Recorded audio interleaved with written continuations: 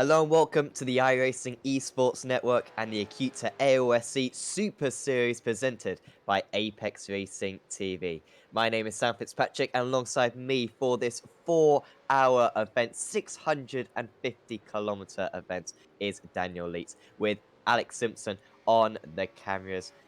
And Daniel, we're back with the Enduros, another team event. We've seen some absolute classics already this season.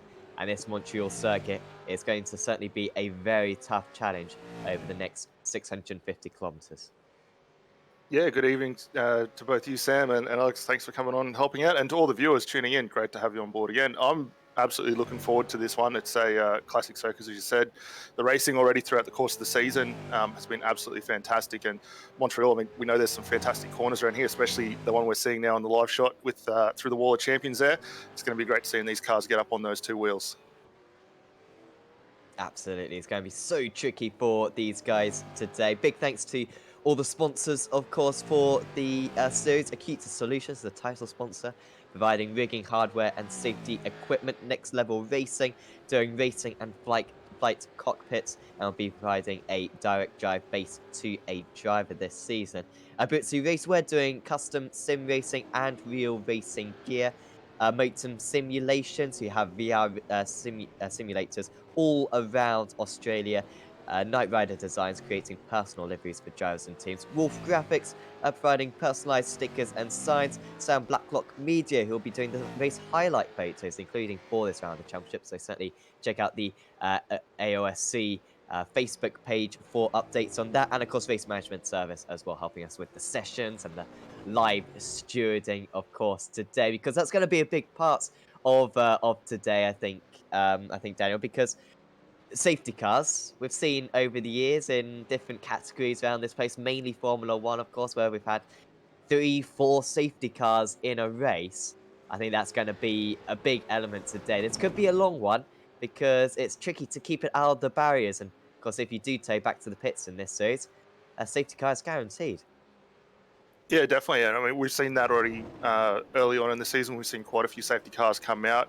And the one nice thing with this champion, we don't utilize the iRacing one. We have a safety car come out on track, which is great to see as well.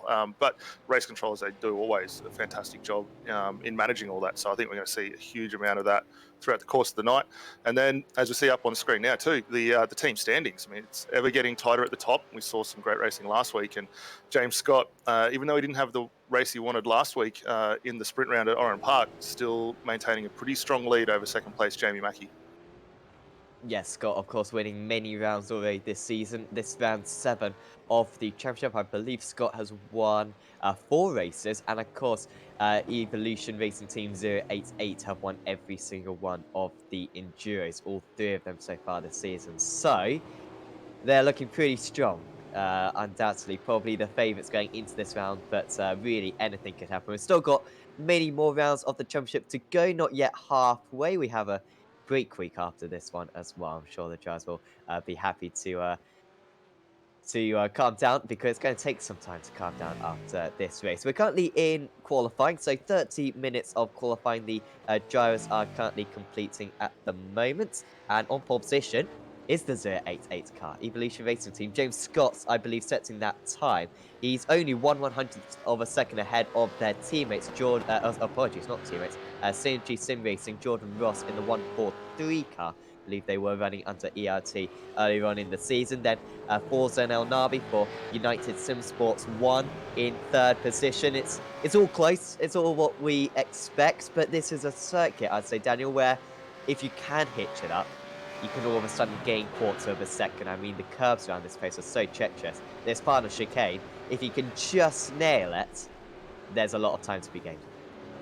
Yeah, definitely, and that'll be something the guys have worked on tirelessly throughout the course of the week. Obviously, leaving Oran Park, coming over here, there's a lot of laps that have been put down so far, and with the setup engineers that all these teams run, they're going to be up really, really close. I mean, you look at the top spread of cars, less than a tenth separating the top, well, just over a tenth, sorry, separating the top 5 cars, and we've seen that less than a second separating almost the entire field in most events. So the times are very, very challenging to get the most out of, but for the guys that can do it, and like we're seeing at the moment with Harley Haber now jumping to the top of the tree, they're certainly going to set themselves up for a great finish.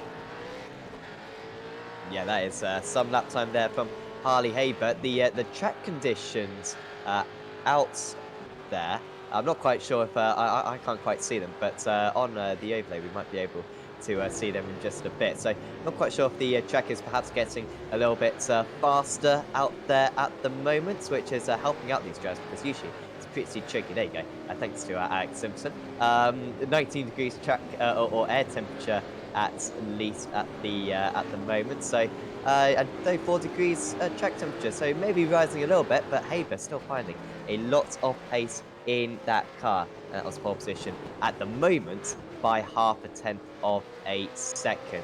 Worth watching out for these guys, the 777 car today of Pursuit Sim Racing 1. Of course, Mike Italiancic, always a master with the tyres, Daniel, and they've had some decent run of form recently. I think Taliancic and Pursuit Sim Racing, they're always kind of 5th or 6th position or so, but very evenly matched drivers. And this is a race where you don't absolutely have to be the fastest. If you can have a good strategy and you can keep it out of the walls, it's one of the best chances out of race 1. Yeah, absolutely. I mean, and we saw last week at Pursuit getting 2 cars up on the podium as well in the hands of Andrew Gilliam and James Mackey. So they're coming off some really solid form in the sprint rounds. It'll be really interesting to see where they can convert that over into the Enduros. We know they were really quick, especially at Daytona and Spa, and unfortunately had a few little misdemeanors come their way, which saw them drop down. But they are probably going to be one of the form teams to really keep a solid eye on. Absolutely, Terence just going over to the side, laying all the other drivers past. Before I'm sure he'll go for another lap. Still plenty of drivers out on circuit. 30-minute qualifying this, of course, like I said, and of course, once you start your final lap, you can complete it as well. So, plenty of time for these drivers to put in a better time. Could have some last gasp moves. We did see a fantastic end to qualifying at Oran Park a little while ago. And of course, now in the championship, do you think the championship is coming into James Scott's mind at this point, Daniel? I think we've heard chats to him a little bit in the past, and you know, as all the top drivers do, kind of playing it down a little bit. But does it come into the percentages slightly more? Is all of a sudden the podium slightly more better than it was at the start of the season, just because he's maintaining that gap, or do you think that desire to win is as strong as ever? Look, the desire to win is always going to be strong for these guys, regardless of what team they're in. Everyone wants to get the win in this championship. So for James Scott and the boys at ERT, they're checking all the boxes they need to right now. They're getting a good qualifying position, although, like they say, a bad qualifying position, not at all. I mean, they're sitting in 3rd, so they're doing very, very well. But they are a team that knows how to play themselves in the long game. ERT, very, very good in many other series, not just the V8s, at getting the most out of their setups and pit strategies. I don't think you could discount them at all throughout the course of this race. Absolutely, they currently sit in 3rd position. Pursuit Sim Racing 2 going up into 2nd place, but yeah, United Sim Sports 1 currently the best of the teams. David Kimman trying to improve on his time, just goes a little bit wide through the hairpin. And it's so close in qualifying at the moment, as you can see on the timing tower, that you can't afford to make a mistake like that. Otherwise, it really is going to set you further back in the grid. Has got a nice amount of gap, though, has David Kimmin just in front of him. So he's going to be able to set a better time perhaps next time round, although he decides to go into the pit.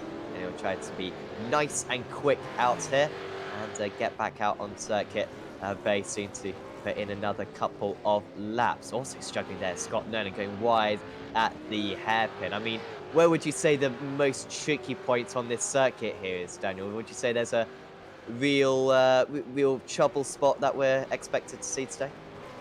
Look, there's pretty much a handful of trouble spots we're going to see around the course. Obviously, the run down into 1 and 2 with that really tight hairpin is going to cause a lot of headache for these guys, especially the guys further down in the back of the field, as everyone concertina's right up. As we work our way around throughout the course of the lap, obviously you've got the big chicanes that the guys used to fire down towards the final hairpin. The hairpin's going to see some fantastic overtaking opportunities, and then that run up to the Wall of Champions, where we'll see a huge amount of overtaking being done, but at the same point, when you get in there, you've also got the guys trying to get into the pit lane. So trying to read what's going to happen there, and that's probably the big spot that's going to be critical to see whether we do get a safety car or not is if someone misinterprets a driver getting into the lane, because these cars don't have an indicator to give someone a little quick reference. We could see a pretty big shunt there. Yeah, it could certainly be the case. And what do you think about the pit stops under safety cars? I mean, is there what would you say the elements the drivers have got to think about? How far do you think we need to go into this race, perhaps in this first stint, in order to warrant a pit stop? Because of course, if you do come into the pits, you're going to have some fresh tires, but then potentially going to have 30 odd cars to overtake. So, I mean, it's going to be so tricky to get that right. It's going to be a tough one. I think the minute we see a pit stop, most drivers are going to probably want to dive in the lane, especially guys up towards the front. I think we'll see some pretty unique strategies from some guys maybe further down the order who might not have had the best qualifying effort. They may choose to run longer, but the problem you've got there is the minute you go past that lane, whoever comes out behind you, they get all that pit stop for free. So it really throws you in two minds. Do you want to take the track position knowing full well that you're going to come up against someone on the better tyres, or do you hang out there and jump straight in when you've got the opportunity? It's a very hard one to get your head around. I think if it's in a green flag scenario, we'll probably see some interesting stuff, but under a safety car, I would be surprised if there's anyone who wants to go long. Definitely. So hopefully you're strapped in at your home.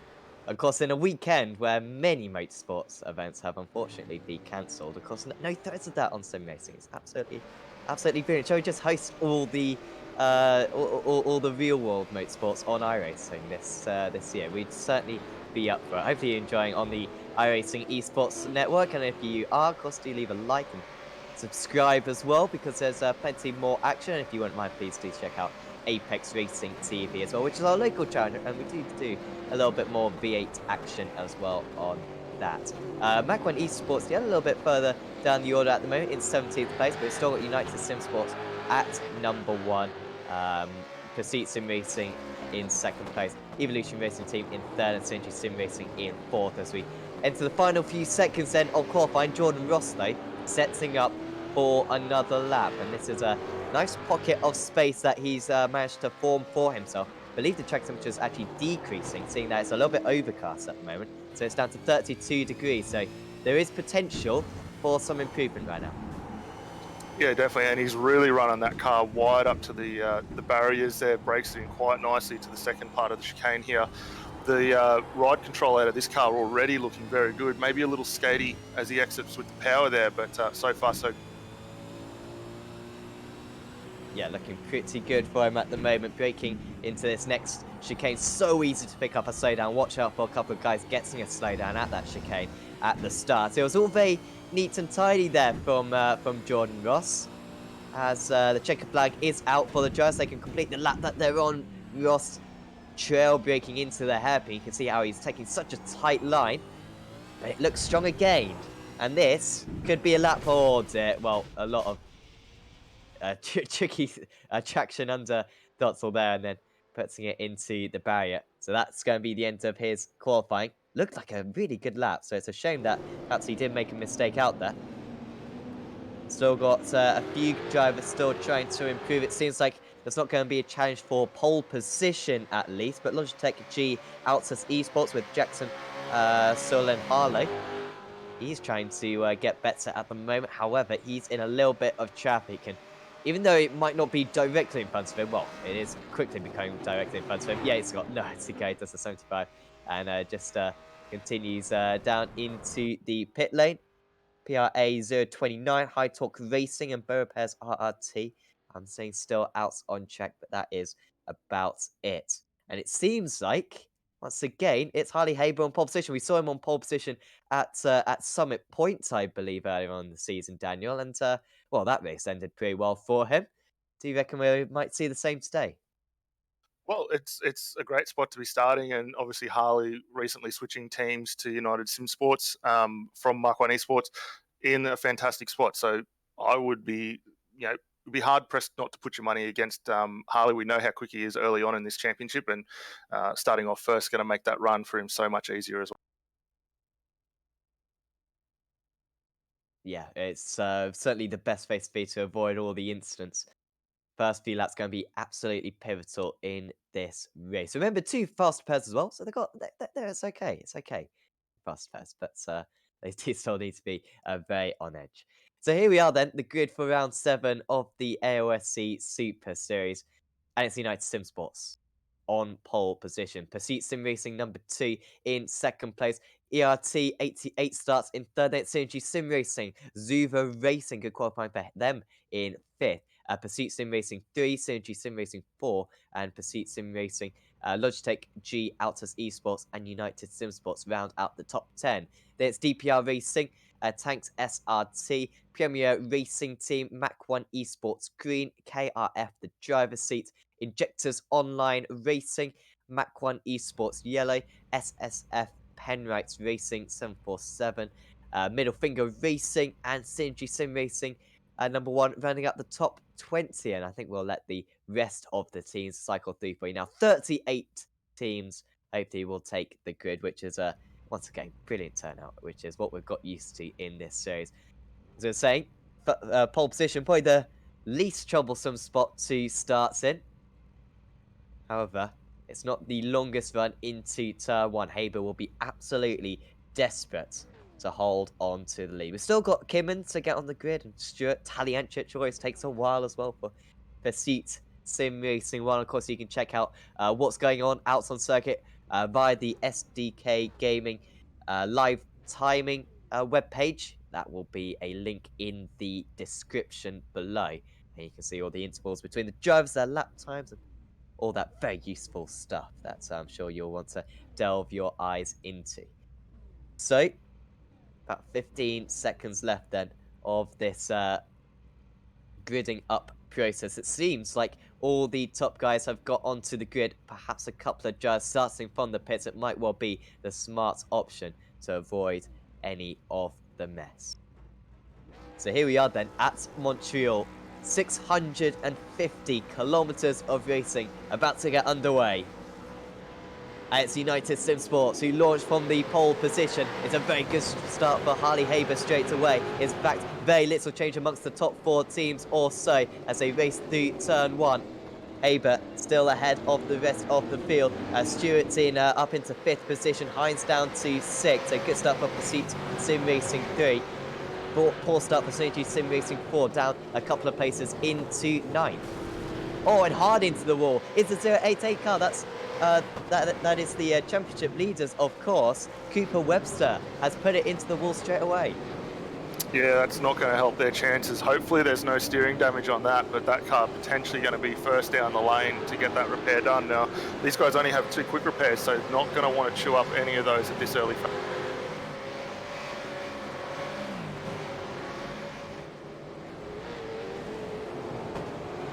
Harley Haber out front doing a great job though, starting to get that little bit of clear air over David Kidman, who's got Jordan Ross going down the inside on the run into the hairpin, and Ross promotes him. I think Kidman has got a slowdown here from 2nd position, and I did say one driver is going to get it, and it seems like it is David Kidman for Pursuit Sim Racing who has suffered that fate, and I wouldn't be surprised if he's going to have to slow down a whole lot more. And he's continuing to fall down the order. So problems for a couple of the teams who started up in the top 4 on the grid. Also trouble for Kokoshe, GRM Enduro, just running a little bit wide at the hairpin. And Kimmid is still losing places. Look at this, he's down into 12th now. Wow, big trouble.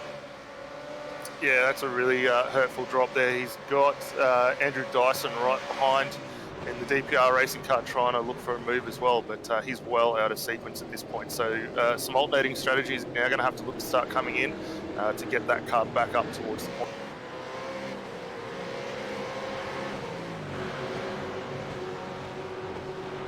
So Haber with a 1.5 second lead then after the opening lap.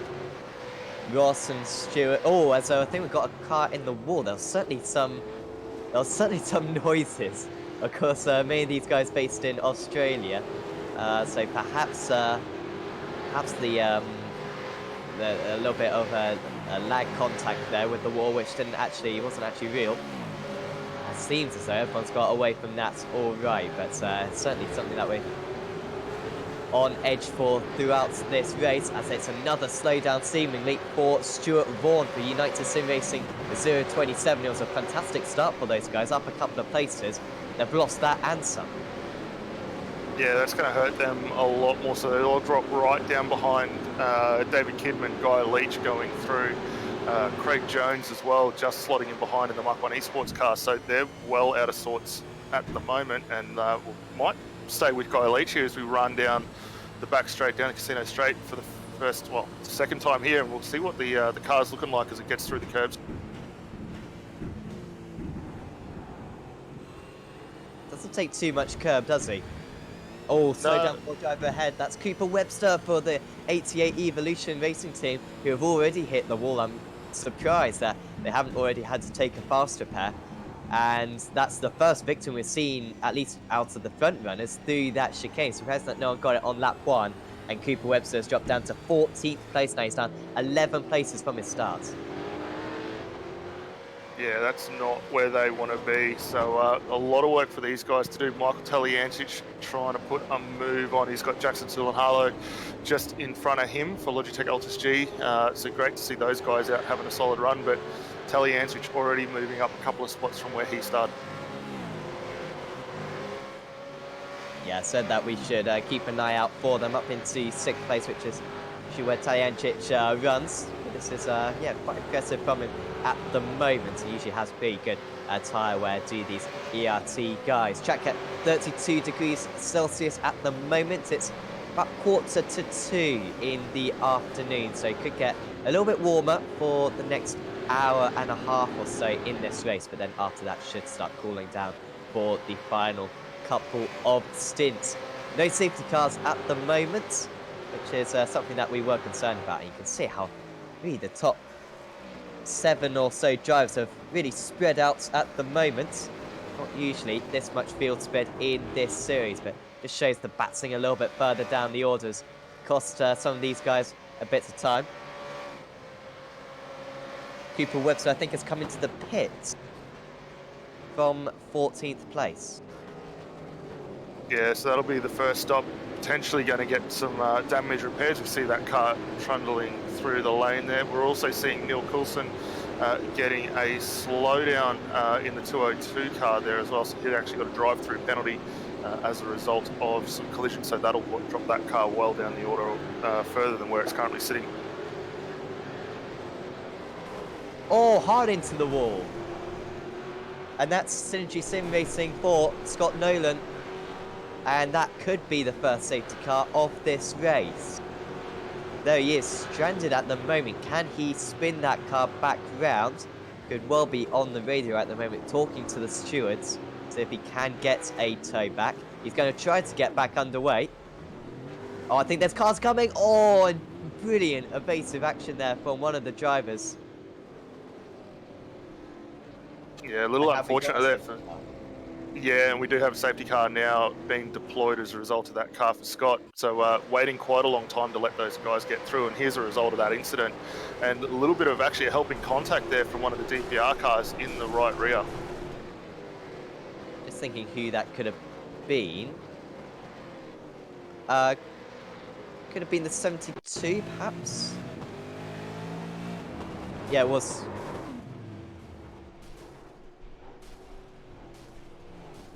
That was Andrew Dyson.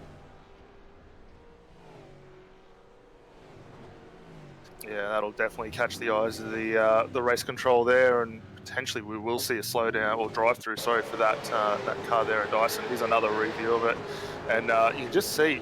I think he was serving a slowdown, wasn't he? Because why you'd brake that hard for that corner is strange. It's a really weird spot. I'm thinking the same. He's trying to get out of the line, but grabbing the brake where he did there, not the best point of action, but smart awareness there to try and keep that car away as long as possible to let everyone. I must confess, the reason why I say he could have got a slowdown there, because I remember an incident that I had one time in the Fisher series where I did try to serve a slowdown. I think there was on like the penultimate lap. Didn't really want to let the other guy pass, and so kind of just park your car in the middle of the track. And try to serve the slowdown. Safe to say the other driver wasn't best pleased, and it was very similar to that incident. And in the end, yeah, spinning off into the wall. Gonna need some repairs on that machine, undoubtedly. So Harley Haber then will maintain the start. Is this within pit range? Will anyone come into the pits, you think, or is this too early? I'd be really thinking that at 5 laps down, people are going to want to stay out as much as possible and retain that track position. As we sort of touched on earlier, with the walls as close as they are around here, while not to the same extent of Bathurst across the mountain, there are going to be a lot of safety cars that we will see as a result of that. And right now, we've got the AOSC AMG GT3 in the hands of Nick Hauser leading this field around, and I would expect to see that we're going to see that car quite a few more times tonight, though. But for everyone else that's out there right now, I would definitely be hanging in position. Yeah, I think so. I think the pit lane will be, well, of course, the pit lane's always open in this series. Had some famous pit lane closed incidents around this track over the years. I remember Massa, of course, getting disqualified in, I believe it was '07, of course. The pit lane crash as well when the red light was on. No such worries in this series. The pit lane's always open for these guys, so not usually too much of a disadvantage. What about the Evolution Racing Team 088 car? Do you think this is helping them? They're now onto the back of the train. Is this advantageous, or do you think this could be a little bit of a curse for them? No, actually, probably not a bad thing. It's certainly going to bring them back into contention. And the thing that the guys will need to keep an eye on is the red mist now descending within Cooper's eyes. So they'll want to keep him calm and slowly pick his way back up towards the front. He's got some quick cars around him, as we see everyone getting away nicely on the start. So a lot of work for them now to do to come back up from down at 30. So Haber gets us back underway then. You can see very much single file for all the drivers with that final chicane. It's very tricky to kind of start double file. They're instructed to start single file anyway. It's much safer. And Haber, so far, without a scratch on that United Sim Sports 1 car. David Kimmin for Pursuit Sim Racing 2 running in 9th place. He's running pretty close at the moment to Rob Bowden, but really through this part of the circuit, no one gets in close enough to a move, even quite far down the field. No overtake so far on this lap. No, we have got a spinner 2 down 35th. That's Steve Kochi. That car actually looks to be stranded on the circuit there at the first chicane. So we'll keep an eye on that to see whether there is another safety car or whether he's able to exit that. And actually, as we see now, getting that car back underway as well for GRM Motorsport. There's a lot of damage on that car, however. Thomas Hin's now under all sorts of pressure, though, from Jackson Silhalo, and actually maintaining that position in fourth. So a good run for him in the supercar. Yeah, good defense from the Zuva Racing team. However, Harlow has got better straight line speed and he's drawing back alongside, and it's almost always the inside driver who has the advantage in this situation. And Hines knows that. He lets him go. Now gets a good exit, though, from the final chicane. Perhaps had too good an exit. I think he had to get out of the throttle just to avoid hitting the back bumper of the driver who he's battling against. And not going to go for the move into turn 1. So probably the wise decision. Lock up for the driver behind that. So Brian Borg running wide. Does well just to stop it on the apex, however. Loses a bit of time to the drivers ahead, but at least he doesn't lose a position. This train going all the way back to Greg Sharp for SSF Enright Racing 747 down in 14th position. Yeah, and a new livery on that car for Borg as well this weekend. We've seen that in the chrome traditionally, and nice little bit of a change up to the red and the white for this race. Yes, some superb liveries out on show on the circuits. Always like we want to see, much more pleasing to the eye for us, no doubtly. And of course, do check out all these teams' social media pages as well. You can see all their sponsors, of course, and all their updates. Yeah, definitely. Unfortunately, we do have a couple of little cars out there missing the livery. As you see now, LTC Sport, one of those, and I believe we also have one for the DPR cars as well. So unfortunately, we weren't quite able to get those in time, but we know the Altus livery very strong with the orange, the white, and the blue there. So while it might be in white tonight, the guys out there certainly putting a good step forward for them and their sponsors. As that battle with Thomas Hinz still continuing on. Cooper Webster now a drive-through penalty for contact on lap 6, which was the start or the restart of the race there. So they're not going slightly bad to worse, and this ultimately could be also hampering James Scott's run at the championship. Webster now down into the lane. Yeah, this is pretty much been as bad as it could have possibly happened, because, of course, we had the we had the off on lap 1 going into the wall, then we had a bad slowdown, and now this penalty. Fortunately, it's all happened on at the start of the race, and as long as he stays on the lead lap, he shouldn't be in too many issues. However, that is a genuine threat right now. In case he did manage to go 1 lap down, he needs to be quite careful of that, because it's not the longest lap in the world, of course, around here. Jordan Ross very much keeping the leader honest. I think Brian Borg and Rob Bowden for 7th place are currently going side by side. And it's the Premier Racing team driver who has just about managed to get ahead in the last couple of moments. Here is Bowden now trying to come back for tanked SRT. As he looks to the inside into the hairpin. So easy for drivers just to pile in behind. We've seen a few instances like that on Apex Racing TV over the years. As they now accelerate down this back straight, of course, parallel to the old rowing lake used in the Olympics many decades ago. Not too much of concern for these drivers. Tanked SRT moves back to the inside and gets ahead again of Premier Racing Team. So that was quite simple, and that is actually a proper overtake, I think, for them. So they might be able to start pulling away, but let's just see the queue of cars lining up behind. Yeah, no, really solid move there as we jump onto the rear view shot there. Brian Borg, he's got now David Kidman, who we saw get that earlier slowdown right at the start of the race, continuing to work his way through the field. So 7th and 8th now starting to close back in, and this will be another good little scrap. But Rob Bowden doing a really good job last time by to gain that position, and they're actually starting to extend a little bit of a gap now, 0.4 of a second clear of Borg, and see there Kidman going very defensive with Andrew Dyson trying to get down the outside there, which probably not the preferred passing move, but showing all intent to get that car up.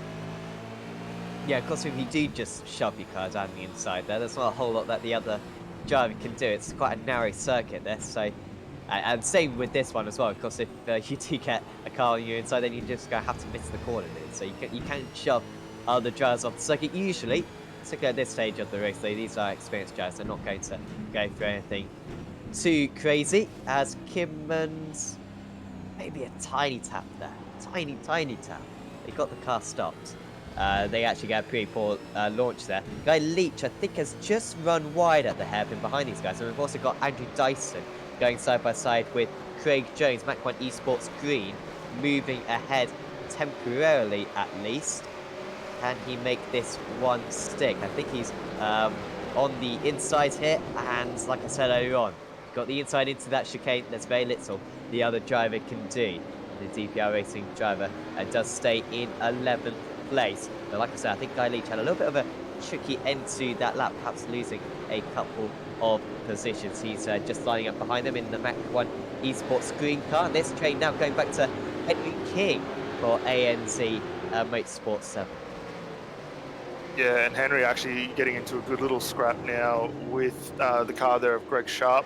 So a little bit further back, those guys having a solid little battle. But right at the moment, though, Dyson's able to start extending a little bit of a gap over Craig Jones, although Mark 1 very good under the brakes. You can see them closing that gap right down again, and actually starting to bring Guy Leach back up into this fight also.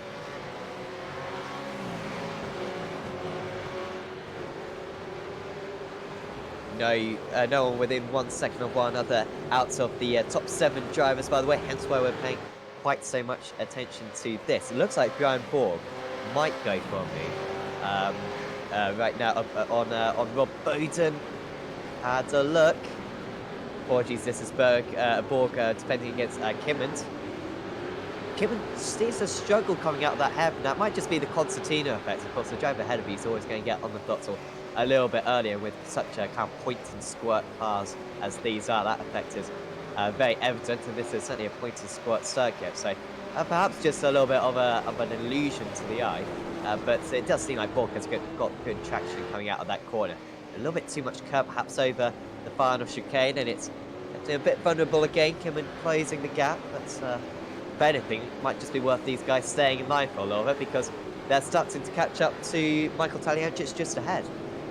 Yeah, definitely. And I mean, Borg going very, very defensive right now, trying to keep David Kidman right behind him there. You can see that running the hairpin. They were pretty well middle of the track and over. So, Borg with a little bit of a mess up, which is going to open that door for Kidman as well to come back through. So Borg very, very defensive at the moment. Eyes definitely well and truly up in the mirror, which is really starting to hurt his run forward. Stuart Vaughan's probably licking his lips, just sitting behind this little battle for United Autosports, looking at every opportunity and wondering where he can get through now.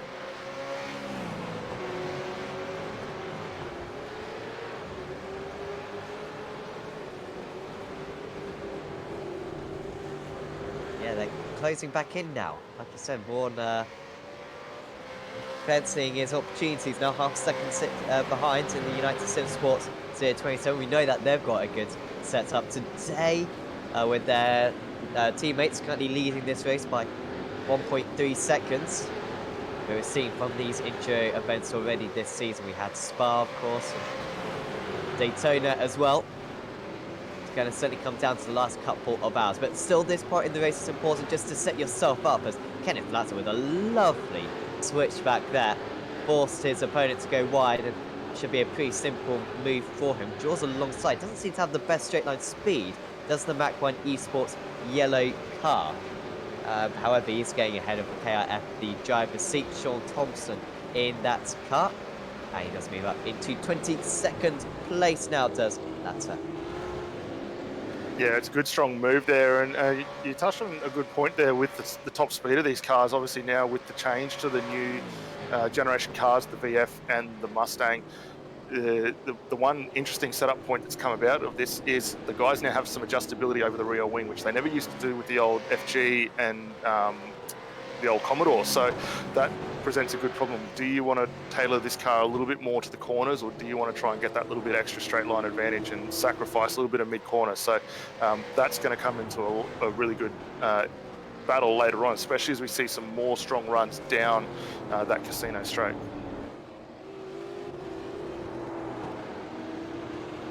Yeah, and this is perhaps a little bit of a tricky circuit to get that bounce, although you do want to have high downforce on the most part. Is that a slowdown for Andrew Dyson for DPR Racing? He did seem to be taking almost the slow lane. We've got a few of them around this track as gets a little bit of a tap from the 111 car, Mach 1 Esports Green, Craig Jones. I think he's now served that slowdown thanks to that.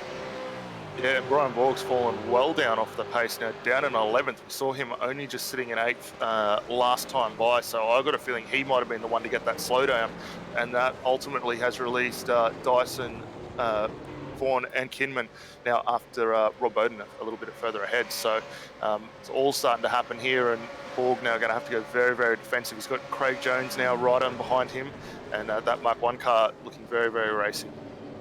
Yeah, apologies. It was Borg who was the one who, got the slowdown and was struggling, and he's still struggling a little bit. Opens the line potentially for his rival. It's okay this time. I don't think he's overheated those tyres necessarily. It shouldn't be such an issue, of course, with this new tyre model. See how the tyre's just almost sliding close to the wall. Not quite as close as they would be in qualifying, of course, and now another lock-up for Brian Borg. And he's losing considerable amounts of time. I mean, 2 seconds now to Andrew Dyson just up ahead.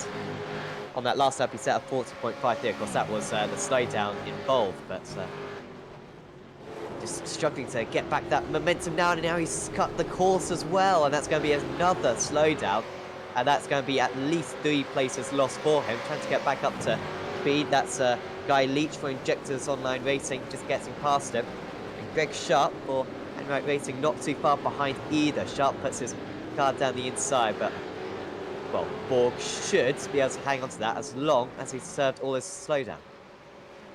Yeah, and that's a couple of big braking opportunities there where we've seen Borg have a couple of issues as well. So we'll keep an eye on that later on through the course of the race. But Thomas Hinds now with Michael Taliancic all over the back of him. And it wasn't that long ago that we saw these two for the change of position. So they're continuing on lap 14 really close, and only 0.3 of a second separating both of these two cars.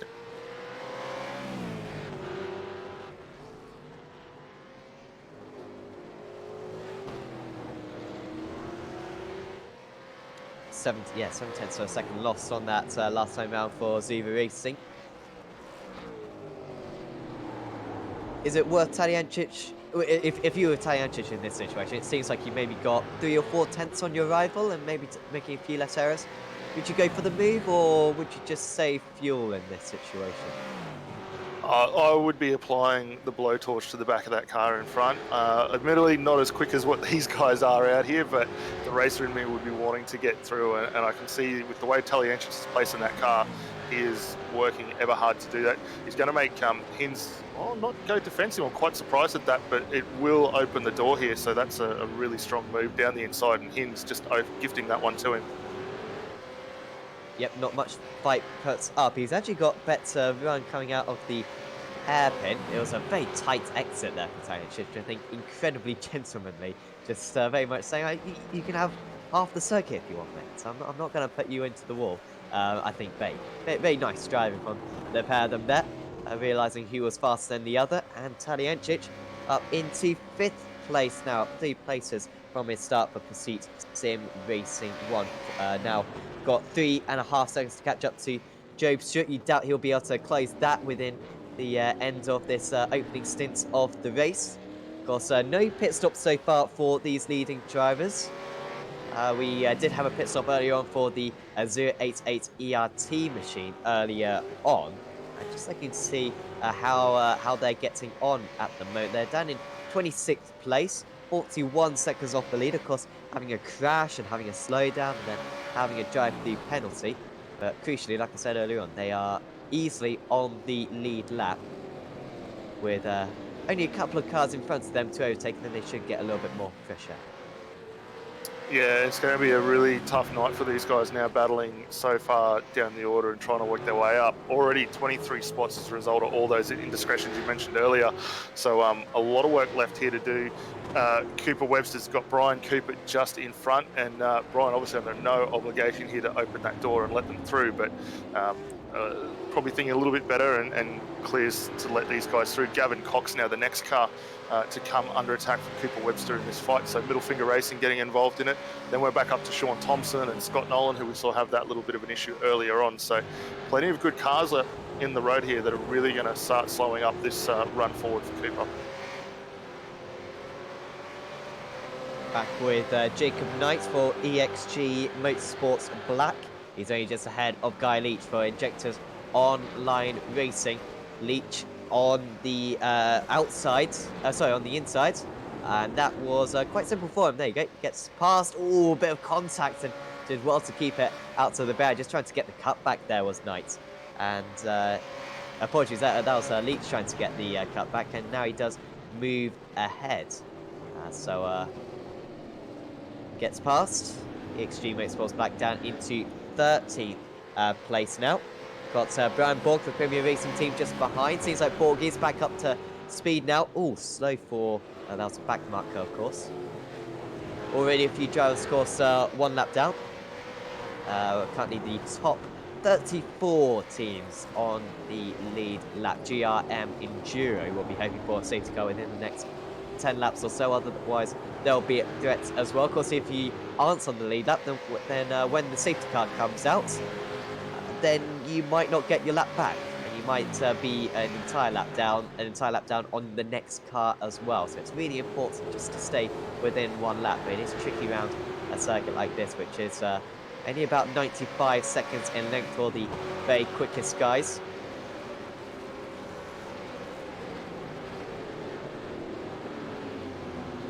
And as we continue to watch this battle with Knight, you can see up the lap times that are going through. Harley Haber still class of the field, 5/10 quicker on the quickest lap time at the moment over Jordan Ross. So a lot of pace still sitting in that United Autosports. Already 17 laps into this race and still plenty more to go. He's doing a very, very solid job now extending that lead. The guys a little bit further back starting to sort of get into the 35 or the high 35s, high 36s. So the pace certainly starting to come down now for these cars. Obviously, quickest lap so far has been Haber with that 1:34.7. So the pace pretty decent at the moment, but let's keep an eye as this sort of lap unfolds. But I think the big thing will be when we do see these guys come in already 17 laps in, we know that pace is dropping. What are we going to be looking at the back end? And I think that's going to become really critical, again, with the pit stops, how they play through. But keep an eye on that. Jacob Knight, though, starting to close back in on Guy Leach. Brian Borg, actually, after his little issues, starting to get back into the fight as well, along with Greg Sharp there, just hunting behind.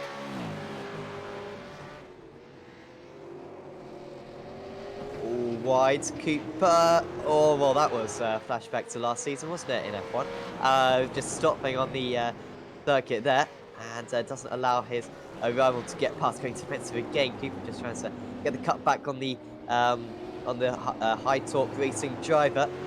Oh, they're losing a lot of pace. Safe to say, taking all the incorrect lines, but it seems as though getting ahead is Nick Coulson, and Cooper, in fact, has lost 2 positions on that occasion. Gets a wheel onto the grass as well, and now they're off the circuit. Slow down for Nick Coulson. Yeah, there was also a really solid bit of contact there between Cooper and Daniel Stevens as well, just before the guys got to the bridge as they changed position there as well. So these boys, while they're a little further down the order, down battling in 22nd, 3rd and 4th, they are rubbing as hard as possible. And I mean, we've seen how good the door-to-door contact can be in a few other championships, most notably probably AMF last season. We had Shane Van Gisberg and one of the other guys there almost door-to-door throughout the Catalunya race for a solid lap, and these guys none that different.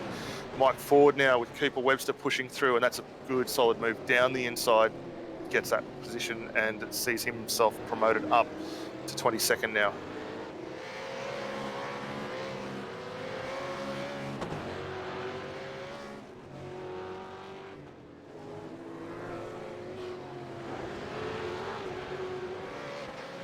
Mike Ford getting that card a little bit sideways as well too, wasn't he? Yeah, it really was. Because you want to keep these tyres in a good range.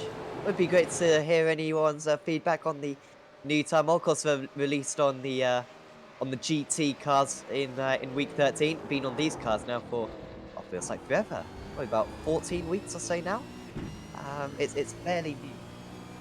As I think we're going to go for an on-lap. An on-board lap with the race leader Harley Haber. Haven't seen too much of him so far. Well, you can see him at work executing these first couple of corners. Is it a chicane? Is it not a chicane? Nobody knows. This one's certainly a chicane. As he dips just down the hill. Healthy amount of curb either side. A little bit of opposite lock, doing towards the wall. And then this one, you've got to be so careful of throughout the race, not to lose your concentration, otherwise that can completely do in your steering. Just lining up the car, taking lots of curb. That V8 supercar very happy over the curbs, it seems, and Haber not feeling the need to use too much of the exit either, just making sure that he lines it up, gets the best amount of traction he possibly can. And then this one, we want to get the entire car over the curb. Don't want to go too far though, otherwise of course you'll pick up a slowdown. And this is all very just secure right now from Haber. You know what he's trying to do. Not too deep on the brakes into the hairpin. Just gets it down into the apex.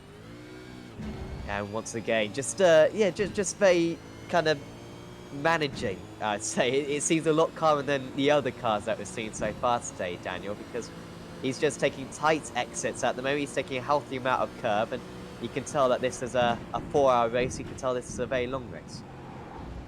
Yeah, definitely. The car working really, really well, and just interesting to watch the line that Haber taking, really trying to square up the braking zones and keep that car as straight as possible, and ultimately that's going to help save these tyres, which gives you the better lap times, increases the distance between your rivals. You can see him 2/10 quicker last time by over Jordan Ross there, and he's putting everything he needs to in right now just to keep that car as straight as possible and preserve those tyres, which is what you want.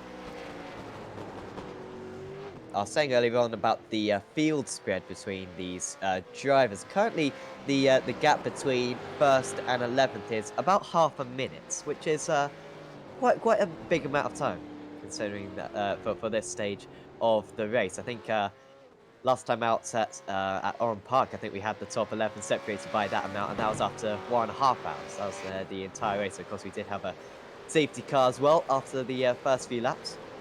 So quite a divide at the moment between the top guys and everyone else. But like I alluded to earlier on, it's just their battling, and these guys have obviously, so it's just a test session for them. And you can almost see how Haber was just driving as though it was a test session, just carefully putting the car around, almost looking like he was collecting data. He knows that this is just the precursor to the race that will come later on, because we will have safety cars.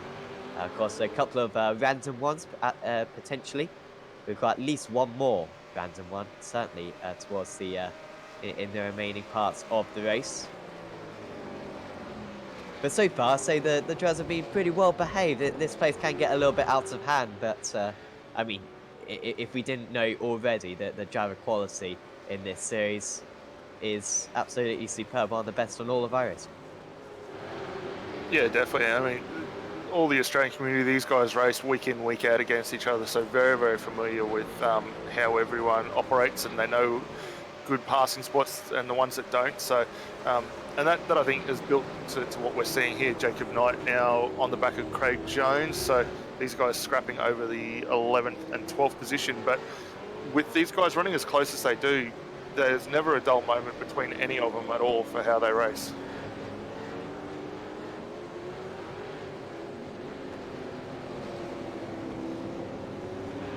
Yeah, there really isn't.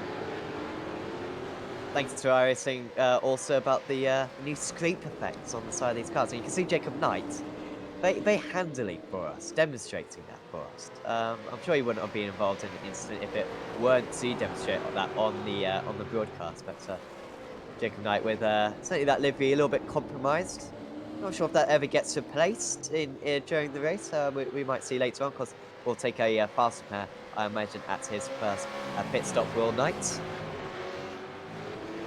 Yeah, potentially. I mean, looking at the pace of the car right now, I'd be inclined to save those. We know how critical they can be, especially in the likes of a 4-hour race, and for the eagle-eyed viewers in the race there, we're working lap 21 of 149. So a long way left to go in this. I think you're going to want to save them as much as possible. And while we keep an eye on the pace, I mean, last time by was a 138. It was actually 4/10 quicker than Craig Jones just ahead of him. So the car working very good right now.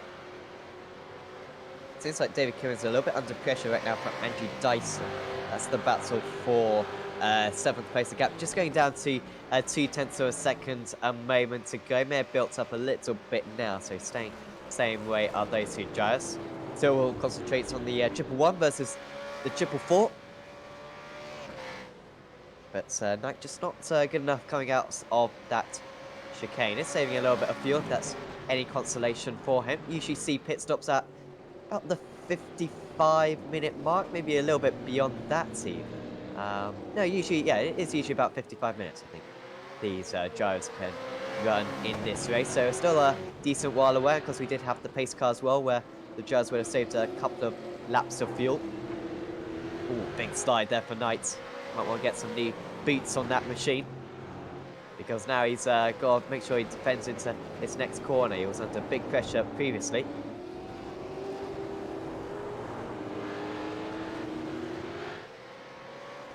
Yeah, it's great to see too Brian Borg now coming back into the fray after those little issues he had earlier on the brakes in that car, and now seems to settle down, the pace come back towards him, and he's actually been able to get ahead of Guy Leach, who was a little bit earlier on up the road as a result of that off track that we saw Brian getting. So that car, for whatever issues he had earlier, seems to have started to come good, and really starting to get that pressure applied, although losing the rear just a touch under brakes, and that's going to see Guy Leach through. And Borg gets past the pair of them, so that mistake, if anything, turning into a a good moment there for Brian Borg because he missed the apex and managed to miss the incident that happened in front of him. So that was Knight and Jones coming together, I think, at the hairpin. Must have just been a little bit of a tap between. Or did they just lose it independently? The triple one car? Or did he have a slowdown? Perhaps he was ever so slow coming out of the corner. And Borg and Leach were very much, well, thanks, I'll have a bit of that. And they comfortably move ahead without too much effort.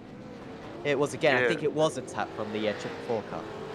Yeah, definitely. And then we saw Knight getting that big wheel spin moment on the exit as well as a result of that contact. So gifting a nice position to both Leach and Borg.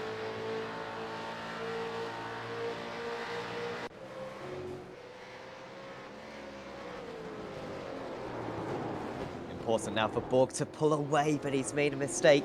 Was running a little bit higher than this earlier on was Borg before the issues that Daniel was alluding to a little bit earlier on.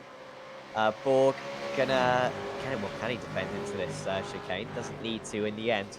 They seem to have made a break for it, and all of a sudden now, all catching up a little bit to them. I think that's yeah, 5-car battle at the moment between these guys. I think at the back of that is a back run. I don't think that's something that they're actually racing.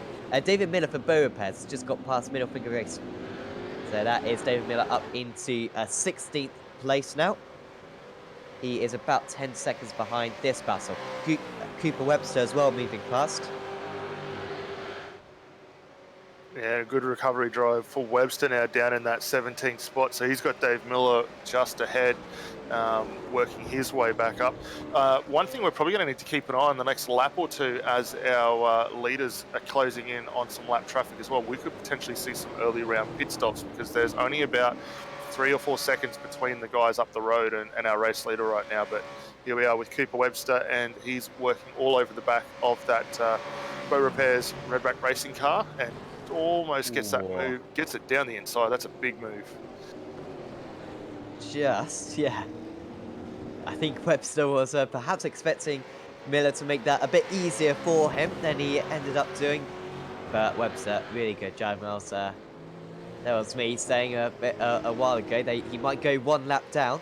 But of course, it is such a quick pit lane around here. So of all the places to get a drive through penalty, this is the best place to get a drive through penalty. Dare I say, even if we were under safety car, it might even be faster to go through the pit lane. I think they extended the pit lane, actually. I think this is one of the few circuits on all of our races where they've edited the circuit ever so slightly. I think they actually extended the pit lane so that you can't just go into the pits under pace car and get past half the field, because of course you go flat out into the pits and then you skip the opening corner as well. Certainly does make for some pretty good racing, because you can afford one extra pit stop if you really want to. So you don't lose quite as much time, probably only about 10-12 seconds you lose in these cars by trending down the pit lane. David Kimman for Pursuit Sim Racing was running, of course, in second place. Feels like a while ago, because he's now having to keep behind Andrew Dyson for DPR Racing. That was a little bit of an underwhelming lap for these two, about 1 second slower than the race leaders and half a second slower than Stuart Vaughan for United Sim Sports behind. What do you think Kimman's pace is like? Do you think this is a decent reflection? Because in qualifying, he nearly got pole position, and yet in the race he just seems to be struggling a bit more. Yeah, it's probably not where they want to be right now, and obviously these guys may look to make a little bit of a change later on with the tyre pressures when they come in through a stop, and obviously you can adjust the bars, which will certainly help get some different attitude out of this car. But these guys last time by were the first car down in the 138, so probably not ideally where they want to be. That being said, they're only just into the 138, so there's still a little bit of performance left there, but with Dyson over the back of the rear of this car the way he is, it's really going to be starting to hamper both of them. And from that, we're seeing Stuart Vaughan really close in for United Sim Sports there. And this little 3-car battle, though, that we're starting to witness could go on for the next couple of laps. Yeah, I think it could go on until the pit stops, which are 15 minutes away.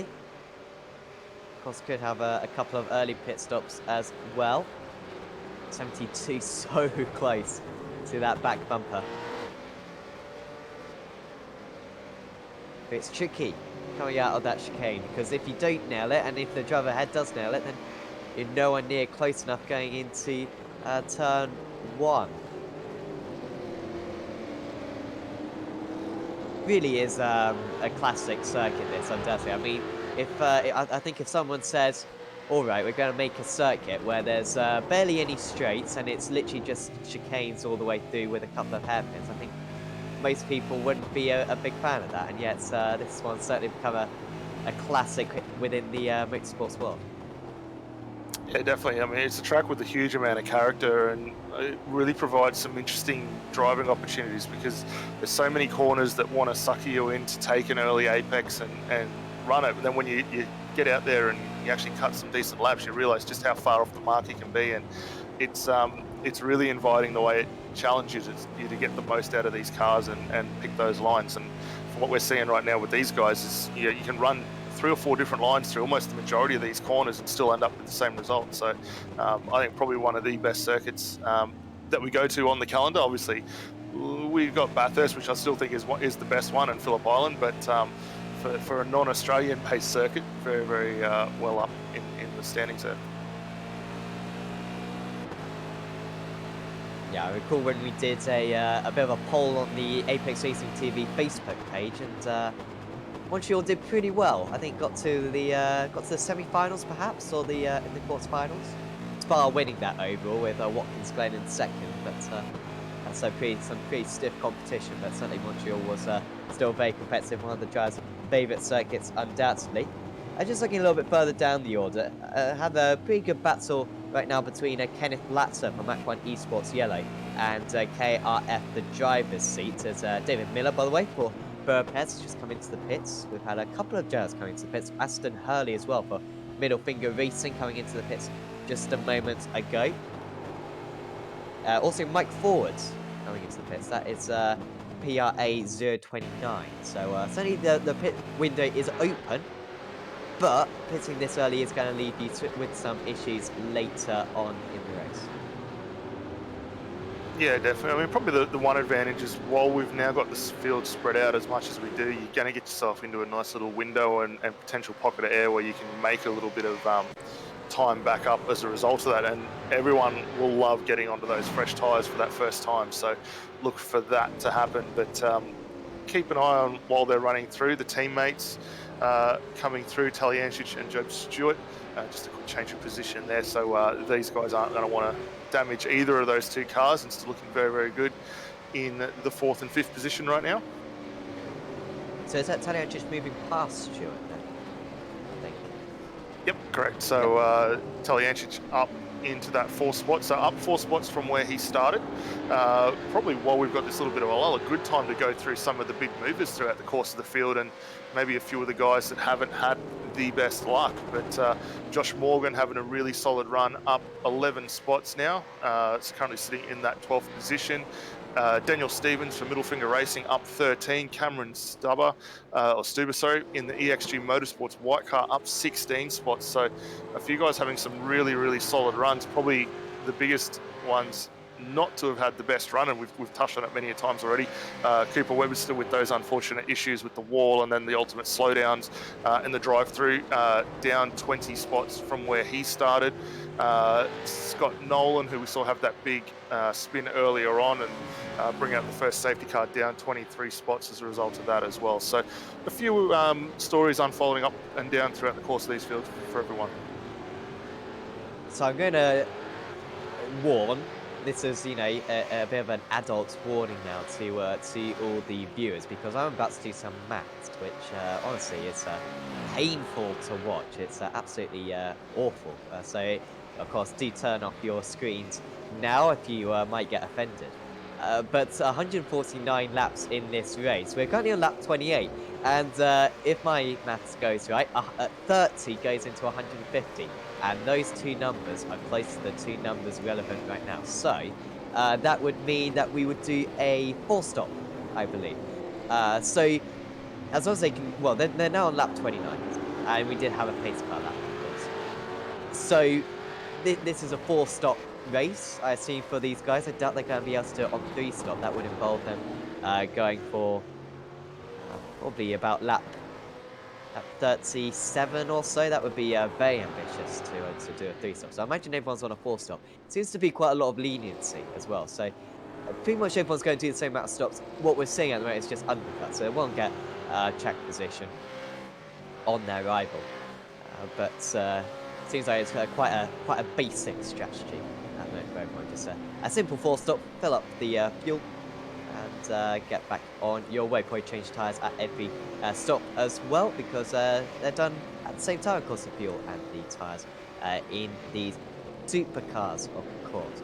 We recently saw a pit stop for a Premier Racing team, and they actually changed their driver there. So I think Marlon McCullum getting into that car, the car number 1. Yeah, still the top 11 yet to come into the pits. In fact, the top 19 yet to come into the pits recently. At least we did have a few drivers in that top 19 who pitted very early on in the race, but that was just for some repairs.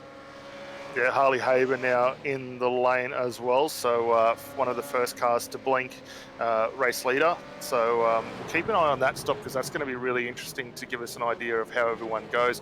Jacob Knight, who we just saw come into the pit lane as well now with a drive-through, and they actually just swapped drivers in that car as well. So Jeff Bennett in that car. You see them running very, very wide on the exit.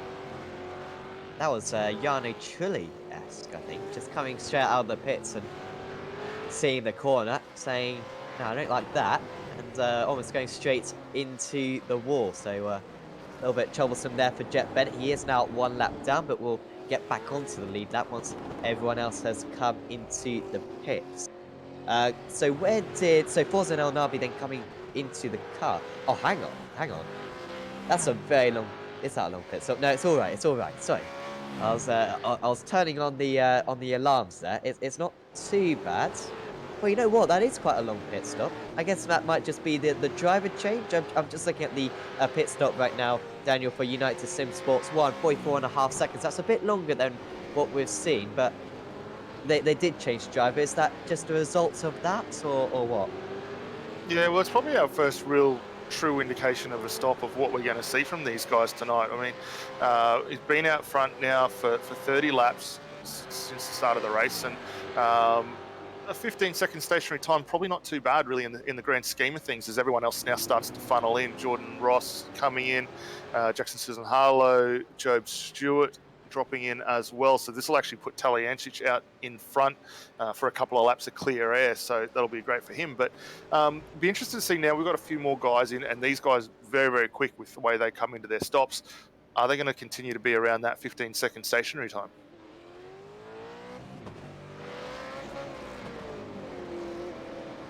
So Ross he was about 4 seconds behind the race leader, I think. Maybe even closer than that, maybe more like 2 seconds behind.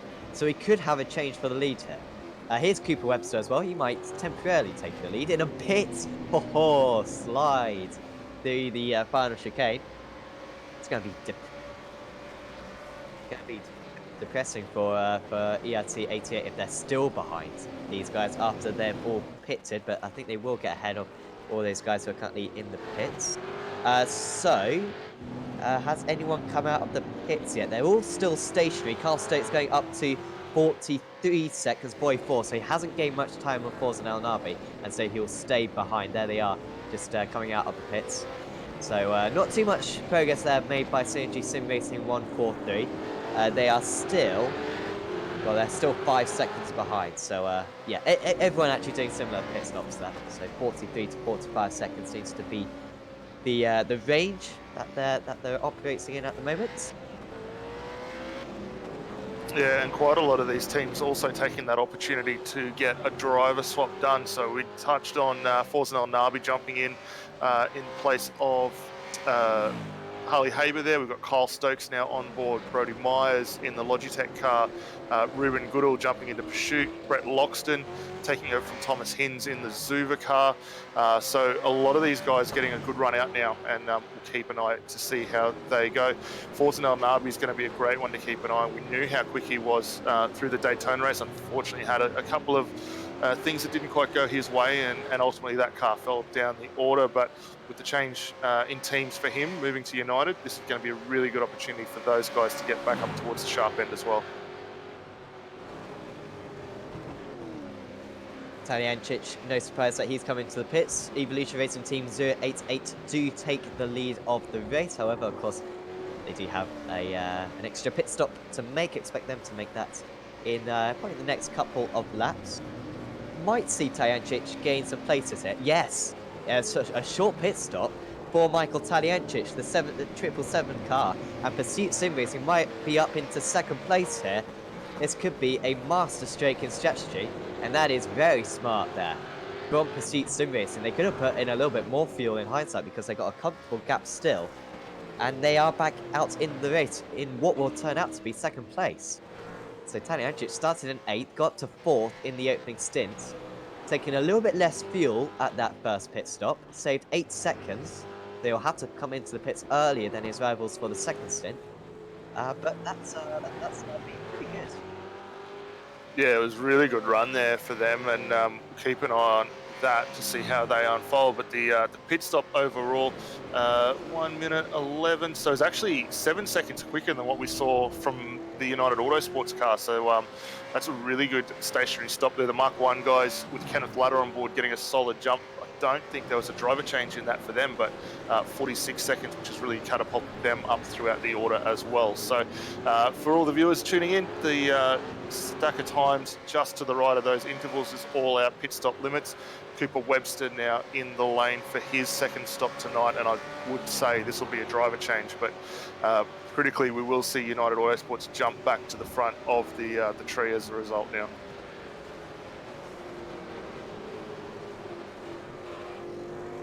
Yeah, so we're getting a better picture of what the actual situation is. Still Scott Nolan and for CNG Sim Racing 4 and Mac 1 Esports Yellow yet to come into the pits. Expect them in on this coming lap. They appear on lap 4, of course, for some repairs. So there is James Scott. You're absolutely right, Daniel. Driver stop for those guys. And already flashing the lights. He wants to get back underway, does James Scott. Could be his worst finish of the season, this, at the moment. Still got a long way to go. Yet to be a quarter of the way through the race, even. Not even close to a quarter of the way, only just over a fifth of the way. As Latza. Now, this is tricky for Taliancic because these guys aren't really racing. Got way fresher tyres than Taliancic, and he's actually made good progress there straight away. Couldn't afford to lose time because Carl Stokes is going to be catching up in the background. Yeah, it was a pretty smart move there from Lada, obviously just stepping sideways a little bit, letting them come through. But at the moment, these two, obviously two different strategies. We saw Taliancic stay on board that car, a little bit less fuel on board that as well, which is ultimately helping his outright pace. But for the guys in the Mark 1 car, just playing themselves into a really good spot right now. Kyle Stokes has one of the EXG cars in front of him as well, which is going to actually slow down his progress just a touch as these guys work their way to the conclusion of this lap 33 now. Now, Stokes, would he get caught out by the drivers coming into the pits? In fact, actually, the driver in front of him didn't come into the pits on that time, so Kenneth Latzer staying out again. Jeez, this is a long stop, or a long stint for Kenneth Latzer. Like I said, appearing on lap 4, so this will be lap 30 for him. Before he comes into the pits, surely will come into the pits this time round.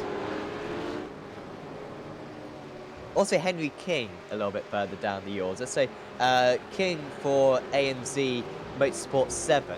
He pitted on lap 15, and I'm not quite sure if that was a pit for repairs or what. But he had a very short pit stop, so about 20 seconds shorter than everyone else. So he's completely off sequence with everyone else out on track. But just think, if he can get to about lap 40, he might be able to get to the end of the race with only 3 more stops. So keep an eye out on that one. He needs to go about 6 laps longer in order to make the same amount of stops as everyone else, pretty much. But he is up 17 places at the moment, is Henry King. He's up into 9th place now. So even if it comes back to bite some later on, this strategy is helping him with track position at the moment. Yeah, definitely, and we're just keeping an eye now on Jay McKnight, recently switching from ERT to his new team, United Sim Sports, and they're having a very solid run. Obviously, El Nabi out front, McKnight just hammering on the door of 10th spot. So Marlon McMullen or actually just ahead of him. You see him in shot there after taking on over that car from Brian Borg, and Tom Freer closing in all over the back of McKnight as well. So these guys scrapping over 10th down through to 12th at the moment, and very, very close between both of these guys. Ken Latta actually jumped in the lane as well, so he will be falling out of sequence as well, but really strong run there from Kenneth.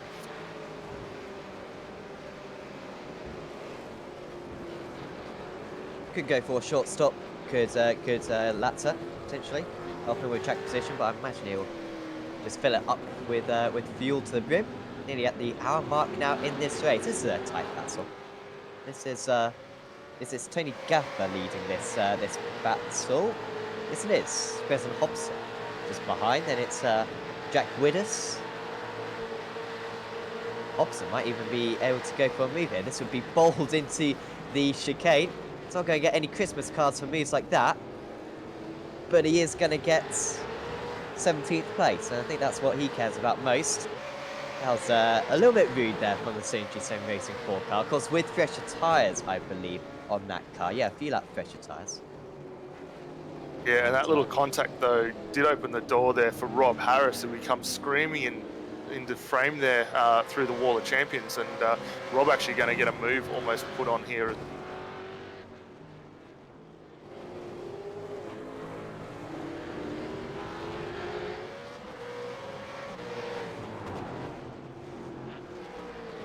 Can he go to the inside into this next corner? I've seen too many overtakes there, but we've seen plenty of mistakes. So tricky to get the braking right for that one because you're screaming through the right-hander, a lot of concentration here, and then you're immediately on the brakes to take the left.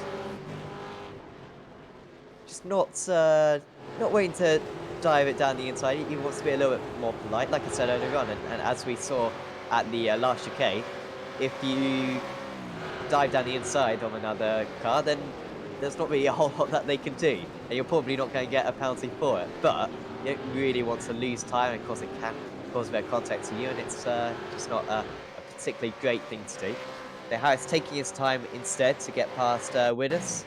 He does need to get past, otherwise Preston will be past him for PRA very soon.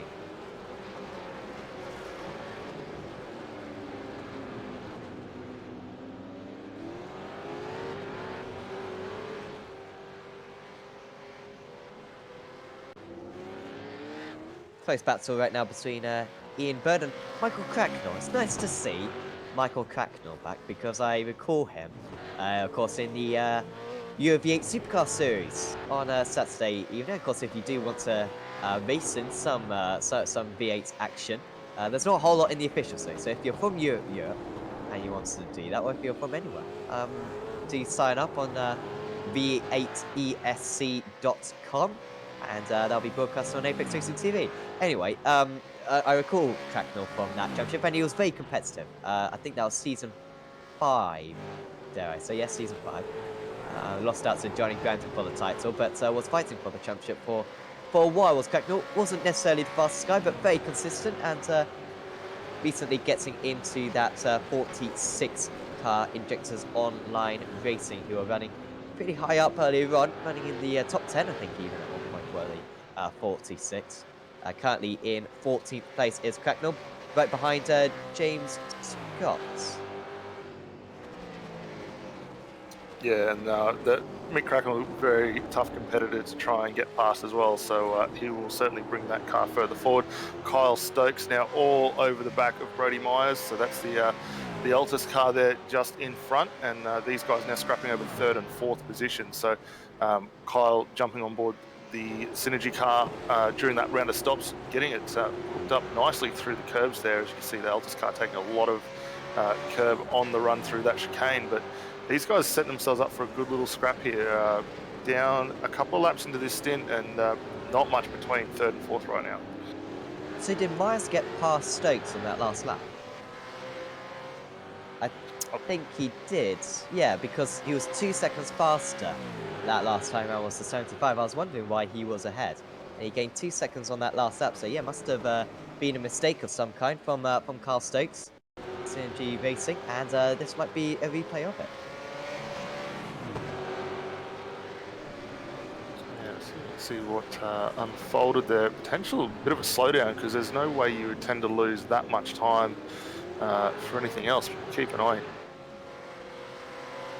Seemed like it was a pretty simple move then for Myers to get past into the hairpin and moves up into third place. So that was pretty much on pace. However, Stokes has since got back past, so negating it pretty much.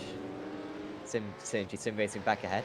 They're a long way behind Taliancic. They're 8 seconds now. I don't know what's been going on with Carl Stokes in this second stint. But he seems to just be a bit slower than the others. It's now 16 seconds off the lead. Stokes was really keeping the leader honest in the opening stint, so strange what's happening to Stokes in the 143 car. Maybe I'm being over harsh. I'm probably being overly harsh. Maybe just getting caught up in a little bit of traffic. Of course, that's going to become more and more evident as the race goes on. You can see for Tayech, it's just a bit of a few cars up ahead. Yeah, and Taliancic is continuing on, really solid turn of pace. Obviously had that slightly quicker stop, getting himself back into contention. But 8 seconds up the road, we just see him dipping in through the wall of champions there, forcing El Nabi. So a lot of work left to do for Taliancic, but the lap times in this car right now are very, very consistent. Only about 0.3 slower last time by, but anything can change in the breath of a moment. So we'll look for these guys to come up. They've likewise extended a nice 8-second gap though, back now with Kyle Stokes, and continuing on. Tom Freer though in 9th, getting a move done on, I think that might be Henry King there in the Ultra Tune car, so that's a good run. And these guys down in 9th and 10th also.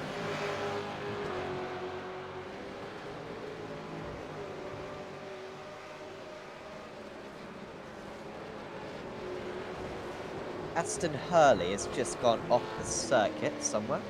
I think he's all right, to be fair, Hurley. I think he's all right. Although I'm still seeing him as an off track. He's back underway now, Hurley. It's all right so far. Panic station's over. Yeah,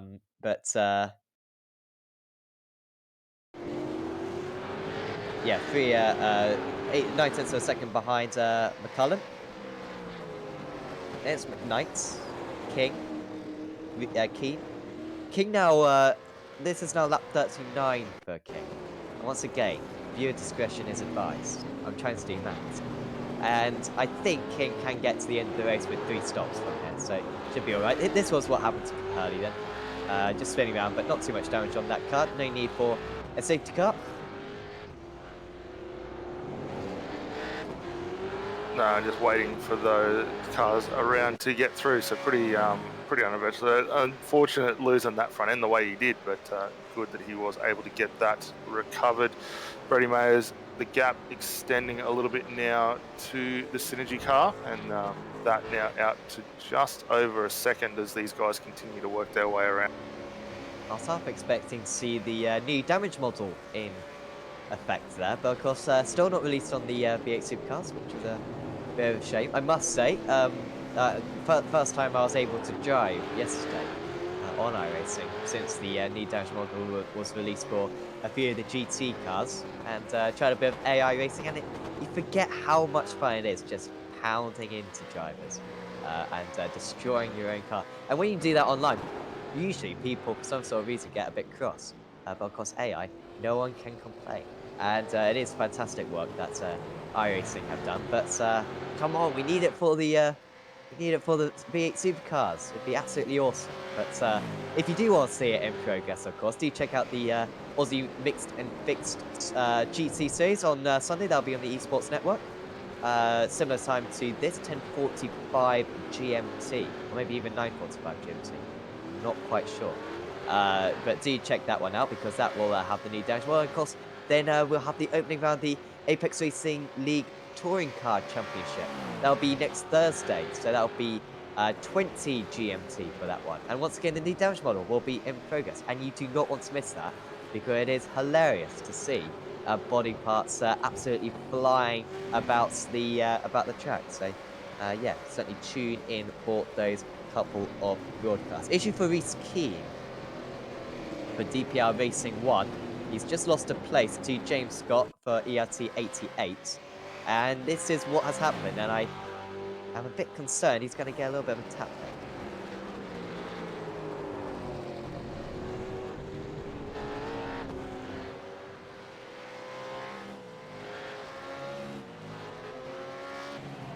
Just enough for Keane, so is all right back on his way. Will be a slowdown, of course, for him there. So he lost a little bit of extra time soon after as well.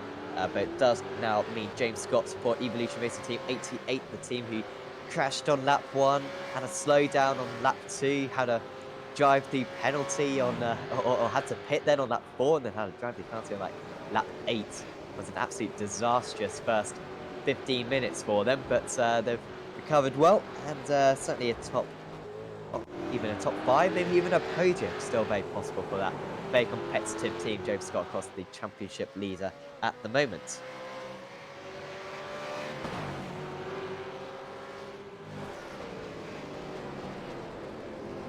Well, we continue watching this battle go on. We've got Brett Loxton up on screen. We might actually get Scott Nolan up into the box and have a quick chat to him as well, just about how their race is unfolding. This battle for fifth, though, continuing on quite nicely right behind Brett. We've got Ruben Goodall closing up as well, so these guys not that far apart. But let's bring up Scott, and we'll have a quick chat with him.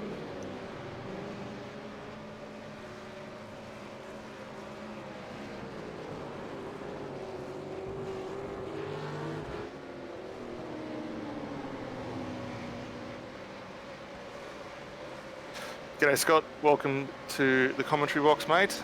We saw you in all sorts of action earlier on, a little bit of a spin, which ultimately brought out the safety car. How's everything going out for yourself and the boys at Synergy? Yeah, evening Daniel and Sam and everyone. Thanks for having us up here. Yeah, look, not the ideal start. We got good off the line, and we were holding there in about 7th or 8th, and then I got a slow down at the final chicane, and hindsight's a wonderful thing. I should have cleared it on the front straight, and I tried to clear it, and yeah, Andrew was sort of innocent, I guess. He whacked me up the backside and put me in the wall, and from that we've been on a really good recovery mission. I think I went 34th to 15th or something before the pit stops, and now Brenton's on a charge. Yeah, well, Brenton sitting quite good down in 16th. We're going to get the safety car out again for the night. So nice that you guys haven't been heavily impacted by it this time on. But after that bit of contact, how did you find everything with the recovery? Was there much damage to the car? It looked like you were stationary for quite a while before you were able to spin that car back around. I just had to wait for a clear gap. Yeah, I just had to wait for a clear gap. I might have to go here because we might switch drivers, but yeah, we're all good. The car's straight, and we're just on a recovery mission. We've got Jordan and Kyle there, and they're doing a really good job. So hopefully they can get a podium, and we can fight our way back to a top 10. Fantastic, mate. Well, we'll let you go, and hopefully we'll catch up with you a little bit later on. See the guys working their way past that incident now. Thanks for joining in. Thanks, guys. So I think we know what the trouble spot for today is. Same corner. And that is... Oh, wow, it's El Nabi. What was an El Nabi? What was it, El Nabi? Apologies. Well, there's definitely some damage on El Nabi's car, but I think we had... might have been Wayne Taylor, one of the middle finger racing cars, involved in that. And I think it might have also been Brennan Gregory there, as you can see, 2 cars. So I was suddenly thinking that the race leader, but no, it was the Triple 5 car. Oh wow, and then a couple more hits as well. And a lot of drivers getting involved in that one. Yeah, that's a really tough spot to be held up there as well, isn't it?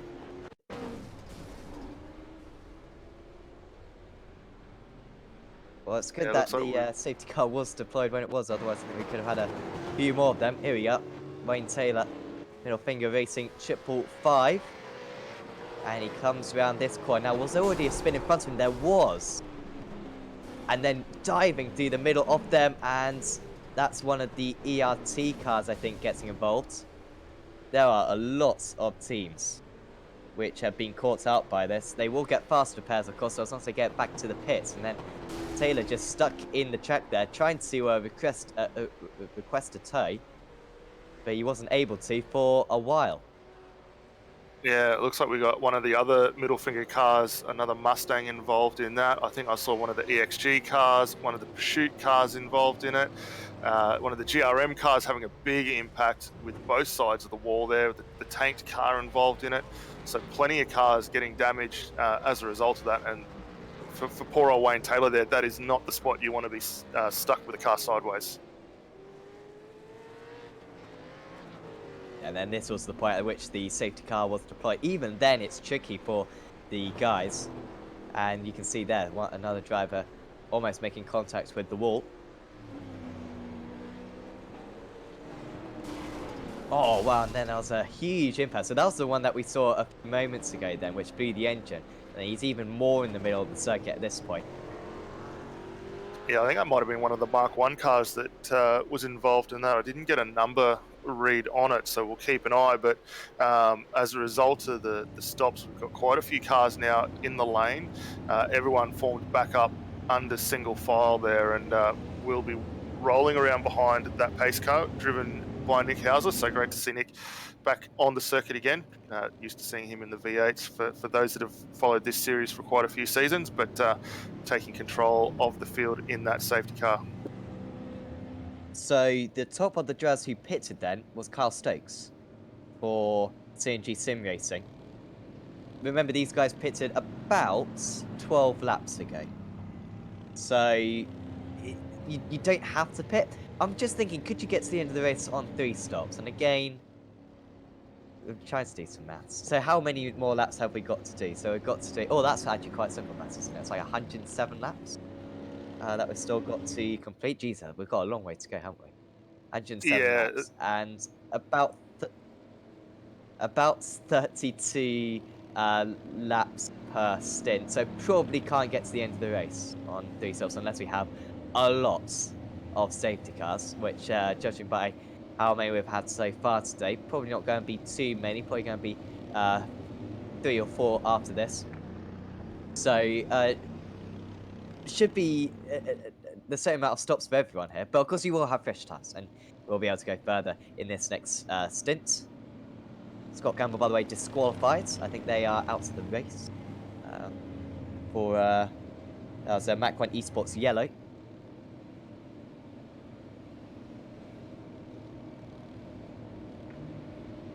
So yeah, Stokes came into the pits for Synergy, and then we also had Pursuit Sim Racing 940 coming into the pits. Thomas Hines for Zuba Racing. James Scott for ERT also came into the pits. So that's really good for James Scott for ERT because they've now come into the pits 3 times. However, they're in 12th place and not far off the lead. Top 18 drivers, top 18 teams even, on the lead lap as well. So it's pretty much an 18-car race now to the end here this year, and there's plenty of back markers in amongst the top guys as well. So El Nabi will once again control the grid, and it's his choice when to go. He can pretty much go after the upcoming bridge, any points after that, and he's going to be all right. He's still hanging on. We'll put his foot down probably just before the chicane to get this race back underway. We move on to lap 45 here in Montreal in the Acuta AOSC Super Series. Round 7 of the championship. And El Nabi with a 1.5 second gap across the line. Myers and Bowden quite close to one another through turn 1, but Myers hanging on to that position. King and Keane Stokes up into 6th place, of course, with those fresh tyres. But he's got a lot of traffic as well to deal with. Yeah, Yeah, it looks like everyone getting through relatively unscathed there, but you know, the age-old safety cars breed safety cars, and we've got, with the amount of back markers that are just edging their way through, there's every potential for that. We've got one of the middle finger cars there, United Sports, Thomas Hins getting through, and now starting to apply some pressure on the back of Ruben Goodall. So it's all going off as everyone gets away, but out front, Forsen El Nabi extending quite a nice gap already, 1.6 seconds up the road from Brody Mayers. Kester Mack going off the circuit for Pulse Racing. A bit of a slow situation for them. That's the kind of, but also Scott Clark having an issue for EXG. That's about midway around the track. So far, no safety cars, of course, being deployed. You're absolutely right, El Nabi with a comfortable lead, 1.5 seconds ahead of Myers. Keane is going to try to get past King straight away here. Needs to get past straight away, otherwise Carl Stokes will get past the pair of them very soon with those much fresher tyres. Probably going to have about a second a lap in hand, just due to those fresh tyres, along with the fact that it is Carl Stokes, of course. Thomas Hines moving ahead of Ruben Goodall. That is for 7th place. Both those guys have pitted twice as well. And so that's an important move there for Zuba Racing Team. And Goodall actually struggling a little bit at the moment for Pursuit Sim Racing. And he's falling into the clutches of Jamie McKnight as we speak.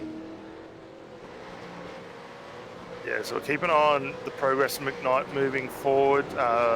Paul Preston, by the looks, getting a drive-through penalty, so the 029 for contact on lap 41. So that's going to be a bit of disappointment for those guys. They're already well down the order, currently sitting in 20th position. So keep an eye on that. But Reece Keane, Kyle Stokes all over the back room, Henry King just in front of him, and the DPR Racing, a little bit of a bottleneck at the moment for these guys coming through, but pushing on very, very nicely it is. It's either attack or be attacked.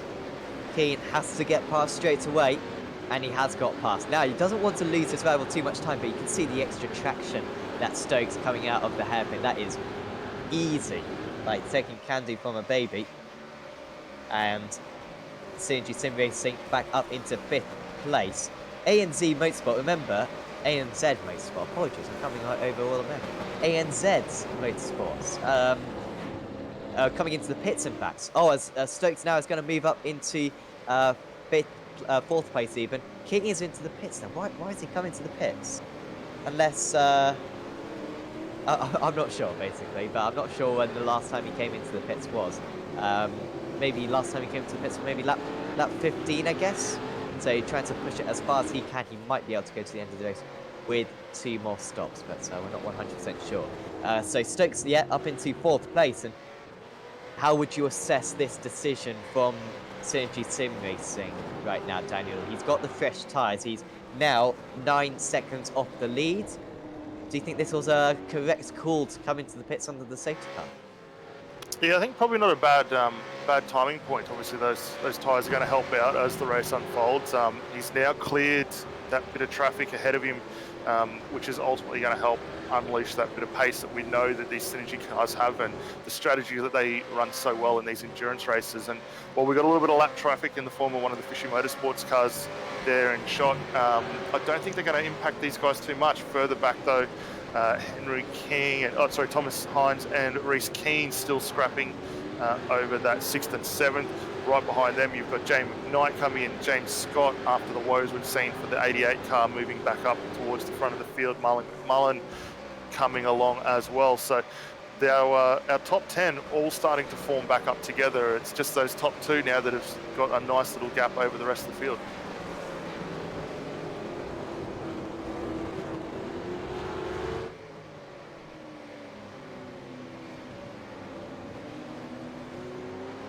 Good run for Zuba Racing Team 209. Close enough to get past Jamie McKnight. I think this is as high as the United Sim Sports 27 cars run all race long. Of course, we're running under ERT earlier on in the season at Daytona and Spa. It's a change of team for those guys, changing to United Sim Sports. And now they have got the 72 car of Reese Keane only just ahead. I remember Keane with the old tyres. So very much going to be easy to overtake, but if you just get put a little bit offline potentially, then you're going to lose a lot of time. It does seem as though hitting under the safety car was the way to go. Most drivers did it. Most teams did it. Certainly out of those on the lead lap at least. As Hines with a much better launch. Moves alongside Jamie McKnight. And they're both going to try to get past the slower car just ahead. McKnight is deep. Oh, it was good driving from Reese Keane to leave a little bit of room in the end. He saw that one pile off just behind these guys. I think that's James Scott getting past Marlon McCullen. ERT getting past PRT. Scott up into 8th place now. Well, McMullen had a really good run, almost managed to get that car worked up through the inside while everyone was scrapping ahead of him, and that little altercation didn't quite work out. James Scott getting that little bit of better run, but McKnight now closing right up on the back of Reese Keane. I don't think he's quite close enough to get that move done down through 1 and 2, and does have to settle back in. But right behind though, James Scott throwing absolutely everything at the back of that Zuva 209 car to see whether he can get a move done, and it's on for young and old here. This is really painful right now for United Sim Sports 27. Like I say, it's only a matter of time till they get past. But they have got to get past, otherwise they will be overtaken. And it's all this defending that they're having to do, compromising their lines. And credit to be fair to Reese Keane, because he's driving as fast as he possibly can right now on very aging tyres. And isn't making any mistakes at the moment. At least Zuva Racing having to go defensive right now from ERT. Puts his car on the inside. Now this time, this is where McKnight was quite quick last. He should be able to just lodge his car down the inside. Here he goes to the inside into the hairpin. He's not close enough again. Oh, spinning wide there was Reese Keane. Now a mistake does come from him. I don't think that was contact. I think that was just the rear tyres giving up the ghost on the corner entry. He's lost 4 places right there. Yeah, a little unfortunate there, and he will file back in behind Marlon now. So not the best of runs for those guys, but you know they'll come back up as we see everyone else filing through. I'm really surprised to see the Fishy Motorsports, the 675, hasn't really fallen away from these guys up towards the front here at all. So they're got some good pace on board that car at the moment with Michael Whiting behind the wheel.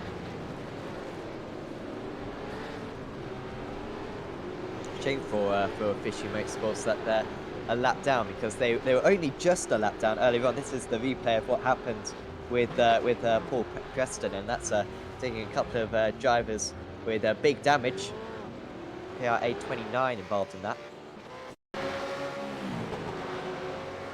Yeah, it was quite a large one. We've got a multitude of cars in that. Austin Healy on board at the moment, and see if we can get a list of all those cars involved. But that was a big one down at the hairpin. Yeah, kind of just carried on, didn't it? Penrite Racing as well involved.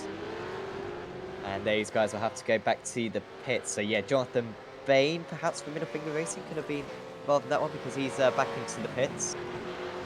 Yeah, one of the KRF cars involved in that also as well, getting it back underway. Didn't see who was behind the wheel of that particular one. Stuart Crawford, I think, in the Penrite car, as you mentioned, getting involved in that also. So a lot of cars in that have been bent out of shape as a result, but they will be able to take that fast repair and return back to the track. Out front, though, El Nabi starting to really extend the gap at the moment. Was only 2 seconds a handful of laps ago, now out to 4.5. And likewise, Brady Mayers extending the gap over third place Kyle Stokes there now out to a further 1.5 seconds down the road. It's a little bit of a tricky situation if you're El Nabi's teammate right now, because in one sense you're very pleased because he's just put you in a brilliant position. In another sense, you don't want to mess it up because El Nabi has driven an absolutely perfect race. just controlled the field, I think. Even when Stokes was behind him, I think just maintained the gap by about 2 seconds, not feeling the need to push too hard. Whenever we've been on board with him, he's been very controlled. That's a lot of curb there. Might have to serve a slowdown, but I think he's all right. But yeah, I wouldn't want to copy this act that he's put together. But it's been sublime up to this point. Stokes on that last lap losing time. What's with that? Charles Stokes for ERT. Lost 8/10 to El Navi. He's got 10-lap fresher tyres though. Not sure what's going on there. Perhaps saving some fuel. Or maybe just maybe some traffic they had to deal with. But expect Stokes to make up some time with those guys. You could just see him in the background of that last shot.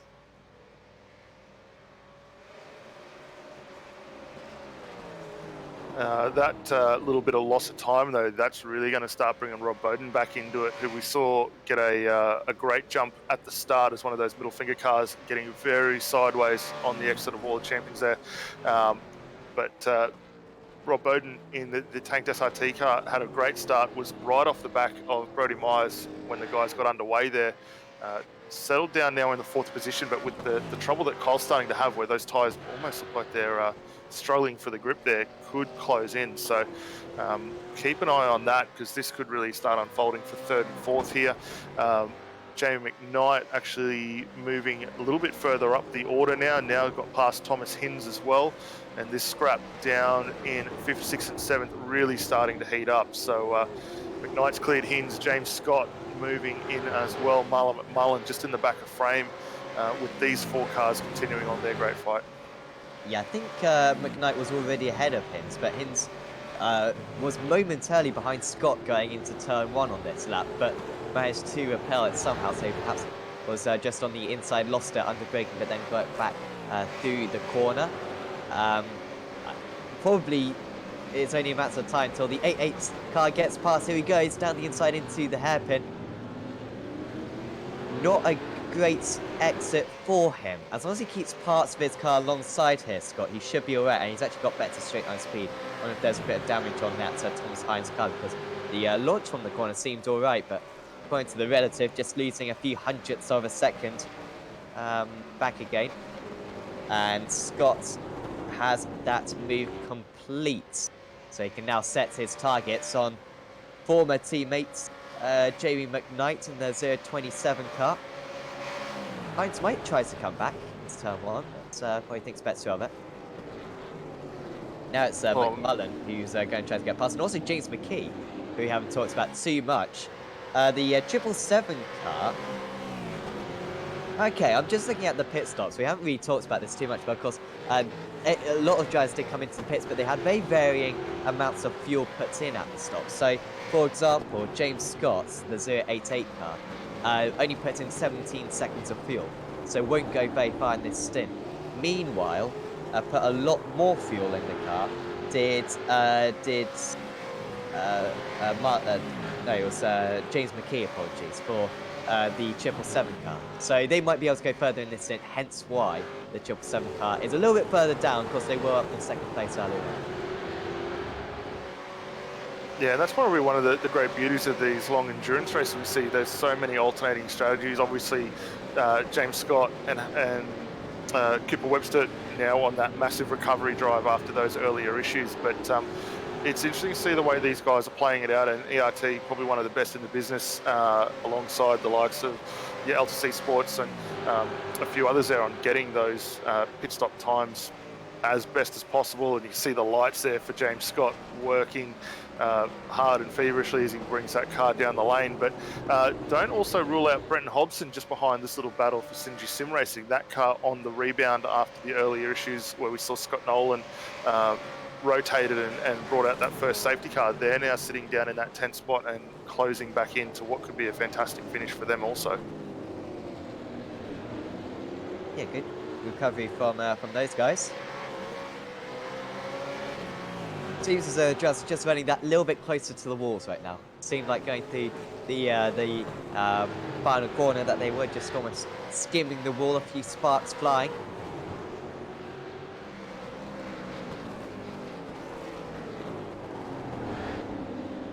James McKee Hobson. trying to get past Hobson trying to get past McKee, and I think that one hasn't quite worked out, but that was very close there for the Synergy Sim Racing team, and that just shows that Pursuit Sim Racing, perhaps in this situation, not quite as comfortable as they were, or maybe McKee not quite as comfortable as Talientrich was. Yeah, it looks like a similar issue we saw for Brian Borg earlier with the Premier Racing team, where they were struggling a little bit under brakes and getting that nose in towards the corner. It seems like that little bug is rearing its head again. So something that those guys are going to need to work on moving on to the next race. And obviously with the break in the championship, they'll have that opportunity to do so. But it's a little bit surprising to see. I mean, they've been very, very good throughout the course of this championship so far, with now Jamie McKee, James McKee going almost down the inside, thinks about it, throws a nose out there, but this braking issue is really going to be unsettling that pace in that car.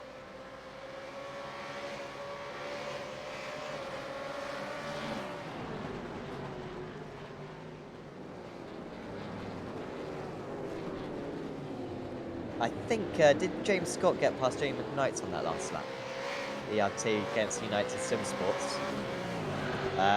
So now ERT 88 up into 5th place, and already 1 second clear onto Rob Bowden as well, Tanks SRT. So it could be up into 4th place soon. Could the 088 car, after all their issues, were probably 50 odd seconds behind at one point. They're right in the mix right now. Yeah, we're just going to cut back to the replay here. You see the James getting a great run out of that first chicane, sets up McKnight, fires the car down the inside there. McKnight just keeps that door wide open and change of position there. Obviously, McKnight's got a lot more fuel on board that car now. Knows he'll be able to go later on, longer on to this race at a later stage. So he's probably not too worried about that right now. The pace for his car is still very, very sharp, must be said, but there's probably no real point battling with Scott, and we're still only an hour and a half into this race. We've got a lot of racing still left to cover, so you probably want to give up a couple of spots where you can. James Scott, though, also down the inside as we come back to live pitches here, and actually not having to pass Rob as Rob dives straight for the lane. At 55 of this race, we've got 94 laps to go, I believe. So should be able to get to the end of the race then. Just. Yeah, so basically the pit window is open then. So the drivers can go about 32 laps on fuel. That's really pushing it. Of course, there's a little bit of fuel saving, and you can probably get a little bit further. I imagine this track is quite easy to fuel save around. Oh, that's a little bit of a that's spin Brody just ahead. Myers. That's one of the Altus cars. Brody Myers dropping is, back. yeah. He was currently running second, so that's a big issue for them there. Now James McKnight trying to get past as well. So Kyle Stokes promoted up into second spot. So Stokes up into second, Scott up into third, and Brady Myers with a crucial mistake there. Wasn't under too much pressure from Stokes, I believe, but that is really could be costly for him on the older tyres, remember, as well. And he's now got McKnight and Hines and McKee, McMullen and Hobson all sitting right on his tail. This is disastrous stuff for Brady Myers for Logitech G Altus Esports. Because, yeah, it was looking comfortable for them. They were away from the battling. They were just being able to set laps. And he was probably going to come into the pits quite soon anyway as well. Probably about 5 laps away from his pit stop. And he's lost it very early on. You know what, he's lucky not to hit the wall there. He did well to almost deliberately spin it. And then that's a good spin as well to get back on his way. Fortunately, no traction control on these cars. Yeah, and lucky not to be collected there by James Scott going through. McKnight now, McKee getting a move done on Thomas Hinds. Hinds still sitting down the inside. I don't think will retain that spot. But McMullen with the cheeky look up the inside. This could see Hinds drop 2 spots here in the space of a couple of corners.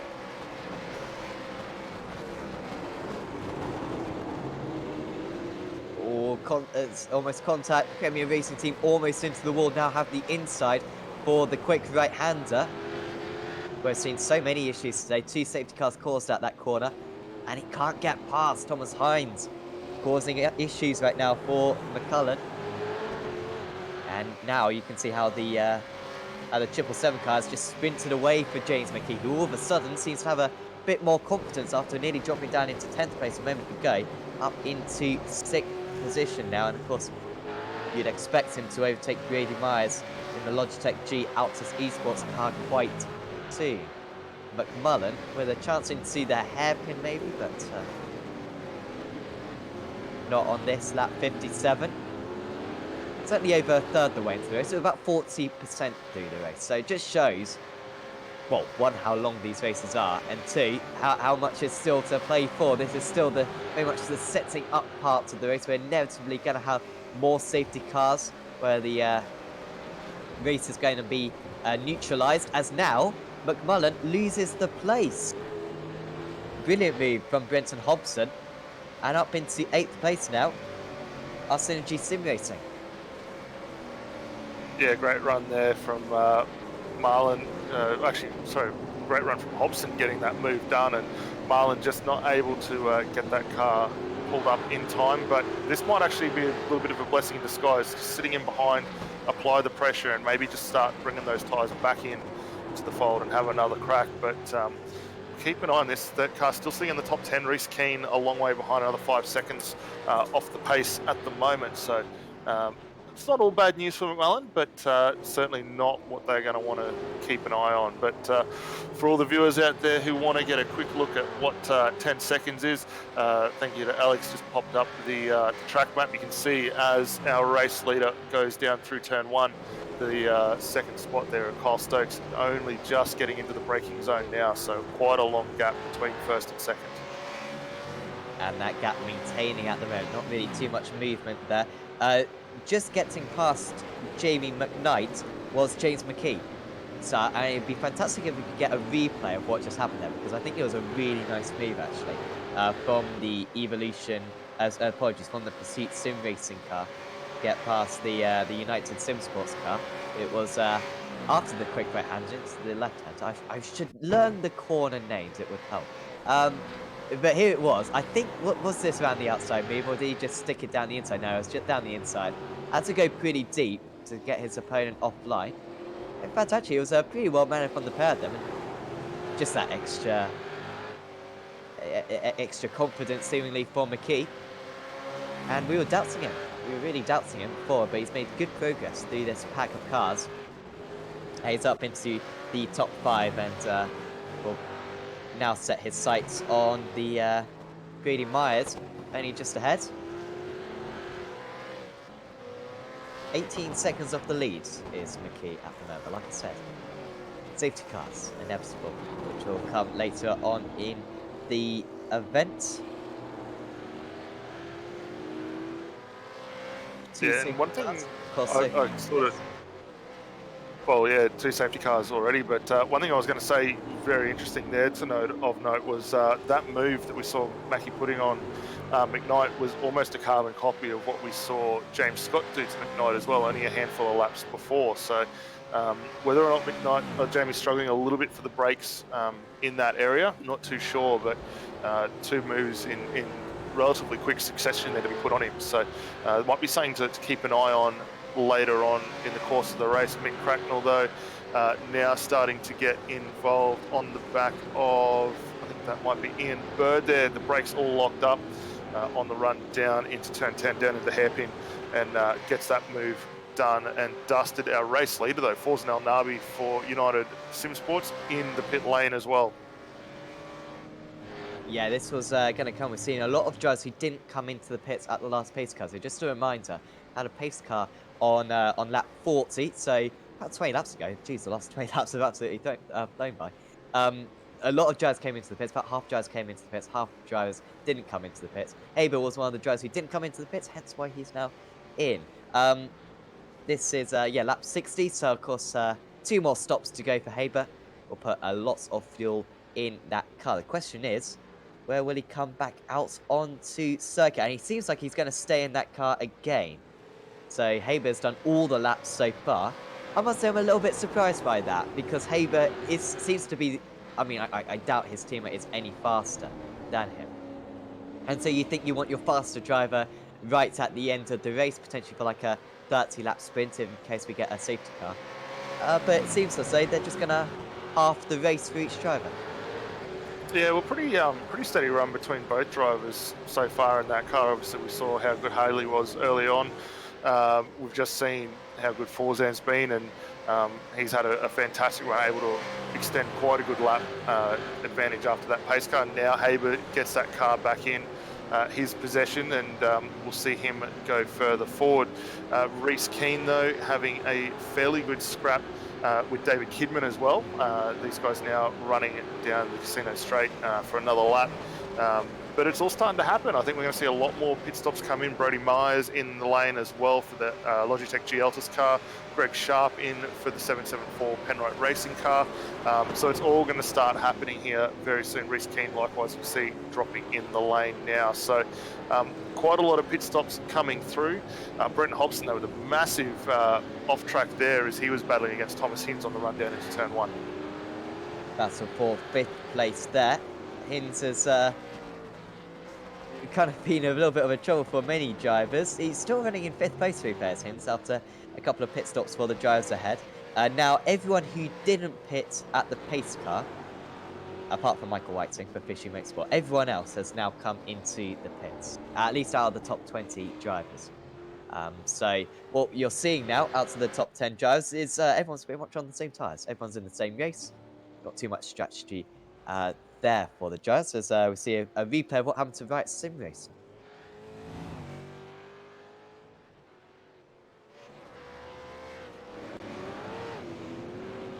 Apologies for that one. Maybe something coming up on our screen, but couldn't quite see it. James Scott is very close to Carl Stokes. When did this happen? Yeah, we'll keep an eye on that. I think, well, actually, obviously, we've had the change of position with El Nabi bringing the lead car down in the lane.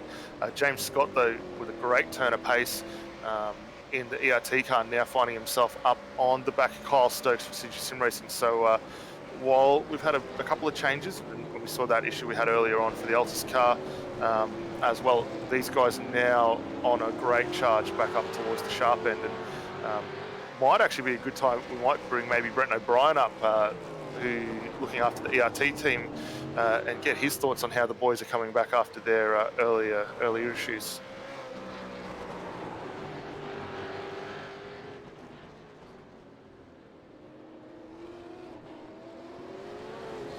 G'day, Brenton. Welcome up to the commentary box, mate. Great to have you up here again.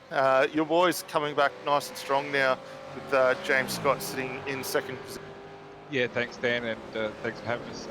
Yeah, it's been really impressive so far. They had a setback as we know, lap 1, and so getting what was a deserved try through down the stomach there at the hairpin. But this was a good set. That some brilliant drivers have made the most of a strategy call of that safety car, and got themselves in a strong spot. There's still a long way to go. Yeah, definitely, and obviously the pace between both the boys now, working their way back up through, being very, very good. We're seeing a few different strategy options coming through to help get them up. How are they looking going on towards the back end of the race? Yeah, we're looking okay. We're not worried about what position we are at lap 60. We're worried about what position we are at lap 149. So, yeah, it's going to be a bit like the stock market, isn't it? It's going to go up and down, and for a while it's got a bit ugly, but let's just see how it is at the end of it.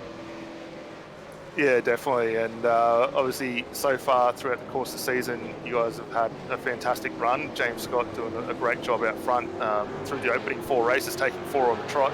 How has he found it the last few races? Maybe not getting up on that podium. We saw, I think, 4th position last time out, and only just in 4th, mind you, running out of fuel at the last end. But that car looking very, very good all throughout this season so far.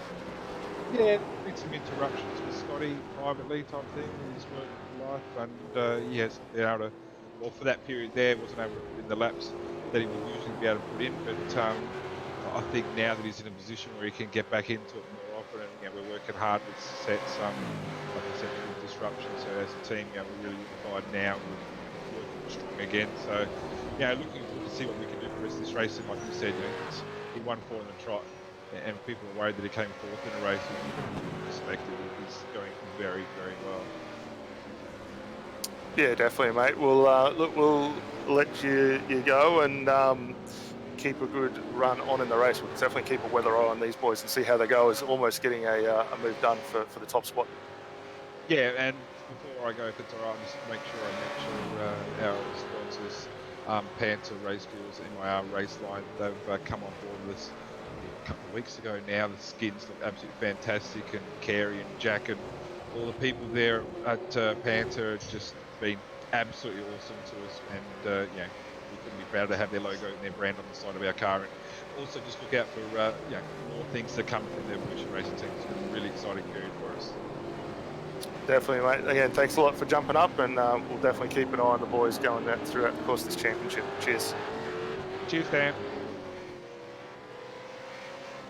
You were saying a moment ago, Daniel, how close it was for the lead, and as close as James Scott has certainly got to taking the lead for ERT 88 so far in this race, but still Synergy Sim Racing 143. Hanging on. Seems as though Scott has got about half a second on Carl Stokes. Got same age tyres for these two drivers pretty much. Pitted under the last pace car. Is this just a matter of time? How important is it for Stokes to keep behind Scott? Or do you think this is quite a dispensable battle, or do you think this is very important? Look, I think all battles are pretty important. I think it's going to be a really good opportunity. There's obviously both guys former teammates, and with Kyle Stokes only recently moving across back to Synergy Sim Racing, probably a good measurement just to see just how those two teams are operating. I know quite a few seasons ago, when it was in the same position, they were both very, very close, and now as we see that move going through, this will be a good chance for Kyle now to put the pressure back on. Obviously, throughout the start of the season, these two were still teamed up together, and when we saw what they were able to do in the first two Enduros, and now being able to challenge each other in different colours, always a good fight. Definitely. So that was a nice move in the end from James Scott. Put the car down the inside into the hairpin. Ran a little bit wide. Stokes tried to go down the outside, but it's always tricky to judge that one. You don't know where the other driver is. You don't know whether to just hang it round the outside and try to get a better launch on the exit, or whether to get the cutback potentially. But in the end, just made a little bit of contact. Shouldn't be too much damage for either car. And if anything, if we've learned anything from this race, the 088 car should be able to pull away. Whilst these guys were fighting, they were losing about a second per lap to James McKee in third place for the 777 Pursuit Sim Racing team. So that gap down to 6 seconds. A little bit of an update as well. I guess we should give an update on Harley Haber in 11th place after that pit stop. He is currently lapping 2 seconds a lap faster than these guys, and in clear air as well. Haber really hasn't got too much of a threat of traffic up ahead of him. He's got 13 seconds to the next car, so we'll probably catch up within the next 3 or 4 laps. Oh, as Carl Stokes makes a mistake coming out of the hairpin. That is uncharacteristic. Trying to keep up with the race leader, and for the second time in about 10 laps, the driver in second place has a spin, and this has left James McKee right on his tail. He wasn't quite close enough to get past straight away, but he is close enough to make a launch, and he's close enough to pull alongside into the chicane. Coming into the pits though is Carl Stokes. That is a 24 lap stint for Carl Stokes, so not a full stint, but will be enough laps for him to get to the end of the race with 2 more stops. So he's into the pits, and well, do you think that was a split-second decision, or do you think he was planning on making that stop regardless, Daniel? I think that might have been a quick change of position there. Obviously, that spin probably not what he wanted. I think he saw that the pace we had then from James Mackey closing in right behind him, and Mike Teliancic and the boys at Pursuit Racing really coming on strong now. But I don't think that was necessarily a planned stop for the Synergy Sim Racing car. So we'll see how much fuel they keep on board. That car still stationary in the lane at the moment, and we'll keep an eye on where they drop back out. But that has now elevated James Mackey up into second position, and right behind him we've still got the recovering car from Altus, who had their earlier spin earlier on.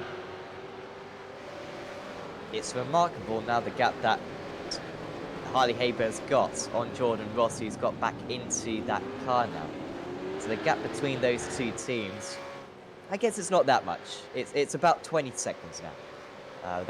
They were leading the race, of course, just before the pit stops. Kind of shows how quick they have been across the pit stop sequence. James McKee trying to, deal with this traffic. Could see these drivers come into the pits any moment. I'm surprised that James Scott hasn't come into the pits already, because he had a very quick pit stop whilst he was in the pits. He didn't take a full tank of fuel, we believe. Meanwhile, James McKee did take a full tank of fuel. So he should be able to go a few laps longer. And it's in a very good place right now. On that last lap, McKee matching James Scott, 7/100ths of a second slower. Into the pits, by the way, is Brenton Hobson and Joey McKnight. That is CNG Sim Racing and United Sim Sports. And CNG Sim Racing having a driver change there. Scott Nolan gets him back into the car after, of course, that safety car early on. That team has done remarkably well to come back. Yeah, definitely, and will be great to see the turn of speed that we'll see from Scott as a result of that. Stuart Vaughan also taking over the 027 as well, which with McKnight exiting that car. So look for them to continue back forward. Looks like we've had the Altus car out of position, mind you, get past McKee as well, which probably not a bad thing. That'll free those guys up to continue on their fight. Jordan Ross, after that stop, now dropped down into 10th spot. You can see Brian Ball just ahead of him for Pursuit Sim Racing. We've got Rob Bowden for Tank SRT right behind. And might have missed it, but have we had someone other than Rob driving that car in 11? We'll have to do a quick check and just double see how that's unfolding. Not that far ahead of these guys, however. You've also got Harley Haber, James Mackey getting back underway, and everyone else coming back up through the course of the field. Bad news. Yeah, that's a really good point that you just made. Has anyone other than Rob Bowden driven in that car? They haven't. He's the only driver in the session as well. And I'm pretty sure there was a rule where if you haven't got anyone in the server by the quarter distance, anyone else in the server by the quarter distance, then you get disqualified. So that is massive issues. Jordan Ross, by the way, just getting past then Brian Borg. That's surprising, actually, how easy that was, because Borg pitted 6 laps ago, so that is basically a move for position. Borg going for the undercut, of course, for car number 1. Always willing to go for a little bit of an obscure strategy. Our Premier Racing team, of course, car number 1, so very appropriate, is that number and that team name combined. Ross up into basically second place out of the drivers who have pitted. Who are up to date on their pit stops, and Borg down into 3rd on that one. And now Rob Bowden as well, catching up behind. But I really fear for Bowden. I think he might get disqualified quite soon. Yeah, and I'm just scouring back through the rulebook just to confirm that one, because I'm pretty certain I did see a similar thing as well. So for those who haven't seen it, a driver can do a maximum of 65 laps. 65% of the race distance in an endurance event. So keep an eye on that to see whether someone else comes in, but I'm just still wanting to confirm whether there is a disqualification function for the guys that do miss it at the 25% mark. Yeah, was I just making that? I swear there was something posted in our Discord a few days ago, or maybe it was for something else, but I swear, if no one else was in the server at 25% race distance, then you got disqualified. Of course, 65 race distance, that's quite simple maths, because it's 65 plus half of 65, so that's 97, so you can go another 30 laps, legitimately. But it would be nice if we could get a co-driver in to help him out.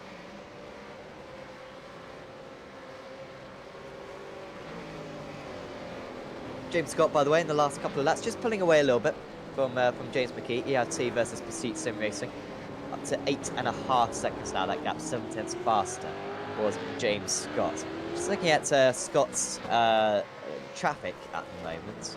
might be worth getting the track map up on the screen. See what the situation for him is. He's just about to complete this lap 68. Seems as though he hasn't got too much traffic. David Baxter is going to come out of the pits just in front of him. In fact, he's actually going to be behind him. So actually, in terms of drivers going one lap down, he's absolutely fine. He's got Paul Preston ahead of him, and Jet Bennett as well. In fact, actually, he's ahead of those drivers. So yeah, really good traffic right now for James Scott. Not too many issues for him at all in that regard. Meanwhile, Ruben Goodall and Michael Cracknell are going at battle.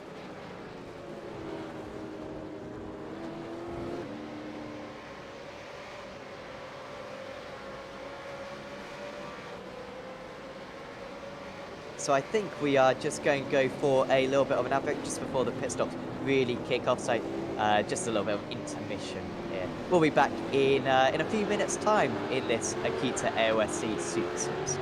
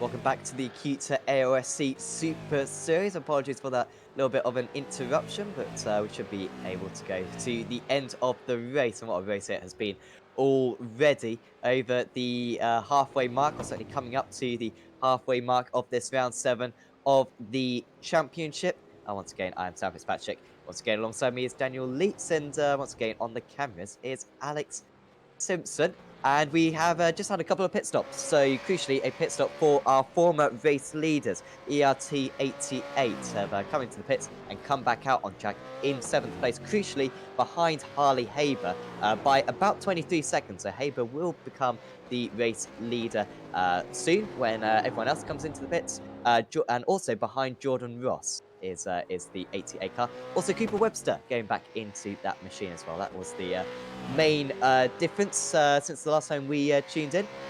And I think, Daniel, we might be able to get another interview as well.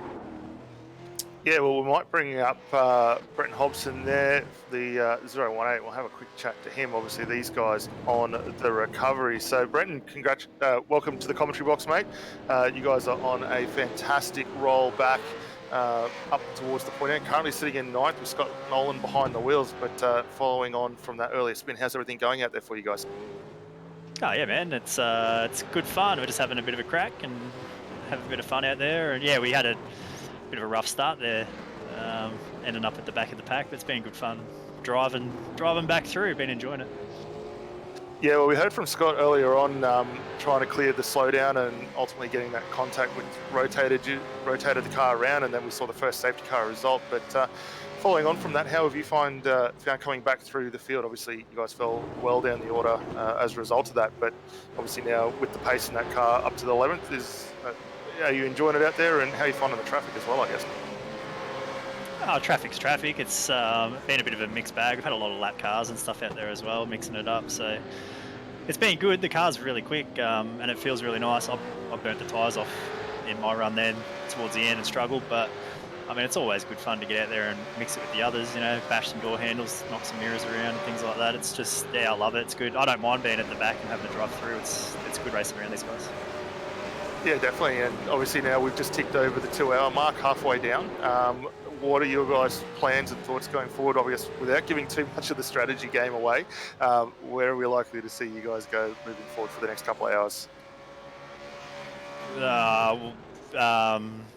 I'll have to get back in to make laps and driver swap requirements, so I'll just jump in and finish it. I mean, we don't we don't do strategy. Our strategy is just wing it. I mean, I was just telling Jamie down in the green room there, but I got the call up today to jump in with Scotty. Neither of us have done any laps, so we just jump in for a bit of fun tonight and we'll wing it, see what happens, just have a bit of fun. That's what it's all about. Yeah, definitely, mate. And obviously the other car going well out there at the moment as well. We saw Jordan Ross and Kyle Stokes having a fantastic run. I think these boys are still sitting up in 5th as well. And how have you found having the guys coming back over to the team? I know quite a few seasons ago they were part of the Synergy team, and having them come back to the family, obviously a great thing for you. Yeah, I mean, it's really good. They're a couple of real good dudes, you know, and our mentality at SSR is about having fun, and it's pretty laid back and cruisy, and it's good to have those guys back, you know. They're good fun, and obviously on top of that, you know them quite well from this series, they're very fast, so there's always a benefit having fast guys around as well. But it's been a real good thing having them back, and you know, that's a lot of the old team reunited back together now. It's it's really good fun actually. Yeah, definitely, mate. We'll let you go and enjoy what is a fun, exciting 2 hours still to go in this race. But before we do, did you want to give the boys at Synergy a shout out, or anyone helping you guys out throughout the course of the champion? Just a shout out obviously to the other guys in the team. You know, we all get in there and have a bit of a crack and have some fun, and that's what makes it enjoyable. That's why we all keep coming back. So a shout out to all the guys in the team, and to Scotty obviously for jumping in, having a race with me tonight, and yeah, no, it's good. Fantastic, mate. Well, again, thank you for coming up and having a quick chat to us, and we wish you boys all the best on the recovery drive up through, and currently sitting in 7th, so plenty more spots, no doubt, for you guys to get up further up the order. Cheers, guys. Might chat to you later.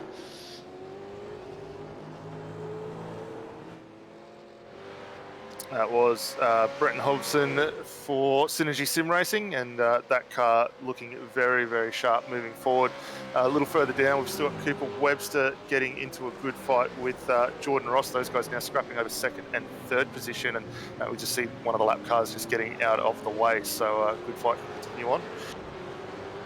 Yeah, that was Webster recently getting past Scott right there. So that is for 2nd place. And everyone's coming to the pits. So it's nice and easy for us, because this is what the situation in the race is. Of course, there's a few pit stops, different length of pit stops, and different age of tyres. However, this is pretty much the situation that we're finding ourselves in at the moment. Harley Haber, car number 21, driving for United Sim Sports, up in the lead, 16.5 seconds ahead of Cooper Webster in the 088 ERT machine. Then it's Jordan Ross in 3rd for Synergy Sim Racing. 8 seconds back to Michael Taliancic, who's got back into the 777 Pursuit Sim Racing car. They recently came into the pits. Then it's Stuart Vaughan for United Sim Sports in 5th place. Brian Borg is in 6th for Premier Racing Team. Then Synergy Sim Racing in 7th. Scott Nolan at the moment at that car. They're catching up to Borg quite a bit with fresher tyres. And then it's Zuba Racing Team 209, ANZ Motorsports having a brilliant race up in 9th, and Injectors Online Racing rounding out the top 10. Currently, Guy Leach running in that car. I guess while we focus on this good little scrap going on for 4th and 5th, we might actually get Michael's teammate, Jamie, back up, and Sam might get you to have a bit of a chat with him and see how they're going. Absolutely. Yes, we've got Jamie McKnight with us at the moment. Jamie, it's going pretty well at the moment for you. How have you found your driving since so far? Look, I found my driving's been absolutely unbelievable. I've got to tell you, I've been on fire. And I think the reason is I'm away at Circuit Tuesday for an hour and a half, and I'm on in-game. And I saved the in-game from this morning up to this evening. And I'll tell you what, I'm on fire. And good afternoon, London. Good evening, Australia. Nice to be here. Absolutely. How have you found the strategy situation so far? We saw the second pit stop. Some drivers came into the pits, some drivers didn't come into the pits under the second safety car. What did you guys go for, and were you happy with that decision? Well, Stuart wasn't at the time. He believed we should stay out. He didn't want to give up the track position. And I said, look, I think only 2 cars are going to stay out. We're not going to lose a whole lot. And we're going to have fresh tyres, or we're going to be out there against people on fresh tyres. And it gives us a little bit of flexibility towards the end of the stints because it was really tight. There's only about 10 litre leeway at the end. This way we've got a little bit of flexibility, and in the last stint I only ran it down to about 6 or 7 laps of fuel, and I noticed Kyle Stokes did the same. So now we can do that. We don't have to run about 30 laps, and the tyres, they hang on well till about lap 21 or 2, and then they start to go really pear-shaped, so the quicker you can get in and swap, the quicker the advantage. You're currently sitting 1.6 seconds behind Taliancic in the 777 car. What are your hopes of catching up to those guys? They seem pretty quick, but you're matching their lap times right now.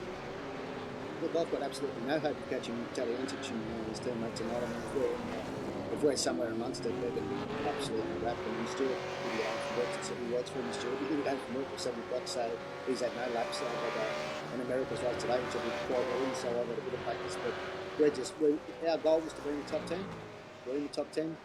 If we stay there, we're happy as Larry. And we've got some really good competitors out there tonight. Some very, very quick guys, and I'm just an old bloke, so if I can be around there amongst it, I'm happy.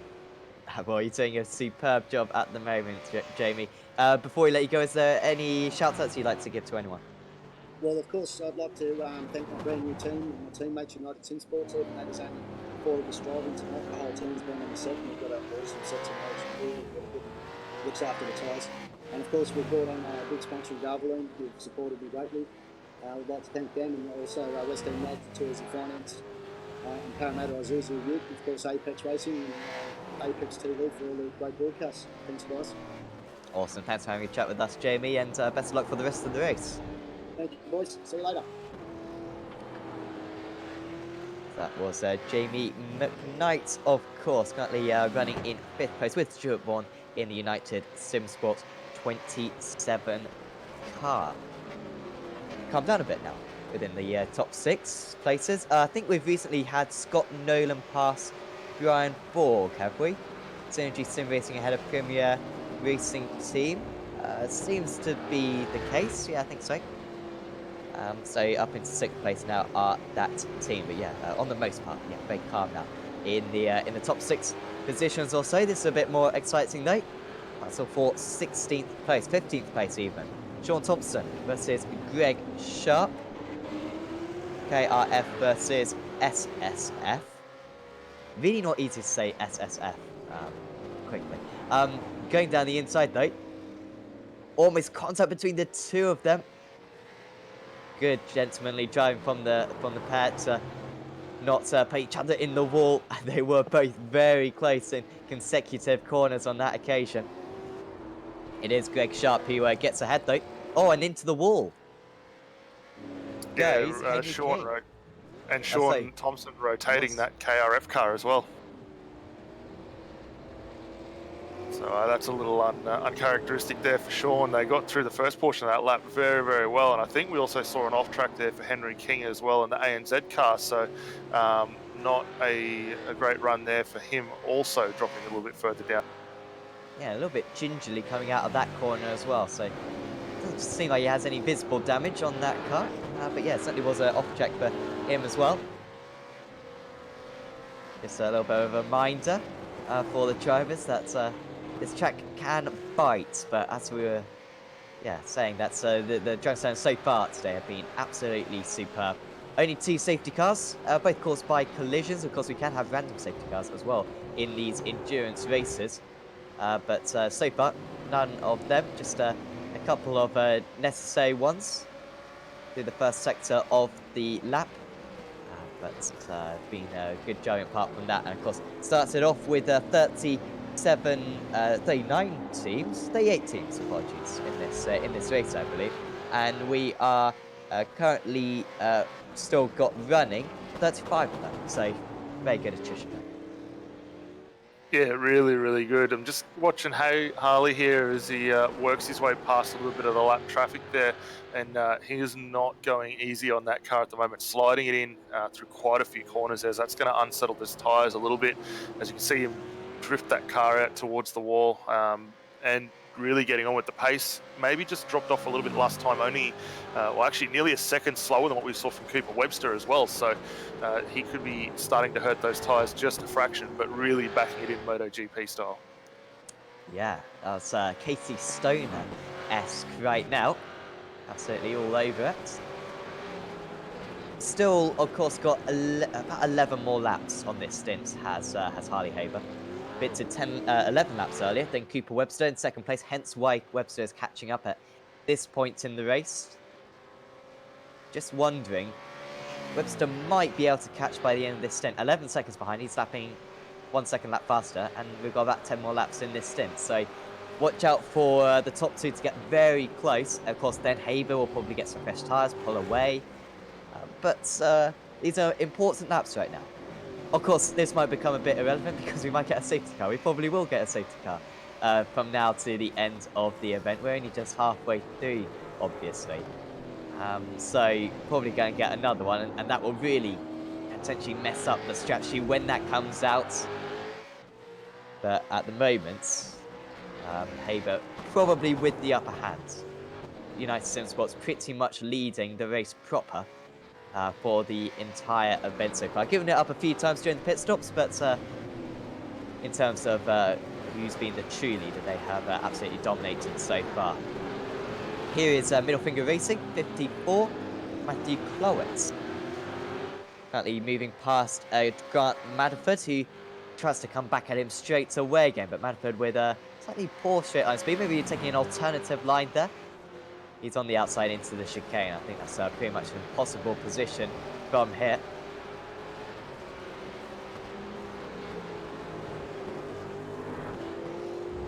Yeah, it settles in pretty nicely though behind that car of Grant Madaford's, moving around quite a bit on the braking zone there, and maybe not quite settled to where they want through the curbs, but getting on with it nonetheless. Jordan Ross now up on screen.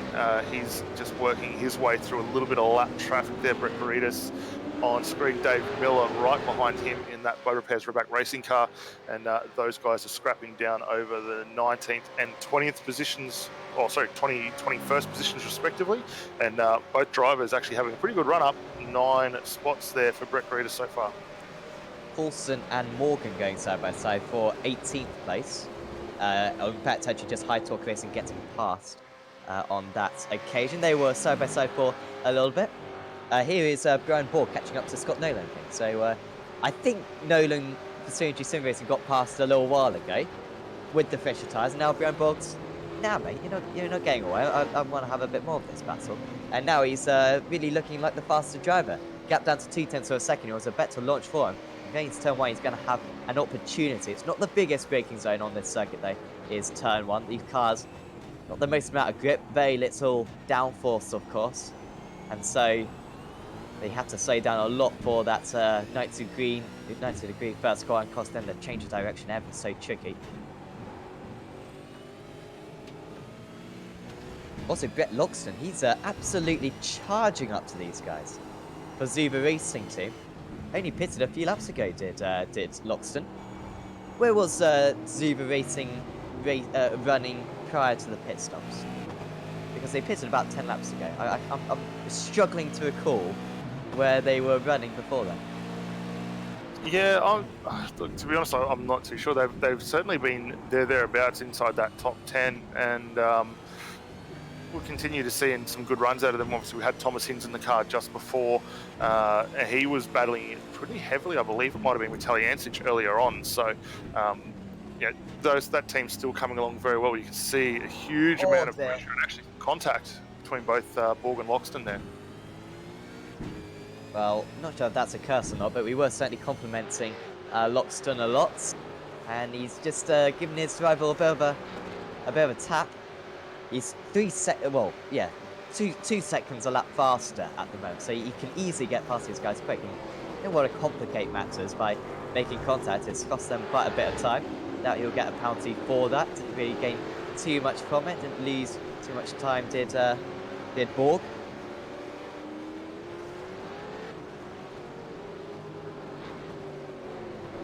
Potentially an opportunity going into turn 3, such as the extra traction, of course, that Loxton will get. Borg with a bit of a slide.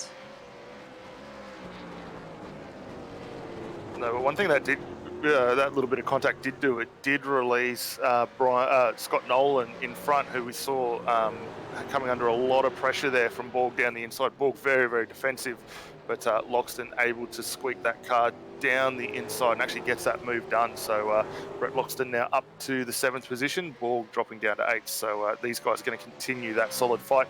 But Nolan has an advantage, 1.6 seconds further up the road now. I think Loxton will have that down to noughts within a lap or so. James Scott has just manually disconnected, by the way, but that's got absolutely no relevance to whatsoever, to be honest, because he has now just reconnected wide, just ahead at the hairpin, and I said it was going to take a lap to get that gap down to 0. It's taken even less than that, just a couple of corners, but it's down to half a second now. Yeah, a little untidy there for Nolan on the exit of turn 10, able to recover it, but we're going to see Brett Loxton all over the back of this car. The guys working their way down through that chicane. Both cars settling quite well when they land, so that's definitely helping. And Borg has fallen back 1.2 seconds now as a result, and potentially could come back once these two start duking it out the way they are now. But Nolan has gone from having that nice little bit of comfort zone that he had, that 1.6 seconds, down to absolutely nothing as these guys now work their way up to the first chicane. Could see a repeat of the move they pulled off a lap ago, Loxton. It was going into this next corner. He's not close enough. You can tell if he was a 10th of a second closer, he would have probably had a go at it. Maybe into this one. So many traction areas around this circuit. It's mainly those rear tyres where you need to keep them absolutely in shape. Lots of kind of short little corners, not many long radius corners around this place. So the front tyres don't get too much of a working, that they're not needed too much, but the rear tyres in these traction areas, particularly in this V8 supercar, is absolutely crucial. Loxton gets ahead then for Zuba Racing, and now he's got a little bit of clear air. However, he did lose a lot of time passing those couple of cars. On that last lap, he sets a 37.5. This lap is probably going to be another 37. He's been lapping in the 35s at times in the last few laps. So that's probably lost him 3 or 4 seconds getting past him. Can't afford to lose that amount of time because he's now got 9 seconds to catch up to Stuart Vaughan, the 027 car, about 7 seconds up the road. Yeah, it's going to be a big drive now to close that gap down. We've seen the United Sim Sports car very, very good in the lap pace last time by actually only 0.8 of a second slower, so not much between that at all, but it's a lot of work to close up that 9-second gap, but definitely keep a weather eye on it. Up towards the front though, everyone's got some pretty big gaps. Brian Borg probably the closest on track now to get a move done, to focus on this fight here on the back of Scott Nolan, and these guys now working hard up to this corner. We've seen quite a few incidents, but we've seen some fantastic passing opportunities as a result of it.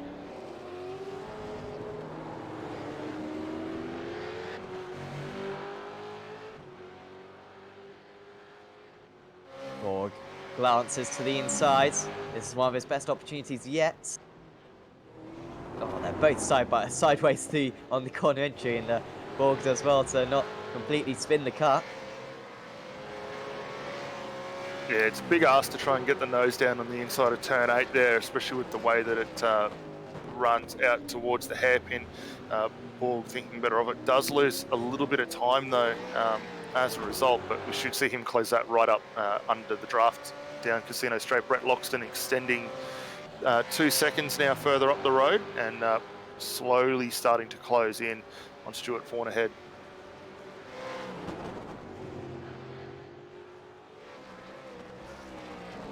Gap between the two leaders, by the way, 8.5 seconds. Gap coming down less so. In fact, on that last lap, Haber actually outpaced him, but that's a good lap from Haber. Considering that he's on 25 lap old tyres. Remember, Jamie McKnight was saying how the tyres go away after about lap 22, 23. I think he's on 25 lap old tyres there, Haber, and just set a lap time only 2 seconds slower than his best lap time. That's a good effort from him. So he's kind of been able to neutralise that gap a little bit. 8.5 seconds, like I said. Now the difference between the top two. And he will be into the pits, Haber, quite soon. 2 more pit stops, of course, for pretty much all the teams to complete. Probably the bad news for the 21 car is that, of course, they're going to have to take more fuel because they've got less fuel in the car presently. So they're going to have to take more fuel from now to the end of the race. So whilst Webster is 8 seconds behind, they're probably about even because Webster will take 8 less seconds of fuel at his pit stops. So it really is very evenly matched. It's hard to call. Is going to win this round 7 of the championship, of course. The 088 car has won every round of the Enduro so far this season. Two of them, I believe, we've had so far this season at Daytona, of course, and also at Spa. Spa, of course, the opening round of the championship. It's difficult to imagine, Daniel, how the 088 car were out of it after the first few laps. I mean, their first 10 laps set them probably 50-odd seconds behind. It would have been even more if it weren't for a pace car early on. I was saying how they might get a top 5, they might get a podium. And right now, they're arguably the favourites to win this race. In one sense, it shows how endurance racing can function. It also shows how the pace cars can interacts with the racing. It also shows just how quick this 088 squad is. Well, yeah, I mean, you touched on pretty much everything there. We had that contact with the wall lap 1. Actually, it was on the exit of turn 4 there, which it's very easy to do. You run those cars right out to the wall, and we just see him getting a move done on the 015 Stealth Force car. But yeah, they've done it pretty tough tonight, and it's been a little bit different for this team. Obviously, the first couple of Enduros, they've had it pretty well thereabouts. Obviously, some good challenges. Obviously, we saw Taliancic getting in amongst it, Haber getting amongst it, especially at Daytona, and a few indiscretions for those guys, ultimately giving the 888 car, or the 08 car, a win.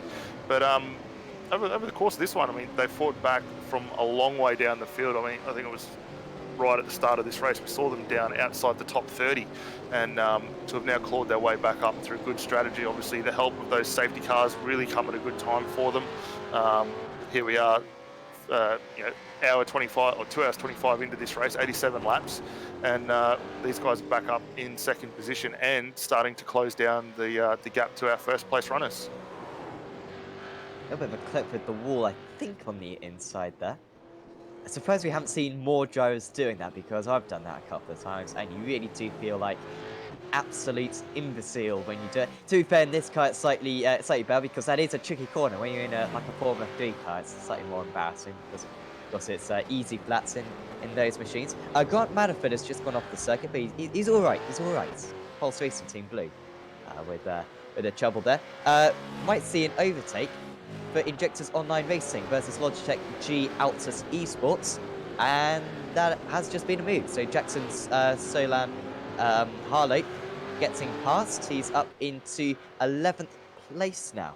So So good news for that team, gets him past Guy Leach for Injectors Online Racing, and we might get a replay of it. So here it is, going into turn 1. This going on to lap 87 of the race, and it was all quite simple. Fresher tyres, of course, on that on Harley's car, and that was easy enough to get past on that occasion.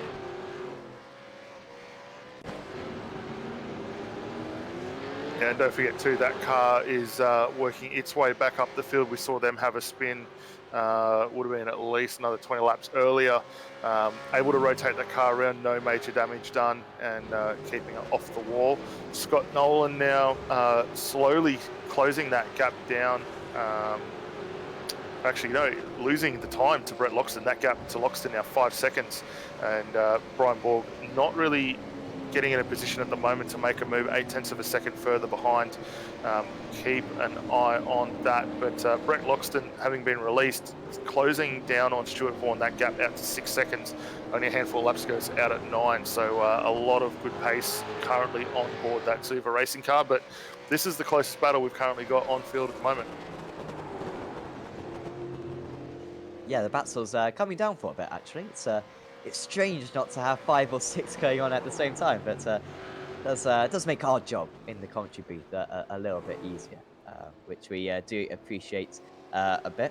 Things like Premier Racing Team, yeah, are a little bit fast. I think they're just even in match, to be fair. Remember, earlier on in this stint, Nolan did get past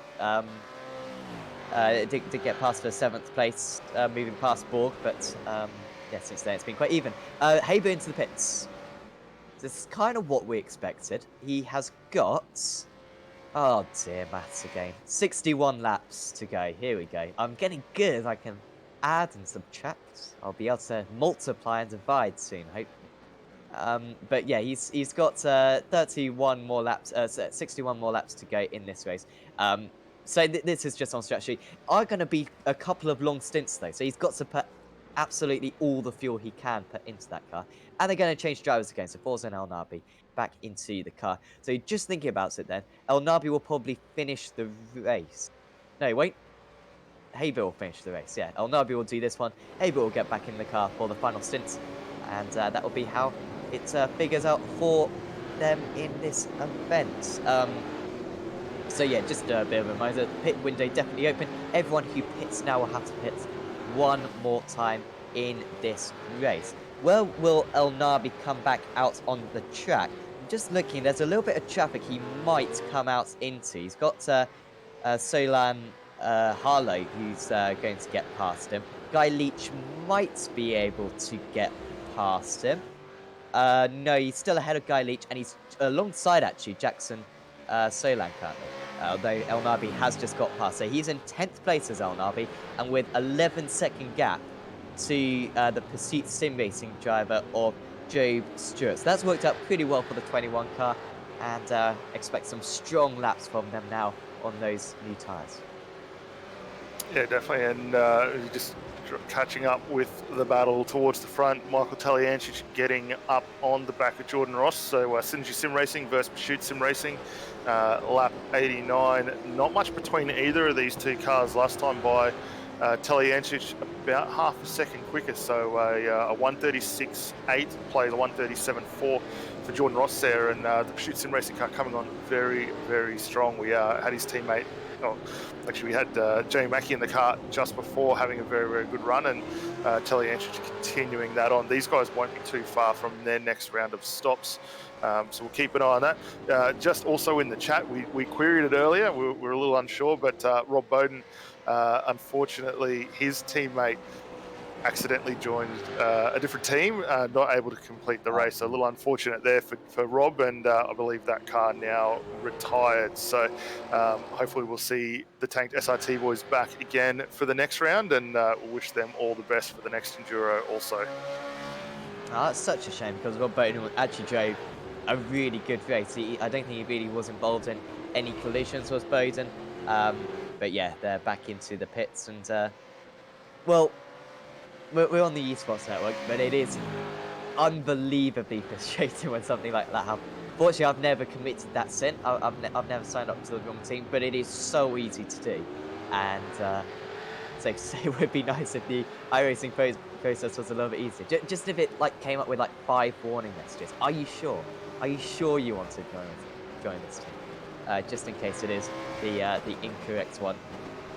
So I really feel sorry for those guys. But as you say, they'll be back for the next round of the championship, I'm sure, in a couple of weeks.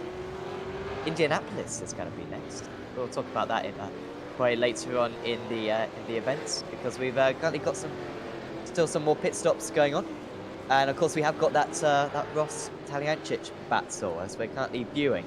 And Taliancic has been faster actually than Webster in recent laps. That second pit stop that second pace car for the 777 car really didn't work out too well for them. It really hasn't worked in their favour. They were up in second place, of course, earlier on in the event. Then they dropped kind of to the lower reaches of the top 10, and they've kind of been recovering ever since. Here comes Taliancic around the outside. Is he going to be given room? He is given room, and now it's side by side going into the next chicane. Should be the upper hand for Jordan Ross in the 143 car. Taliancic almost keeping his nose alongside, almost quarter-palling his rival, and they are nose to tail through the chicane, now into the hairpin. It's so tricky to defend into this corner, and Ross is going to have to get all the way to the right side of the circuit if he's going to hold on. He doesn't defend it though, and this is a similar way in which Scott managed to get past Ross earlier on, and this time it's Taliancic getting past Ross, and after a few tribulations, they are back up into second place, our Pursuit Sim Racing. Yeah, that was a fantastic run from Taliancic. Really set that up a couple of corners earlier, and I almost thought he was going to consider sticking the nose around the outside into that second to last chicane there, and that ultimately helped him get that nice run down into the hairpin. And one thing I've noticed for the guys that take that inside line in the hairpin and played out well for Taliancic at this point, there's been a lot of guys struggling to get the traction out there and ultimately get a good run as the 027 jumping in the lane also. So that car hooked up quite nicely, and now we'll get a good chance to see what Ross is able to do on the return lap. Good strong lap just by Cooper Webster, by the way, 36.85. That's 1.7 seconds slower than his best lap time, and been on those tyres for over 20 laps now. So saw some good times being posted by the race here. By the way, track temperature, we haven't talked about it for ages. It's always the most fun thing in the world, is track temperature. It's 27 degrees, so it's cooled down. 4:15 in the afternoon. Of course, brilliant iRacing day to night affects it. The 15th of May, it's always the 15th of May on iRacing, unless you specify it not being the 15th of May. Of course, we are getting to that point in the year, a couple of months away, till that actually is the correct date, and all the league organisers can take credit for deliberately putting on the 15th of May, when in reality, it is just the default day. But 26 degrees track temperature now. It's cooling down, could be down as low as probably 22, 23 by the end of the event. And so the tyres should be lasting a bit longer, and perhaps hence why we're seeing such good lap times right now. Nolan versus Freya. Pursuit Sim Racing versus Synergy Sim Racing. And it's Nolan losing out that position, it says. Yeah, Freya getting past. Yeah, Freya with a really nice move there into 10 and getting a bit of a run there. Actually extending a bit of a gap pretty early on. So that car working still quite good, and they'll continue on nicely up towards the front. So a couple of the Pursuit Sim cars now up inside that top 5 positions now. A couple of the Synergy ones just banging on the door there as Scott Nolan now jumps into the lane for his second to last stop for the night.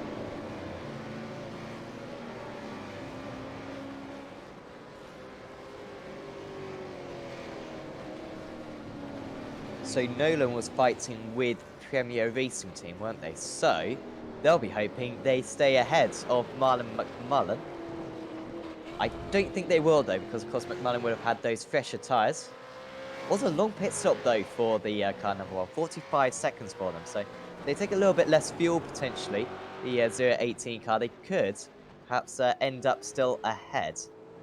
Here's Henry King, just losing a place. That's 15th place. That was a few moments ago, I believe. Or was that? Is that the? being lapped, perhaps. I'm not quite sure. Hobson still stationary in the pits. Cooper Webster into the pits. That's a little bit earlier than what we expected, actually. That's only a 21 lap stint for him. This could be big then for Webster. He has the opportunity, potentially, to undercut Michael Talianchich, or overcut Michael Talianchich. However, that doesn't seem to have occurred. Apologies, overcut Forza Nabi. Yeah, That will be quite tricky. I think Forzan will be in with a pretty good run at this point. The Sports 1 car, 5 seconds off, so we should see a change of position here. Just keeping an eye on the timing sheet. And for those viewers checking in who want to also keep a view in the links, you've also got the opportunity to jump onto SDK Gaming, and you can also pull up the live timing and the track map, which is up on screen now, and keep an eye on where all these drivers are. But El Nabi getting that move completed. James Scott actually taking over now from Cooper Webster, and that car just being released down the lane. So the gap was about 8 seconds. The gap is now 5 seconds, so it has gone down. Was a quicker pit stop for them by 8 seconds for the 088 car, and of course they do have fresher tyres. It's pretty much as even as you'd want it. I don't think it could get a whole lot more even. They got the same amount of fuel, fresher tyres for Scots. They'll pit for their last pit stop at pretty much the exact same time. Game on. This is absolutely brilliant. Of course, we really like these endurance races, but now between these two teams, it's pretty much turned into a sprint. And we could see potentially the 777 car, the Pursuit Sim Racing team, 777, come into this fair as well. It could be a three-way battle between 3 unrelated teams. It would be fantastic if that is the case. Jordan Ross now coming into the pits as well from second place for Synergy Sim Racing. Yeah, and thank you to Alex for also bringing it up on screen as well. Very interesting just to see the pit stop strategies and how these have unfolded for all these teams. You can see a pretty even spread for the United Sim Sports team with El Nabi and Habert going through. James Scott and his teammate have had a multitude, Cooper Webster, sorry, have had a multitude of pit stops along the course of the night. So for them to have come through that and still being as close as they are to the front, very interesting. For everyone else, however, it's been interesting to see the guys have come in around where we've had those safety cars. So we had a finishing spot early on, and then we had another one a little bit later on as well. Craig Jones has just gone off the circuit. Has he got any issues, Craig Jones? He was ahead of Marlon McCullen previously. And this is perhaps a replay of what happened to him.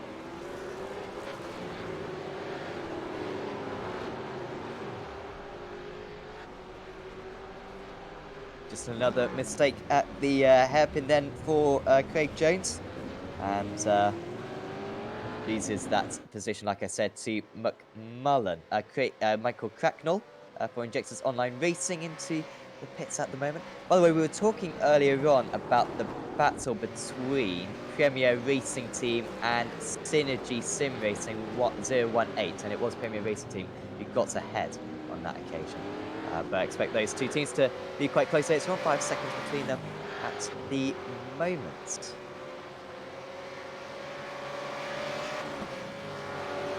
James Stewart's under pressure from Forza and El Nabi.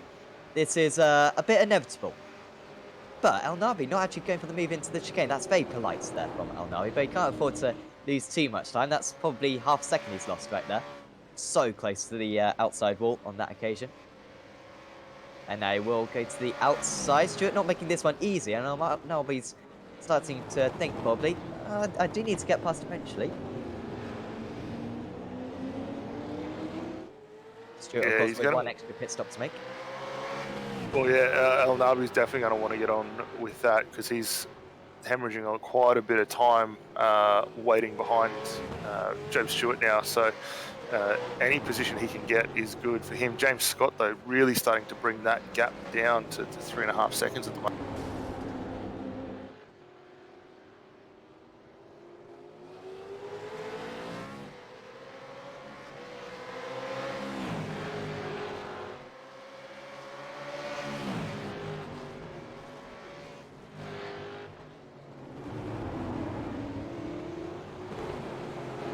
So getting ahead is El Nabi up into third. And yeah, James Scott's so close now. This is incredible. These two cars, which haven't really shared the same piece of tarmac for the entire race, even with the pit stops. You know, swapping and changing the places. They've never actually had a wheel-to-wheel battle, despite the fact that they've been battling on other pieces of the circuit for the last probably 40 laps or so, ever since the 88 car got back into the fray for this race win. Now, El Nabi will be praying that Stewart doesn't come into the pits. Well, at least he doesn't come into the pits. And Scott might get some of the traffic. That's, of course, El Nabi has just struggled his way through.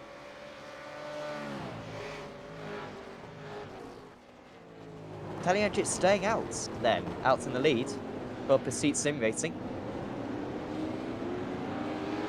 Yeah, well, Taliancic did have a pretty long stop last time by when he took over that car from James Mackey, so they're in a pretty good spot right now. I think they're setting up for a really good run and maybe a short stint for this final run home to the flag. We're almost at the 100 lap mark, which has come around extremely quick. I mean, 2 hours 45 minutes already into this race. We're getting there very, very quickly. But this gap now, it's fourth and fifth. Absolutely nothing between either of those two. And we're just seeing Brian Borg now with a drive-through penalty for dangerous driving and unsafe pit entry. Oh, big shame for Brian Borg. Is that Premier Racing Team? Then Borg is racing. Correct. Yeah. Correct. So that'll be Mullen. You're going to have to serve that penalty, and that's unfortunate for them. They're currently down in the 14th spot, and that will drop them a little bit further down the.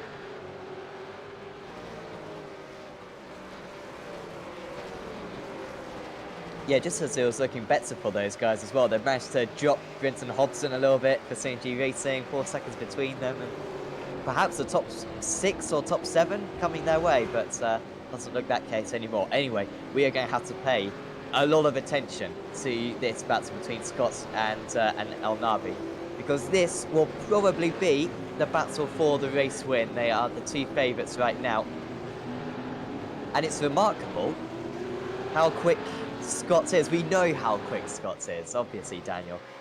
But El Nabi looks comfortable earlier on. That second stint he produced was really good. He was pulling away from everyone else. In this stint, he's being caught hand over fist. Scott, despite getting caught up in a bit of traffic, he's right onto the back of his rival. Yeah, and that's probably been the big difference at this point in the lap.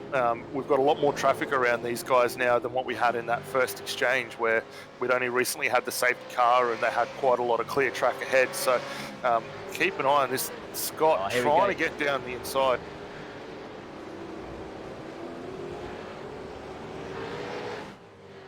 Not quite able to do it, but that's a spot where I'm expecting we're going to see at least one pass completed throughout the course of this night. We've seen overtaking very possible so far today, haven't we? I mean, just going for a big lunge into the hairpin. Seems like it's quite easy to stay close to the chicane purity. As long as you're within a couple of tenths of a second, it's really tricky to defend. Here we go again. James Scott, now going defensive. El Nabi goes to the middle of the track. I thought he was going to leave that room open. Scott on the outside, he's not going to be able to do anything from there. Tries to get the cutback now on his rival. Lots of curb being taken by El Nabi. He's not going to get a slowdown for that one, fortunately. But this is going to be a very stressful stint for him. Remember, these two in the car for the next 20 laps. Scott may well stay in the car as well for the final pit stop. You'd expect El Nabi probably to get out of the car for Haber to take the machine instead.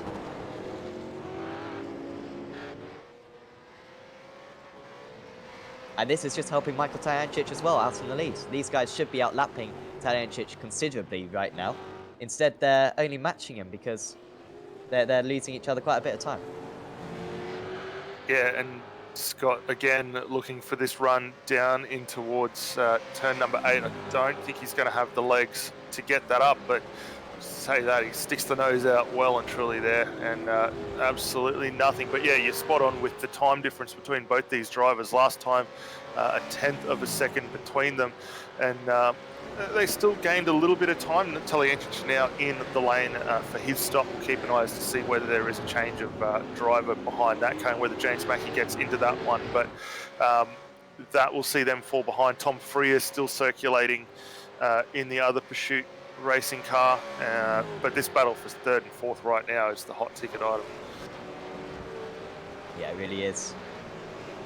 Yeah, watch out for where that 777 car comes out onto circuit. They're still stationary. They're going to be stationary for another probably 15 seconds or so as the race, or the will-be race leaders move past. Tom Freer, of course, staying out on track for Pursuit Sim Racing.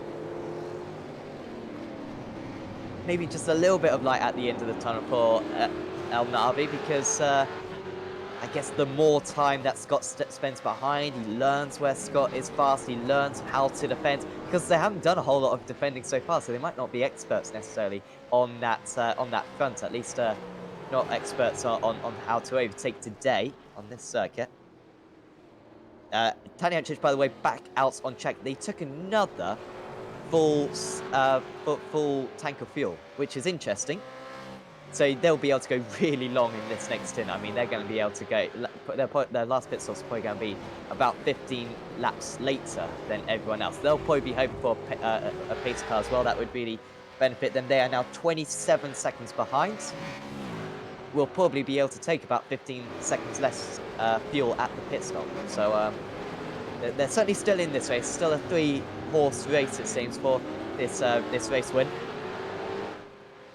And I guess ultimately for that stint too, Michael Taliancic staying behind the wheel of the 777 as well. So there's a lot of pace behind that car. They may set up to put James Mackey in for that final run home to the flag, but keep an eye. James Scott is flashing the lights now as he works on the back of El Nabi. He's been doing this for quite a few laps now, closing in, but just doesn't seem to have the legs at the end of the Casino Straight. A little bit of lap traffic and for one of the middle finger cars just getting in the way. Now that's the 555. I don't think we'll see those guys want to be a part of this. They'll step to the side and allow this fight to continue on, but absolutely nothing separating these two. And Sam, on face value, would you say there's anyone or any particular spot throughout the course of this where either driver is that little bit stronger at the moment? Well, I think it's probably going to come down to a mistake from El Nabi, maybe around this part of the middle part of the lap. So important because the hairpin is so easy to overtake around, and also if you defend on the inside into the hairpin, then you're going to be susceptible to the undercut coming out of the corner, of course, the cutback, apologies. So this corner ever so important. If he can just gap him through here, then he's got a good chance actually. And there you go, that's a really nice gap he's just produced, and all of a sudden he doesn't have to worry going into the hairpin. So I think that's going to be really important. I think this is the main overtaking spot, but it is so easy to outbreak himself into any one of these corners, and if he does, then of course that's the race lead gone. We usually, whenever we talk to James Scott, he's always very methodical. He talks about the race and he's like, yeah, I was thinking at this point of the race, it might come back to me later on. I don't have to make the move straight away. I wonder if he's hanging back a little bit right now, not being mega aggressive. However, he's getting more and more aggressive. We saw the flashing of the lights on the last tour, and on this time he's just positioning that car, trying to put his opponent off as much as possible, trying to put him offline as much as possible. But this is now, what, 5 laps that he's defended round? I mean, this is the longest anyone's been able to defend all day, I think. It just shows how absolutely perfect this is from Forza and El Nabi right now. Yeah, and if anything, just looking at the way El Nabi ran that car down into that final chicane there, I actually think Scott potentially starting to get into the mind of El Nabi here now, because it's the first time we've seen Forza go really wide, take a very defensive line on the run in, and he's really starting to do it a lot more on this lap as well. So could this be the moment where it starts to potentially unravel, and do we see James Scott getting a move done? Again, tries for that run up in towards turn 8, not quite close enough to do it, but he is applying a huge amount of pressure on the back of that United Sim Sports car. Oh, a little bit sideways for El Nabi. I thought he'd nailed that chicane again, but he's left himself susceptible, and he has to go right to the side of the circuit. He leaves the door open, though, and here comes James Scott. This is for the lead of the race, and there's a tap between the two of them, and now there's more contact. They're side by side still. Potentially damage for the pair of them. El Nabi is ahead. And he's got the inside line as well. The stewards may have to look at that one, because it seemed like Scott had got the move done. El Nabi tried to get the cutback, made contact again. El Nabi all over the place, down the straight even. And this is getting a bit personal now. That was that was on the limit there, Daniel. That was unusual how his car reacted there, El Nabi.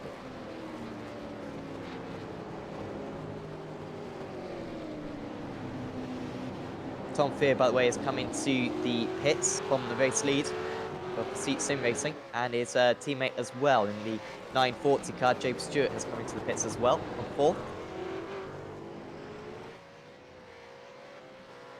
Yeah, it'll be reasonably long stop actually. Job Stewart been in for only just getting into the box now, so we'll keep an eye on the length of stop for those guys. McKnight now jumping up into the 5th spot. Michael Talianchich up into 4th now as a result. Kyle Stokes back into 3rd after both of those stops as well. So starting to cycle itself out. We've still got that one critical stop still to come, but this fight up towards the sharp end is where it's all going on. There's another big battle starting to form up down in 10th and 11th between Premier Racing Team and Logitech Altus G. Esports will just quickly cut back to that as well. So these guys now scrapping very, very hard, and that's Marlon McMullen and Jackson Sewell Harlow going after that position now. Also a little bit of a spin in the background for the 66, Brett Gerardt for Middle Finger Racing. I think we're going to have to go back to the lead though, just in case something happens, because this is really intense. And by the way, on that last lap, Talianchich made up 1.8 seconds on these guys. The gap between 1st and 4th is down to 26 seconds now, so it's gone from about half a minute to 26 seconds. And like I said earlier on, it's going to have to take 15 seconds less fuel, I think, is Talianchich. So that's actually a 10-second gap, and he's lapping 2 seconds lap faster. You know, this is really a three-way battle now with these guys fighting. Carl Stokes as well, only 20 seconds behind these guys on a very similar strategy though. So probably not going to be too much an advantage for Stokes. We'll take a little bit less fuel to be fair at his last stop. But you probably need a little bit of a favour from these guys. Currently in the mid-36s are these drivers, despite the fact that the track is continuing to cool down. I believe 25 degrees track temperature now. It's decreased by about 10 degrees from the absolute peak that we saw earlier on. And not too much traffic I'm noticing at the moment, Daniel, and the small amount of traffic that they are getting seems to be very kind to them.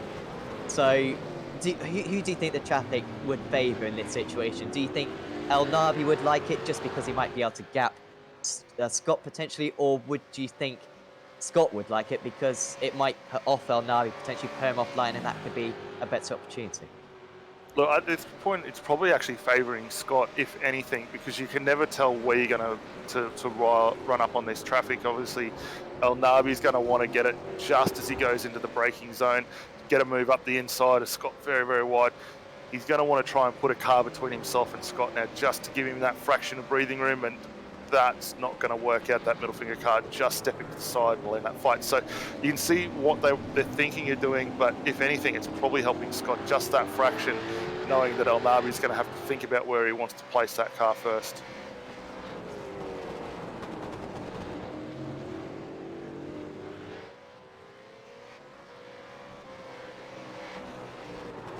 By the way, it was the Pursuit Racing drivers, wasn't it, who recently came into the pits. Tom Fear came back out in 8th place. So that's the 717 car. And he's about 10 seconds behind Brenton Hobson. And then we also had, who was the other driver? Of course, it was the 940 Pursuit Sim Racing driver as well, of Ruben Goodall. He came back out in 11th place and is behind Marlon McCullen, who of course has served a drive-through penalty for Premier Racing Team. Scott is less close than he was a few laps ago, it seems, Daniel. Yeah, just dropping off that gap, still sitting at that 0.4 of a second. Absolutely nothing between them here, and he's going to close back up again under the brakes down through that final chicane. If anything, maybe a little bit of damage and contact they had, maybe just taken the edge off on the outright speed. It doesn't look like it's damaged anything with the steering though. The wheel looks to be still nice and straight, which is ultimately what you want, but that little bit of damage just seems to hurt that top end speed just a fraction. Thought I heard a little bit of lift and coast going into the chicane. Just wonder if maybe Scott has thought, nah, I'm not going to try to overtake this guy. It's looking good for us at the moment. I'm going to just save a bit of fuel, try to have a shorter pit stop, perhaps to end the race, and then I'll get to him that way rather than having to overtake him out on circuit. So not quite sure what his mentality is when it comes to that, but perhaps just coming into his mind a bit. Well, there is that. The other thing we could be seeing happening here as well, and I noticed it a little bit from the outside shot, was the body roll in the ERT car was a little bit more than what we were seeing from Forza and El Nabi in the United Sim Sports car. So, there's a spinner all around there. That was one of the SSF cars. I think it might have been. Yeah, see if we can get a number on that. Andrew Johnston, the 054 car. I think it was. Yeah, here we are. Oh, that was... Wow, that was close as you like. We've seen a few moments like that at Belle Isle, traditionally. And, he's going to get a tap here from the 72. Oh, hard into the wall. Already had damage as well. And he's a bit late to get onto the brakes. And, well, they say hold your brakes. I question if that was the right thing to do there. Because he left probably a car's width plus a couple of inches right there. Andrew Johnston, I don't think he's going to cause a safety car, is he? No, that car has... Well, yeah, that car has got moving again, but very, very slow down the straight. You can see the fourth position car there of, I think, Brenton Hobbs, Locatelli Ancient, sorry, already going past him. So that damage, not going to help them out at all, and hopefully they've still got one fast repair left in the in reserve to help them out. Taliancic with a slower lap time, that's fine. There's been a bit of traffic, perhaps.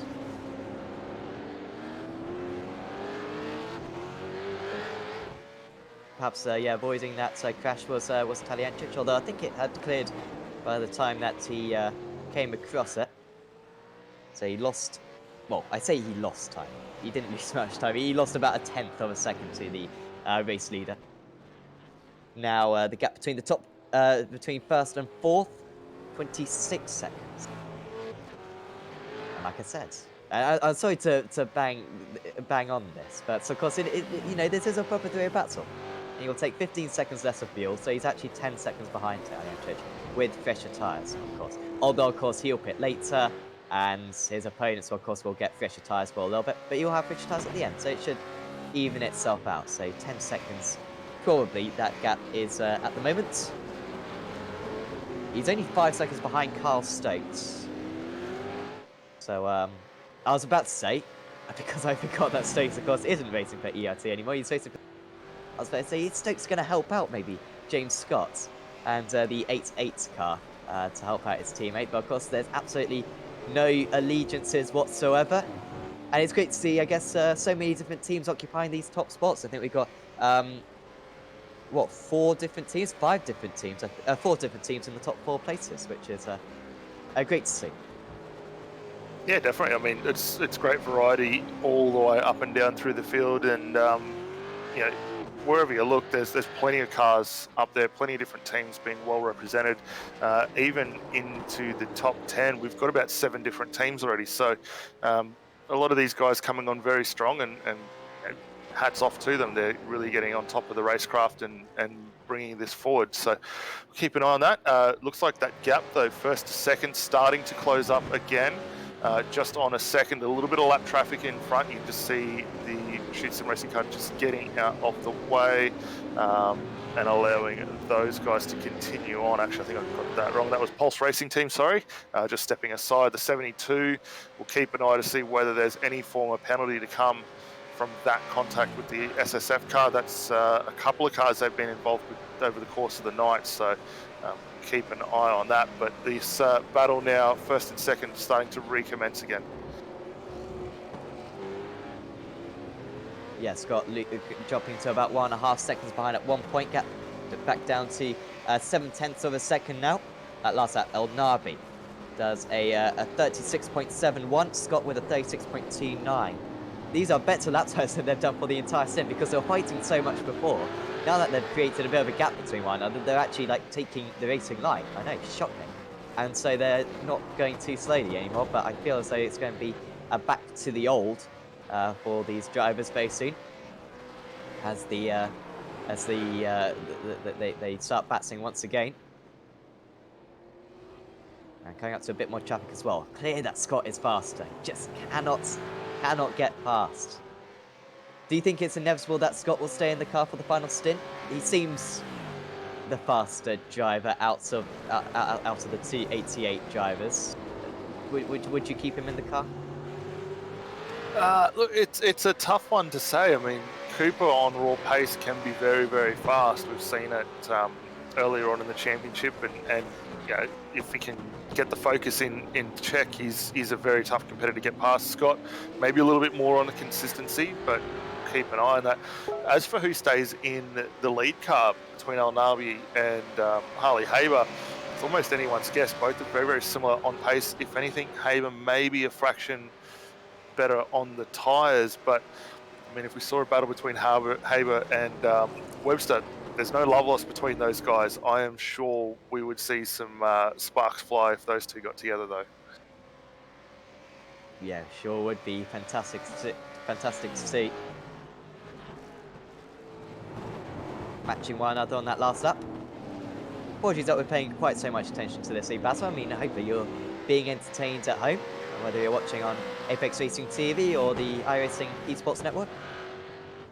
But there's not too many other battles going down the order, which is surprising. Usually in these endurance races, particularly kind of in the spots between 10th and 20th, there's usually battles going on at this point of the race a lot. But instead, everyone's a little bit more spread out today. Got a battle between 75 and car number 75 and car number 1. That's Logitech G Altus Esports and Premier Racing Team. Of course, after that penalty for Premier Racing Team, catching back up to their rivals. That's about it at the moment, shockingly.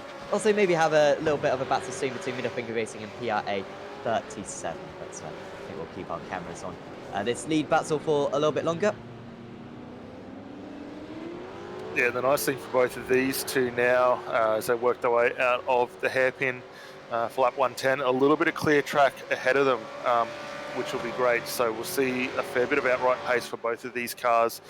I wonder if, when we had that little bit of an issue with the Self-Synforce car being rotated, prior to that we saw Scott just backing off a fraction. I'm wondering if now whether he was doing that just to help prolong that life in those tyres and come back up. The car looks a little bit sharper and pointing out it's not quite rolling as much. Takes a big run down under brakes. Probably the one thing I'm noticing just on the run in through turn 1 and 2, it's struggling a little bit to get that front nose turned in, but the overall pace very, very good. You can see him running the car quite wide and trying to square as much of that corner off as possible now.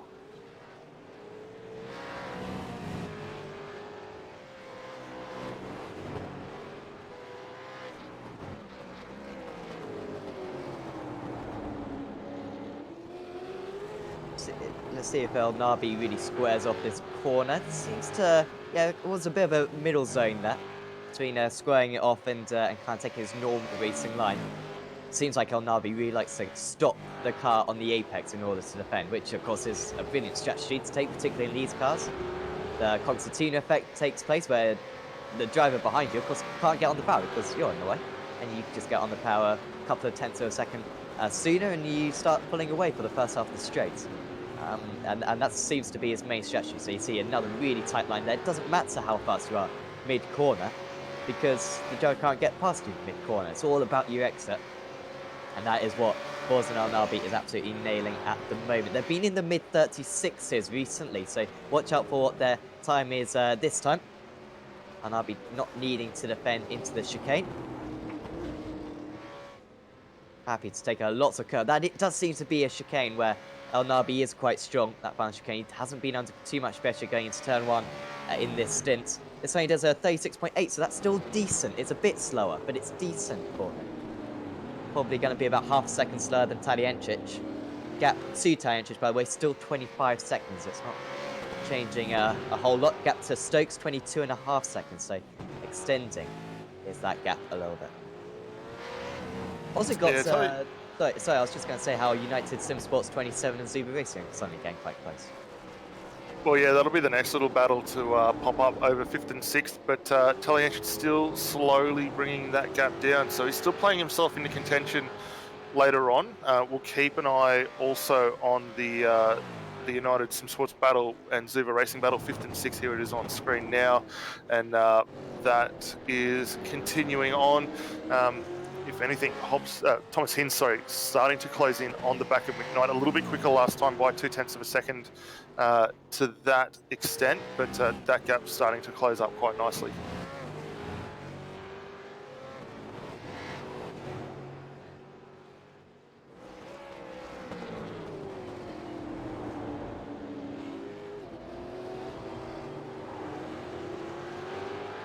For that Fisher tyres is Thomas Hines on, or Hinz. Apologies, I think I've always said that wrong. It's Hinz. Clearly, I just like baked beans too much. Clearly, yeah. So he's got that advantage at least, and of course he should be able to take a shorter final stop. Should be 2:09.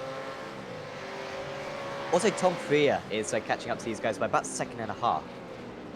He's in 8th place at the moment. Is Freer catching up to Brenton Hobson. Of course, Freer with that late pit stop. Some unusual strategies being shown by Pursuit Sim Racing. They seem to like to just fuel it up all race long and then have a very short final stint. Meanwhile, everyone else seems to have kind of evenly spread out these pit stops instead. Both strategies can work. It's kind of down to the drivers because not a whole lot of difference between those two. But he is certainly catching up a lot. And of course, will have a much shorter pit stop. He's about 11 seconds behind, but lapping second and a half a lap faster at the moment. In fact, Tom Freer is the fastest driver on circuit at the moment in the 717 car. He's about 50 seconds off the lead. So starting to come on quite strong in that 717, and we'll keep a good eye on them because, I mean, as you say, they're slowly working their way back up. This scrap with Thomas Hinz, Jamie Knight starting to really heat up now, 0.4 of a second, so nothing between either of these guys, similar to what we're seeing at the front of the field. And a really good battle. Both drivers very equally matched at this point in time, and with the fuel starting to come out of these cars as quick as it is and the tyre life getting further down, this fight's going to really start to heat up. We've got a little bit of lap traffic in the form of one of the Mach 1 Esports cars just ahead. You can see them there on frame, the 111. That is the car of Ian Bird there, so Mach 1 Esports green just ahead, but I don't think they'll get involved in this one too much. So this will be a nice little fight for a few more laps here for these boys.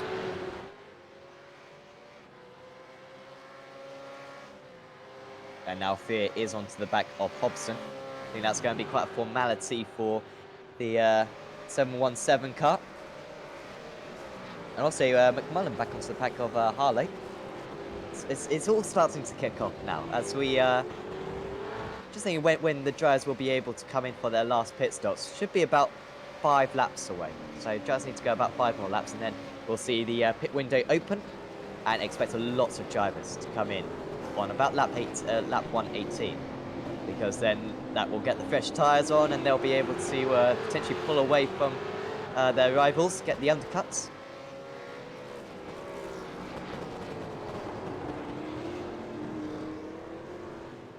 Right, and we're about to get our first drive-through penalty for incident point infraction. So the 019 that is currently in the hands of Austin Healy, Middle Finger Racing. They will come down the lane for a drive-through penalty. So that's something also we have to keep an eye on as the race starts to wind down. What have the guys got left in the incident limit bank, and are they able to throw a few more, a little bit of caution to the wind and use that up to finish this race off and hold those positions?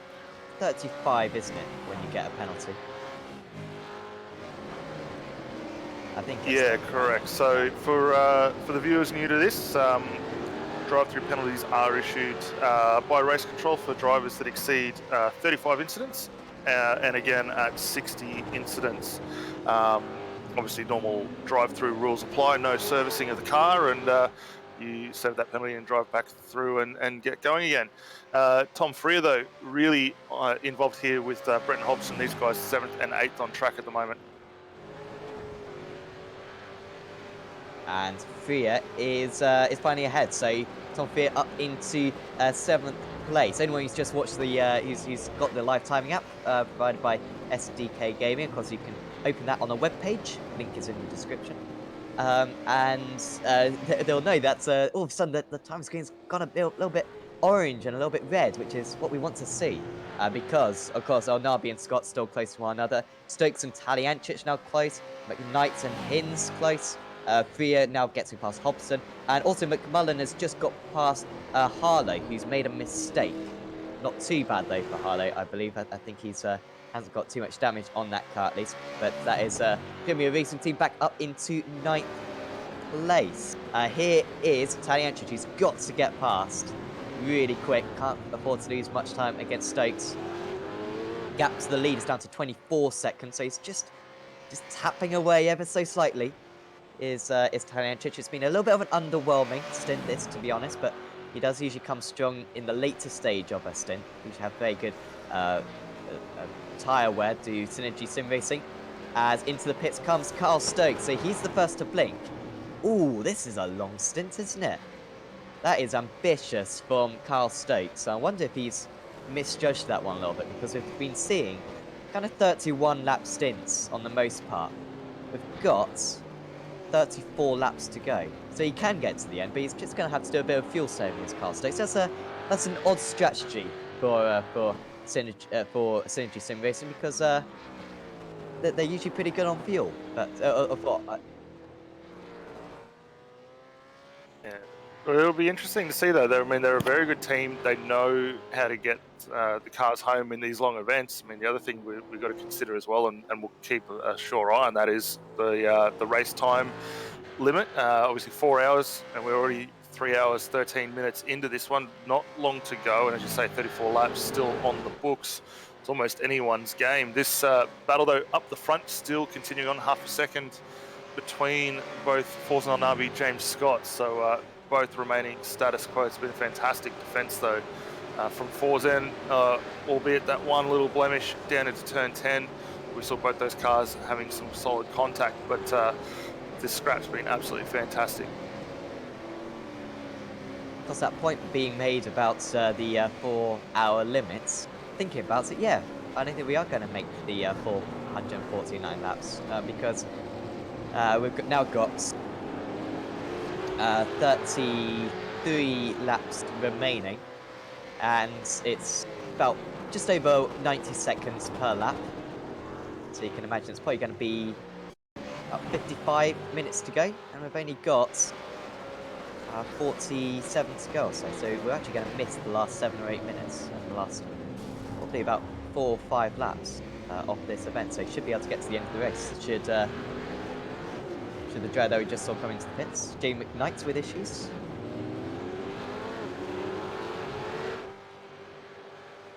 That's big for McKnight, because he's now only just ahead of Brenton Hobson. And he lost that place to Tom Freer then for Pursuit Sim Racing. So a big shame there for McKnight. We spoke to him earlier on. He was really confident. He was really felt confident in the car. But not on that occasion. That's probably the tyres just degrading quite far down. Half a second between the top two. Pit window's open. If you're El Nabi here, do you come into the pits, fend off the undercuts, or... Oh, well, here we go. Decision made anyway. El Nabi comes into the pits then. Yeah, and not a bad run. Now, I just quickly bashed a few numbers into the calculator, and I could be still wrong here, but if we take an average of a 138 lap, we are only just going to squeak in, with the final lap being just on the 4-hour mark. So there is Really? every Okay. potential that these guys will maybe get it home, assuming they can stay at a 1:38. If they drop a little bit further down, we're definitely going to run short here on time, but keep a weather eye on that. McKnight now down to the 6th position. Brenton Hobson just moving past as well and up into that 6th spot for Synergy Sim Racing. So they're still continuing on nice and strong. So when you typed it into the calculator, did you do 22 times 1.38?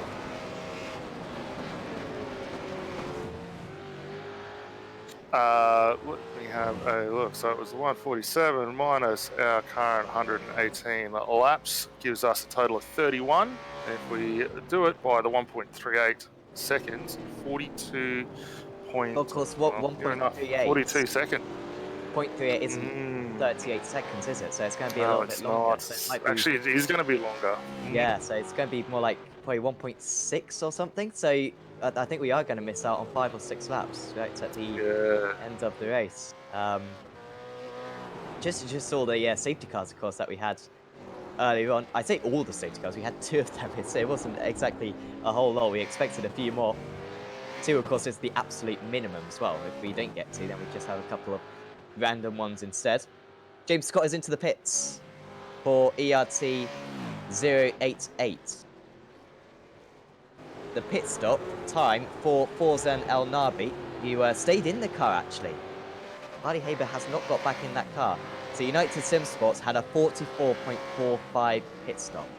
So in order for James Scott to take the lead, we're probably going to need about a 42-second pit stop. He was about half a second behind. I imagine it's been a good outlap for El Nabi. He hasn't been in traffic. He's had fresh tyres, of course. Cold tyres, but fresh tyres, I imagine that's still a bit of an advantage for him. And so this could be the decision for the race. 25 seconds, 26 seconds as Brenton Hobson comes into the pits. 29, 30 seconds for James Scott. 35, 36, 36 seconds for James Scott, and this is going to be the race lead and potentially the race win for ERT 088. I think he was saving fuel with James Scott in that last that last stint, and he has got ahead of Forzan El Nabi and comfortably.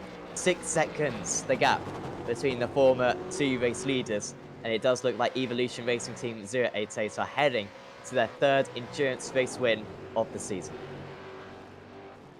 Yeah, that's a very brave move there for Scott. Hopefully they've got enough in the tank to get that car home, but 6 seconds different. That's very interesting to see. I wouldn't mind betting, though, that they will be on absolute fumes. And after what we saw last week out, is that the right call for these guys? Because they only just missed out on that 3rd position by the hair of their chin last week out at Oran Park, where the car just coughed and spluttered across the line. Is that extra little bit of fuel going to help El Nabi charge on hard to finish this one out?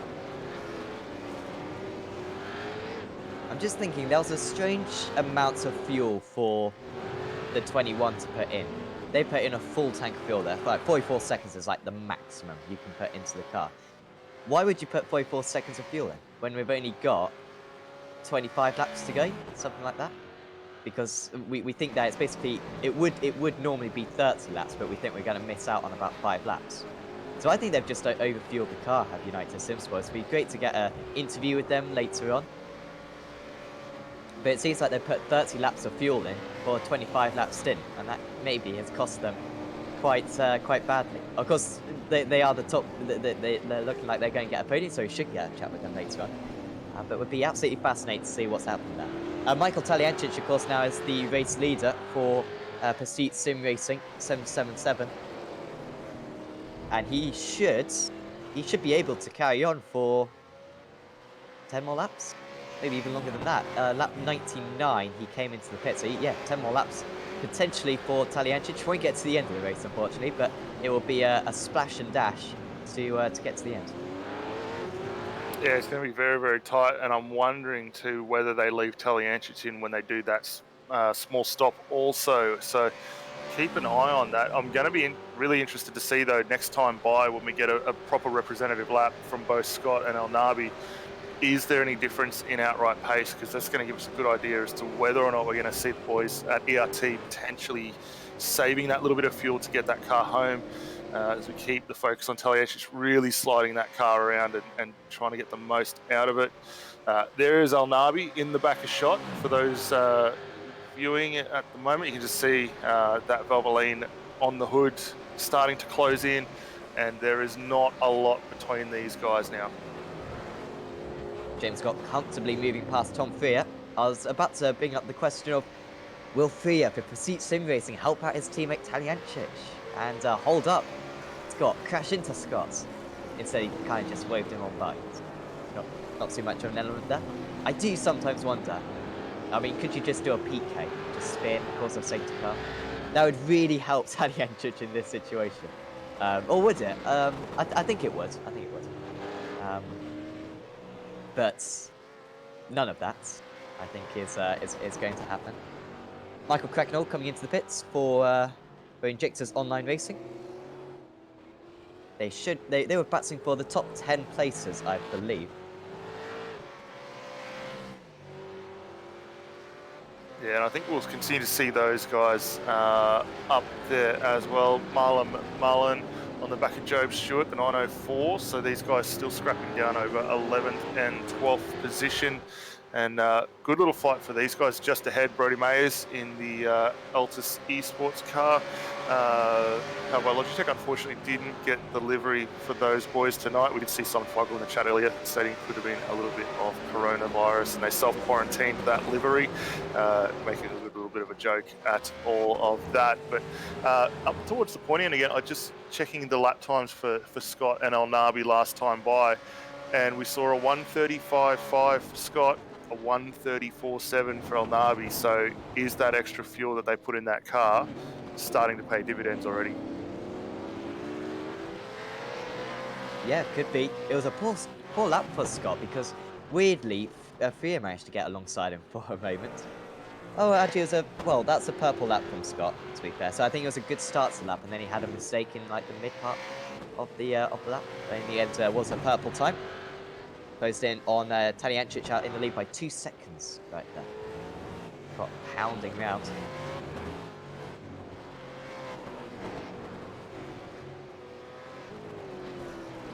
Yeah, that car looking very, very good now. Obviously, with the fresh set of rubber on, the nose has come back in, and the car exiting quite nicely off most of these corners now. That roll that we saw a little bit earlier seems to have gone away. Keep an eye on that. Alnabi not quite closing in at this point. He's still got Tom Freer to dispose of, but that gap 4.5 seconds at the moment.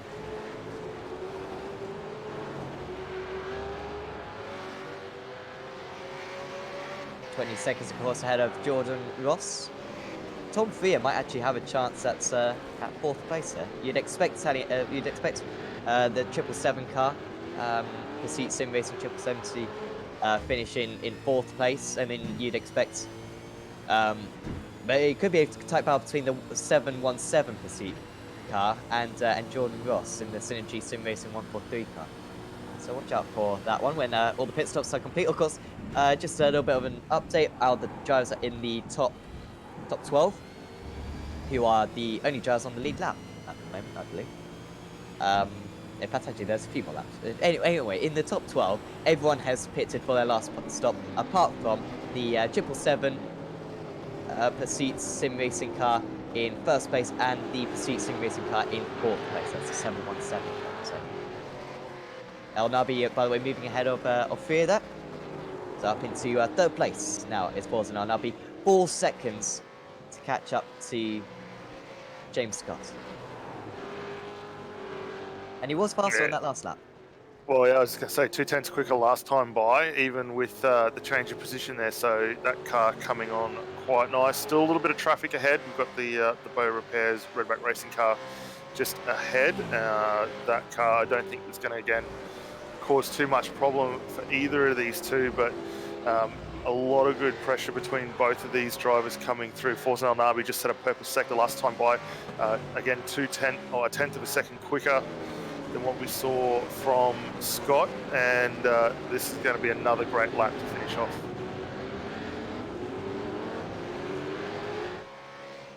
a bit of a draft now is on Nabi behind the back marker. Although he might have to take, might have to go offline.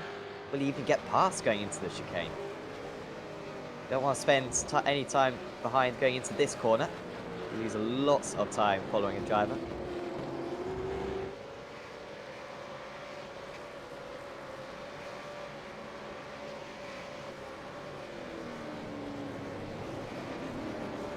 Nabi eventually gets ahead for United Sim Sports. Closing battle at the moment between...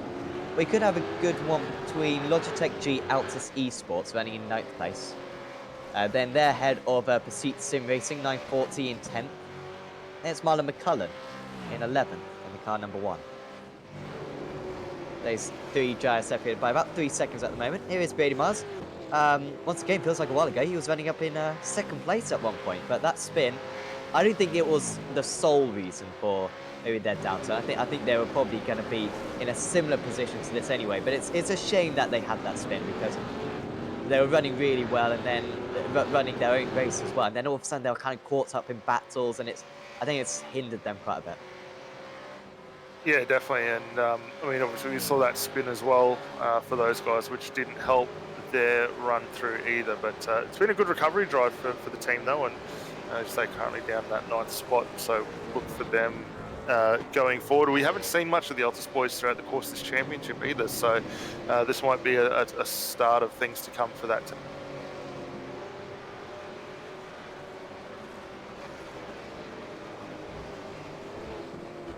Just questioning Michael Taliancic and the 777 Pursuit Sim Racing car at the moment. You would think that they'd want to pit around this point, wouldn't you? Because if they pit in 5 laps time, then they're kind of missing 5 laps of fresh tyres. I realise for the laps that they do have the fresh tyres on, they will be fresher, but I know, I kind of want the fresh tyres right now. Maybe that's me being impatient, but they're losing about 1.5 seconds to Scott and El Nabi when they don't necessarily have to be. Well, yeah, and I mean, look at the lap times by Scott and El Nabi almost matching each other on a 135, and then we've got Taliancic still going around those slightly used tyres, 136.8. So the performance definitely dropping off for Taliancic, and probably about now, as you say, is the right time to be getting in, get that little splash of fuel that you need to get home, whack some new tyres on it, and push on to see how far you can drag that car up. But I would think within the next lap or two, they're definitely going to want to come and clear that off. And at risk as well of being overtaken by Jordan Ross in the 3 Synergy Sim Racing car, that you'd back them to re-overtake the Synergy Sim Racing car. However, that is still a little bit of a problem to have to make that move again. Nick Coulson and Josh Morgan, by the way, coming into the pits for High Talk Racing and Fishy Motorsport. They seem to have been quite close, those two teams, throughout the day. So. Yeah, definitely not much between either of those two at all, and great to see some good battles throughout the course of the midfield. Still continuing on right at the late half of the race. Marlon McMullen now starting to get within striking distance to Job Stewart for 10th and 11th at the moment. So only 0.7 of a second between these two cars on track. They've given up a little bit of time now to Brody Mayers in that Logitech G Altus car. So that's a little unfortunate for them. You could just see that car moving out of shot. But this little scrap here for the 9th and 10th spot is going to start really heating up in the next lap or two.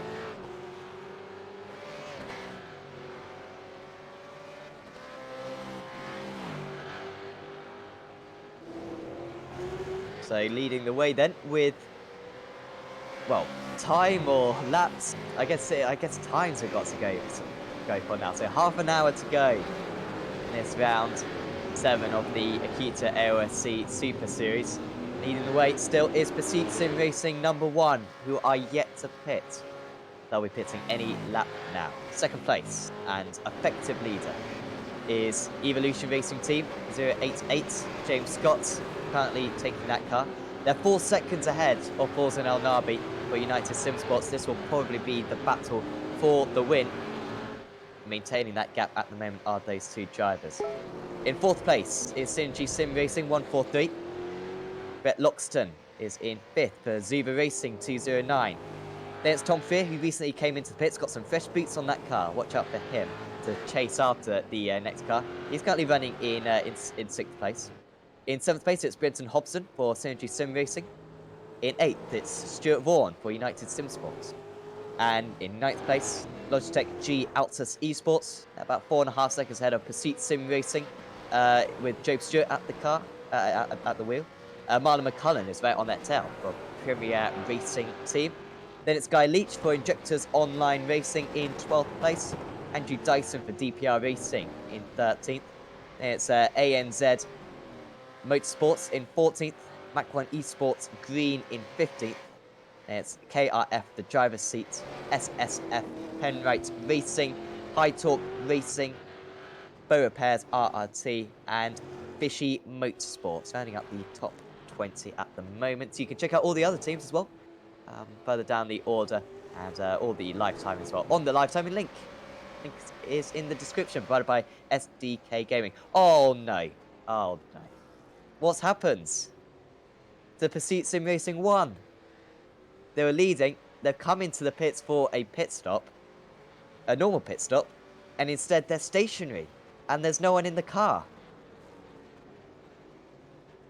That's very, very odd. Not sure what's going on there. We'll have to see if we can get a word from maybe James Race Control to see what has. I wonder if McKee isn't in the session for some reason. Because he isn't in the session. And Taliancic perhaps is going beyond the drive time. Do we know what the minimum drive time is? Minimum drive time. Oh, sorry, max drive time 65%. So 35 Yeah, too much. for drivers. That is a very cruel finish to what was looking like a fantastic run for those guys. So 65%. Yeah, I guess it's about 90 laps, isn't it? Maybe even 100 laps. Taliancic has done 100 laps, by the way, but of course he can't do any more. So James McKee is not in the session. He seems to have had a hardware failure of some kind. He's done 26. So that's it. That is it for Pursuit Sim Racing 1. What a shame, because I was bigging them up to perhaps even win this race. They probably weren't going to, but a podium was looking quite secure for them. But great drive from Michael Taliancic. McKee was very strong as well when he was in the... Yep, not going to happen for those guys. So it means that Jordan Ross for Synergy Sim Racing moves up into 3rd place. And it means that this is well and truly a two-way battle now for the race win. James Scott for Evolution Racing Team versus Forzan El Nabi for United Sim Sports. And that gap still continuing to come down first to second. You can see both guys in shot well and truly now 2.5 seconds, just under 30 minutes to go in this one. So anyone's race at this point in time. And the pace that both of these guys are running at, very, very good. 4/10 quicker last time by for Forzan El Nabi. This time by as both of them cross the line. Absolutely nothing in it, and again about another actually second in favour of El Nabi there, so he is really coming hard. He's been getting the traffic.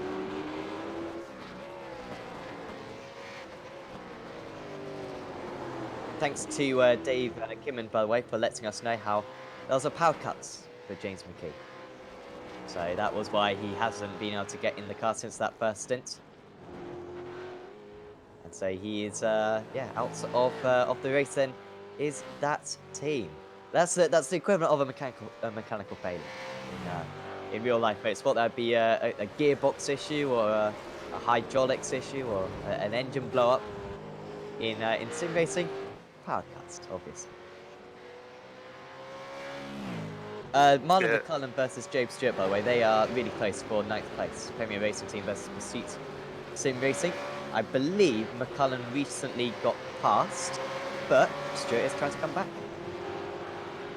Yeah, definite change of position for those two. It was only a lap or two ago that we saw those roles reversed. But weirdly, though, we saw Stewart there dabbing the brakes on the way down the straight. So maybe just trying to slow up enough to clear a slowdown penalty. Official word from Race Control now Car 77 disqualification, driver exceeding maximum laps as a result of that. So unfortunate there for both Michael Taliancic and James Mackey for that, but this fight's still continuing on here for 9th position now.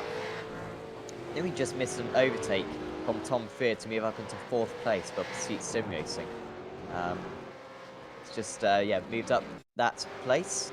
And here it was potentially, I'm not sure if this is quite correct. Here we are. So, gets to the inside of his rival.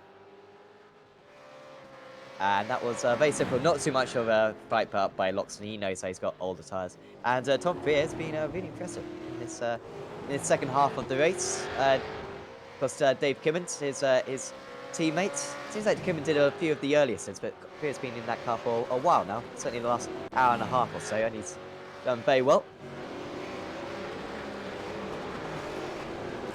Gap down to 2 seconds in the lead.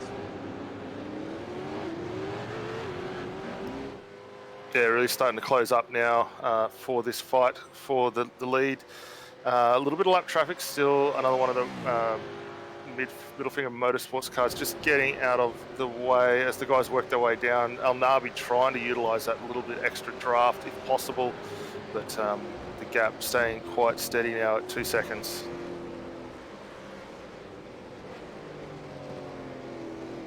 Yeah, this time they cross the line. And for ERT, it's a 36.37. For Pursuit Sim Racing, it's a 35.73. Nice lap. And also, fantastic for OCD, 37.73. Absolutely lovely. So 1.9 seconds then, gap. I'm surprised by this because Scott was way faster in that penultimate stint, wasn't he? But do you think this is just the fuel element, or what? Do you think this is mindset, perhaps? Why do you think the momentum has switched so suddenly? I think it's all to do with the fuel at the moment. Obviously, we saw Forza Nabi taking that little extra splash, which has ultimately put him behind. But having the extra fuel in the back pocket there to come at him is really definitely helping out. And I think similar to what we saw last week there with James Scott, the guys have got that car fueled pretty much right to the limit just to get it home and not spare any more than they need to. But it's starting to maybe hurt them just that fraction as El Nabi continues to close that gap down.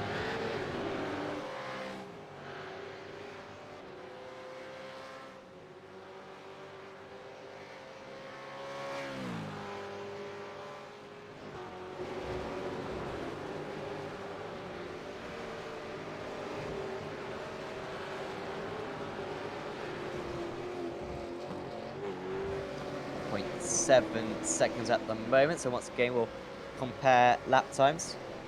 James Scott does a 36.08, El Nabi 35.76. He's consistent as well as El Nabi, consistently in these 35s. His fastest lap is a 34.76, so there's still room for improvement. Didn't know if we could maybe ride on board with Scott to see if there is a bit of fuel saving going on for him.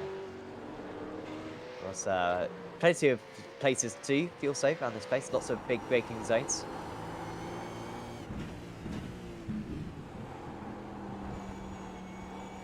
Oh, Jordan Ross is into the pits. That is strange. Synergy Sim Racing, why have they done that? They had enough fuel to get to the end of the race with the, of course, the time limited. But 3rd place is into the pits now, and they are going to lose 3rd place. They're going to drop down quite a bit. Are they changing driver, I wonder? Or are they just putting in fuel? They've been stationary now for 10 seconds. 9.67 seconds stationary for Synergy Sim Racing. And they're going to come out only just ahead of their teammates in 5th place now. Yeah, it's a very weird one so late in the race. I would have thought that car potentially had the legs to maybe get home. So we might see if we can get some information towards that once this one concludes. But they are back underway, which is great to see nonetheless. I can only imagine they had a bit of a panic when it came to fuel, but why why would you pit then? Because they're in fresh air, you think that you'd pit a bit closer to the end. So we've got 20 more minutes to go, I believe. Yeah, 19 and a half minutes to go in this race, and we've just crossed the line. So probably about 13 laps to go. And now, oh, this guy, Luke's got a lot of time. This is tenths of a second. This is seconds, if anything, going away. And that is a big chunk of the gap gone. That was half a second lost right there for James Scott. And I don't think El Nabi's going to lose quite as much time because he's going to catch this back marker on a straight. That's the 37 car of Roy Clark. 1.3 now the gap is down to.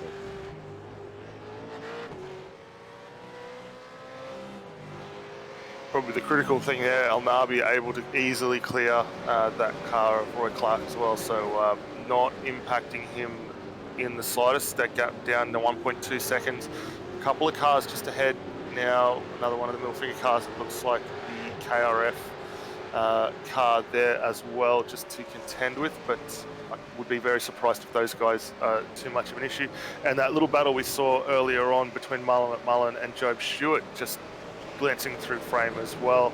Those guys are still scrapping over that 9th and 10th spot also. And Scott will get one of these guys then into turn 1.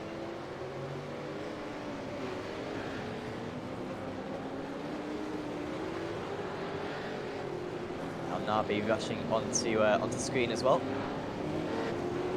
And El Nabi doesn't lose too much time. That was good for El Nabi, 1.2 seconds. He took 3/10 of a second out of Scott on that last lap. Actually, Scott did a really good lap, considering. I mean, it was a 36.4. It's kind of what he's been doing elsewhere, despite the fact that he was held up through this corner. And he can't get past on this occasion. And the gap is surely going to be below a second in a moment.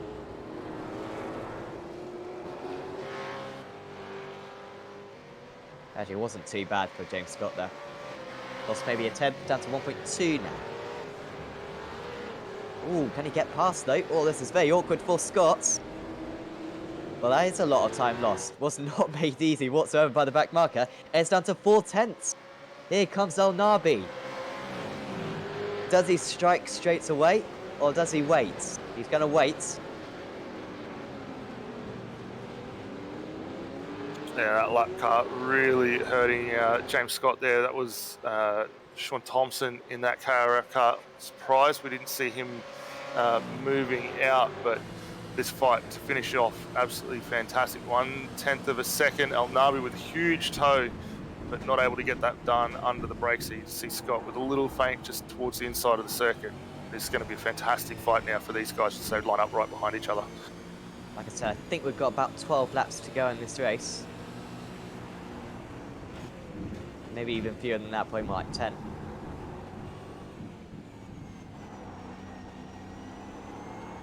And we have seen overtaking possible. It's not like some of the circuits that we've visited so far this season. Summit Point was near on impossible, so too was Oran Park, of course. Mosport was tricky. This place he can. And here comes El Nabi. Is this his opportunity? Hasn't made too many moves, I think, at this corner, has the United Sim Sports team. So, probably not best placed. But they have been very strong at this next chicane. That was how they managed to defend for so long against James Scott earlier on. He's making his presence ever so known. He may well be flashing the lights as well. And again, he's good through that chicane. He's in range for the overtake into the hairpin. Scott is going to have to go defensive in order to claim their 3rd race win of the season. He didn't go fully defensive, and you wonder, was there an opportunity for El Nabi to get past? He takes an arcing line, slide for Scott coming out of the hairpin. The gap is 0.2 of a second, going on to the back straight. To the outside now goes El Nabi. Has he got the overspeed to carry him ahead? They're alongside. El Nabi is moving ahead. He's going to have to be brave on the brakes of these two drivers. Has Scott got it stopped? He has. Did he take too much curb though? He did take a lot. You can get a slowdown for that. But he's all right. 1.5 of a second again. Opportunity going into turn 1. Here comes El Nabi. Still not there. And the laps are whistling down. Lap 136 now.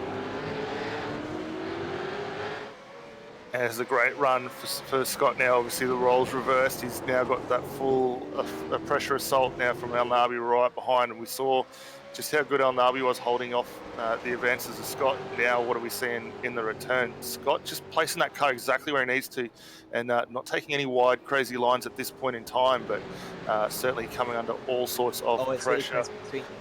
Yeah, we might have to stick with the top two. I realise there's this other battle with Loxton, but it was really close for a second between the top two drivers.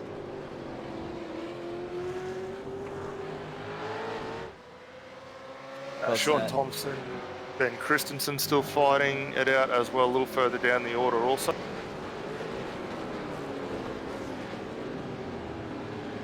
Yeah, I was for 15th place, so nice move there for the.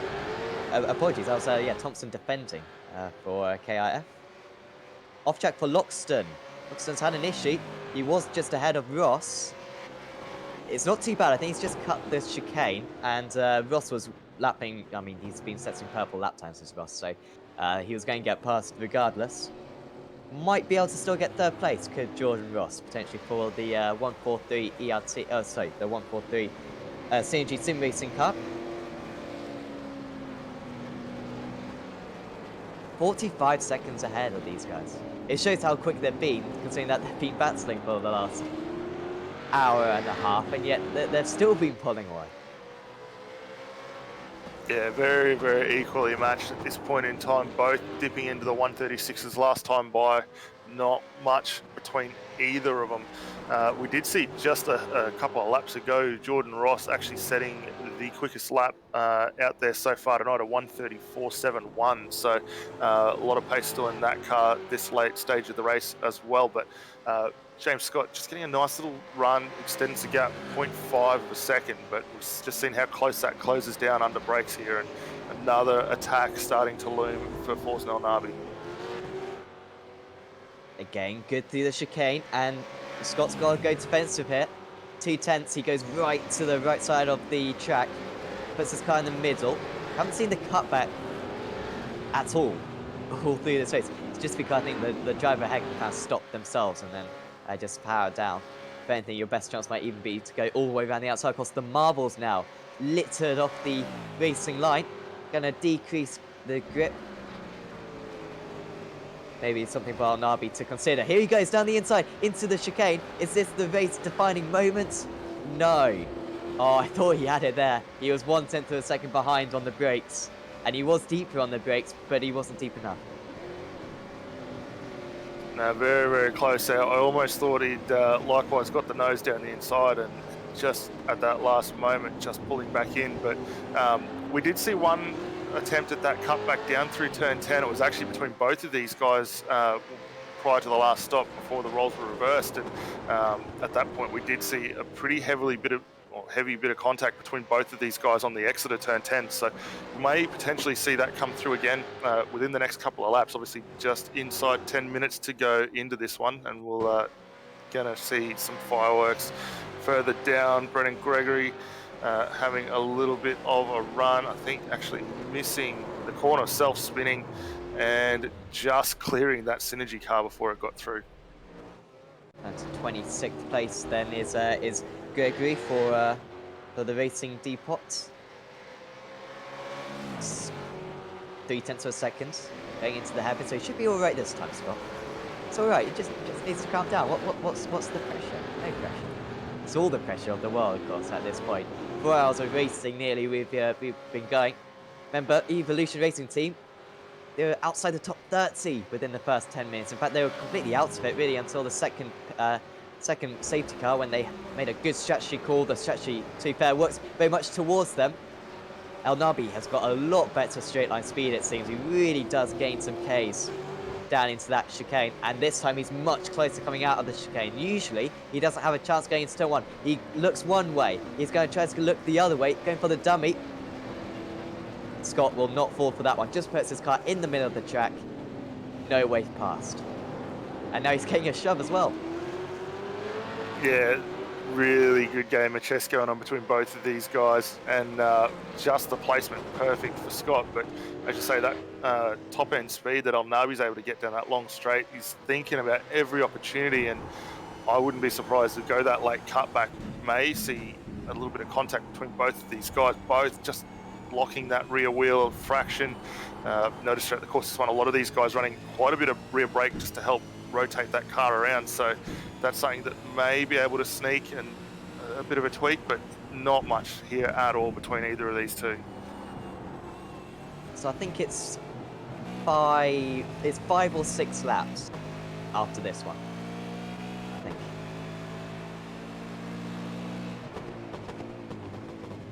Probably 5, I think. Doesn't seem like Elnabi's quite strong going into that hairpin. Certainly not on this time. He hasn't really been able to have a go for the past few laps. But I think here we'll see kind of how much he gains. And the slipstream effect, remember, in this car is really minimal. But he does gain a lot of time. I mean, that's a couple of tenths across the straight.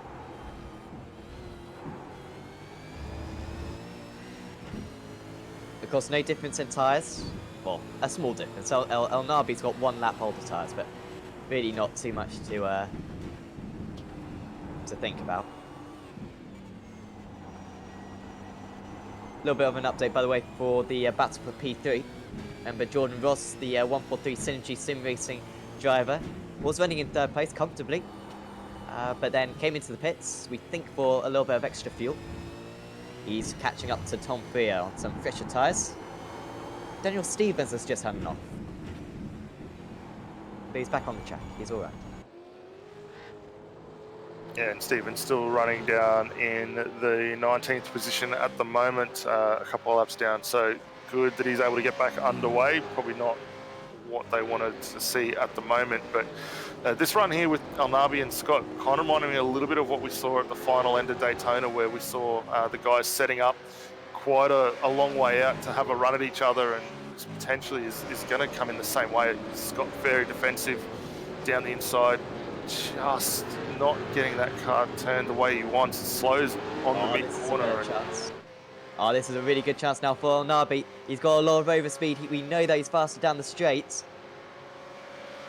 And he's going to draw alongside. We saw him get alongside earlier on. He's not quite as far ahead going into the braking zone as he was, but Scott has got to be brave on the brakes. Elnabi, will he go around the outside? Oh, contact between the two of them. They make more contacts. Has either of them got a slowdown? I think they might have just got away with that, but there was absolutely, that's as close as they can get without anyone ending up in the wall as a result. Still 45 seconds ahead. Oh, I think it was a slowdown for Elnabi. He's very slow now. But he wants to stay ahead of the back marker.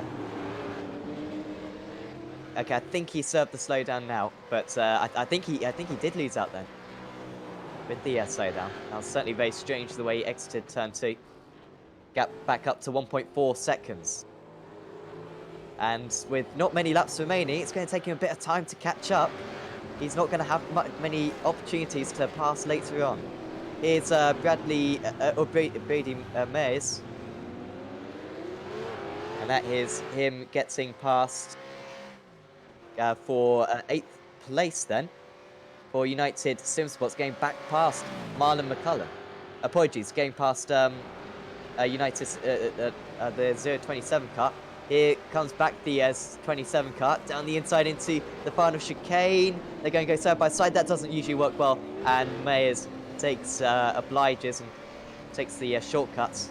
Otherwise, there would have certainly been contact between the two of them. Yeah, definitely, and I'm not sure whether that move from Mayers was potentially on there. We saw both those cars having a pretty big hit into 10 and the exit there, but that slowdown's certainly going to hurt Mayers now as he gets going. Vaughan going to get a little bit of a gap though, out to a second as they continue on. Up front, the gap closing slowly back in, 1.1 second at the moment, and that slowdown penalty from the contact really hurt Forza Elnabi here now. So 4 laps to go, including this one. We won't get to the 149. We will do, I guess, 145 laps. So it'll be 4 laps short. Probably wouldn't have even made the 149, even if even if we didn't have the pit stops, to be honest.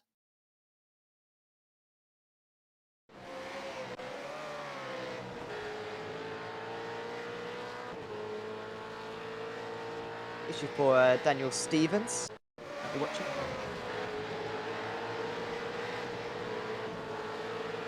This was how these two nearly came together. Well, they did come together marginally. And you'll probably just see El Nabi, of course, the driver on the outside. You see, he's just ahead here. He'll cut this chicane slightly more.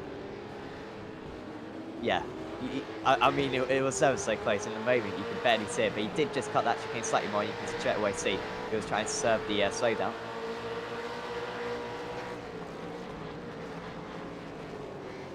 Yeah, not much in that at all. So he was lucky to not drop a spot to that back marker as well. And you can see now that gap starting to increase a little bit more, 1.3 seconds now. So has El Nabi's run for first place just hit that wall, and is he now starting to settle in for the second place finish? I think he's settling. I think still desperately wants that place, but you might be right. I think his run might be coming to an end. Pause and El Nabi still.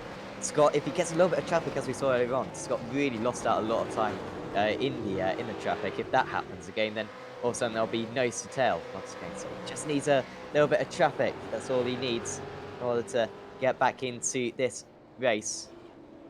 But you can see it's Scott who's clearing the traffic slightly better. Yeah, and just ahead now, we've got the car of Stuart Jobe, Pursuit Sim Racing 3, so that will be 10th position. So the guys have come a long way through the field with lapping almost the top 10 now. So I don't think Jobe's going to want to be involved in this. He'll let this battle continue on, but the pace that they've had so far, very, very good. The gap now just under the 1 second range. So El Nabi coming back to life again and having another shot. No interference again for the Pursuit Racing team. Other drivers trying to help out their teammates. None of that whatsoever, which is very good to see. But it's certainly not boiling over, is this battle. El Nabi was 8 tenths of a second behind going out of the hairpin gains a couple of tenths down the straight. Scott's maintaining the gap really over. Oh, that's a hit with the wall. That's the triple one cut.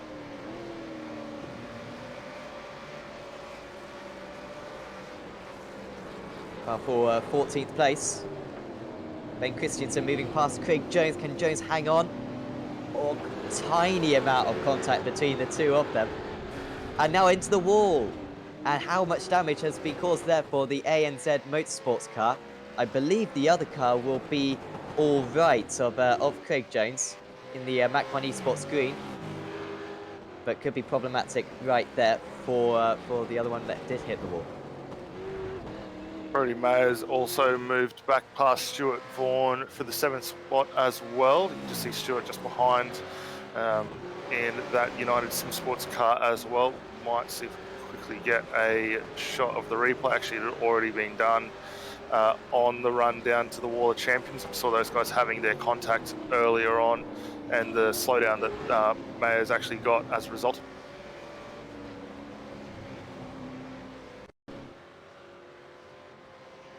So I think this is how Mayers did eventually get it done. That was a replay of how he failed before, but this time managed to get it done on lap 141. It's the outside and just too strong on the brakes, had the momentum. That was good driving from the pair of them. It's not changed the gap. 7.5 tenths still. Got taking a lot of curve. Everyone's taking a lot of curve too. It seems like it's the fastest way.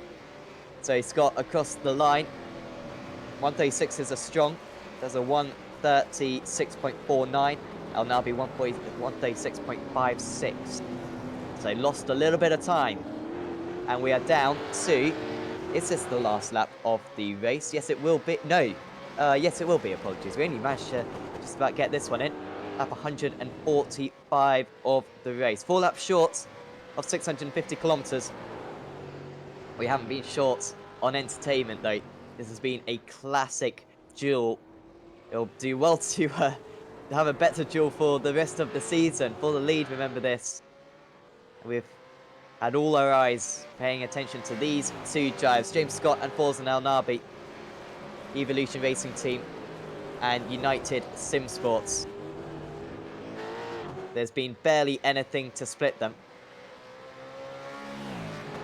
As we reach the final couple of corners, no traffic for James Scott whatsoever. El Nabi were driving it in deep into the last hairpin, but nothing is happening. Did the race come down to that slowdown with a few laps to go? It looked as though he was the favourite when he managed to catch up in the later stages. But James Scott and Evolution Racing Team, who crashed on lap 1, they got a slowdown on lap 2. They got a penalty on lap 5. It hasn't stopped them though. And for the third time this season, they approach the line and they're going to take their third endurance race win of the season. Evolution Racing Team 88 do it again in Montreal. It was a valiant effort from Forza El Nabi and United Sim Sports. However, it wasn't quite good enough. Their chase falling short. The battle for third place could still be close. Tom Fear for Pursuit Sim Racing 2, trying to catch up in these closing stages. Apologies, trying to hold off Jordan Ross after Ross made that extra pit stop, of course, for ERT. Apologies for Synergy Sim Racing. 1.2 seconds the gap at the moment, and Fear is going to get an awesome result. Fantastic final couple of hours of driving from his perspective. Pursuit Sim Racing round out the podium. What an incredible end to that race, Daniel. That was as close as we're going to see for many a year. Yeah, no, it was a great finish to the end of this one, and fantastic run for both El Nabi and Scott there, taking that one out. A few more guys getting across the line. Brett Hobson coming home in 6th. Brady Mayers coming home in 7th for Logitech G Altus Esports. Right behind them, you got Stuart Vaughan. So a good run for the United Sim Sports. 2 cars up inside the top 10 for them. Marlon McMullen getting back up into 9th position after their earlier woes with those locking brakes that we saw them having throughout the course of the night. So a good, solid effort for there. But no, a great race all around from everyone out there tonight.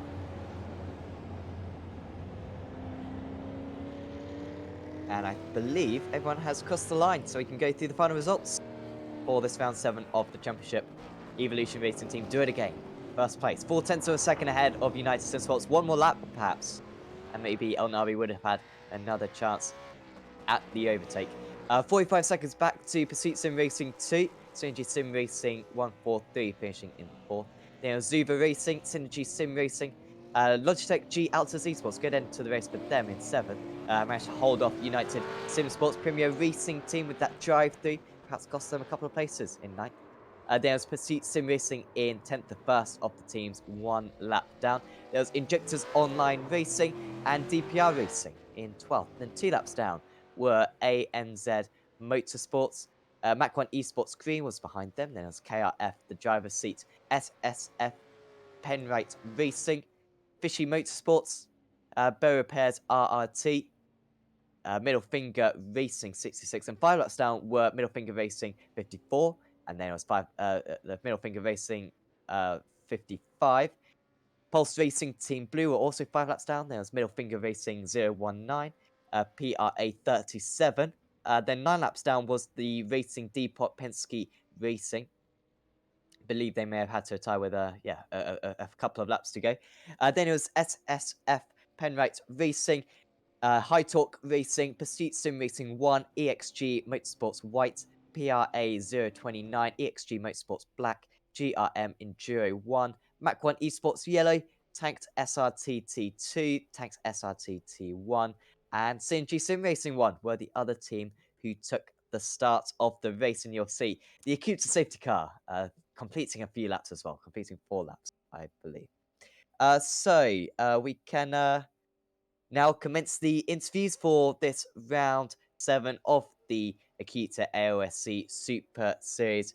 And well, hopefully we'll be able to get a chat with a couple of our race winners. And that is looking like what we're going to be able to do. So first up, we will drag up James And Scott and we will he's drag still in up Cooper Webster as well. He managed to win out today for Evolution Racing Team 088. Congratulations, guys. That was a close finish. Yeah, it definitely was. First off, congratulations to Harley and Forzen for putting on a great race. They were pretty dominant in the first half there. But yeah, can't want for a better finish than that. Nice close finish for the viewers. Absolutely. First up, Cooper, I mean, that starts the race. It wasn't plain sailing. Take us through what you were thinking after those first 10 laps or so. No, it was definitely not. I got a good launch and made it through the first two corners pretty well, but then the cold tires got the better of me, and I ran into the wall and got pretty bad damage, and it hurt me a lot down the straight. So I made the decision to take a fast repair early, and came out, and I was around a lot of other cars, and then had another incident down at the hairpin. Went down the inside of a car and locked the inside and ran into someone there, and then got a drive through. So definitely not what I was hoping for, and quite embarrassing. But after that, I put a all right drive in that stint, and gave it back over to James. So all in all, it was not a very good first stint. No. How was how were the walls at Montreal? I mean, it's such a tricky circuit. We didn't see many mistakes there. I mean, was it something that you having to keep in mind throughout the race? Were you leaving quite a bit to spare against the walls, or were you able to push at kind of 90%? Yeah, I think because hadn't got much practice in before tonight, the walls were they were just in your mind at the start of the race. But as you once you get into a rhythm, you can really build up, and then the walls kind of disappear, and you just keep pushing towards the limit and limit. And that's what I found in my second stint. I felt like I was able to get its way up back through the field. And I'm not sure if I recall who was in the car. I think it was James who was in the car when the second pace car came out onto circuit. And you guys had pitted quite recently, I think only kind of 7 or 8 laps previously, and yet you decided to pit again. It seemed to be a genius call. Take us through that thinking. Yeah, thanks to Brenton for that one. That was a good call there. Lucky we were able to dive in, and then it really gave us a bit of a fuel advantage, sort of for the rest of the race there. Obviously up until the last pit stop. Um, so yeah, we were running around there with about 11 laps more fuel than Harley and Forzen. So and Cooper put in a mega stint to pull the gap down from like 17 seconds down to 8 seconds by the time they pitted.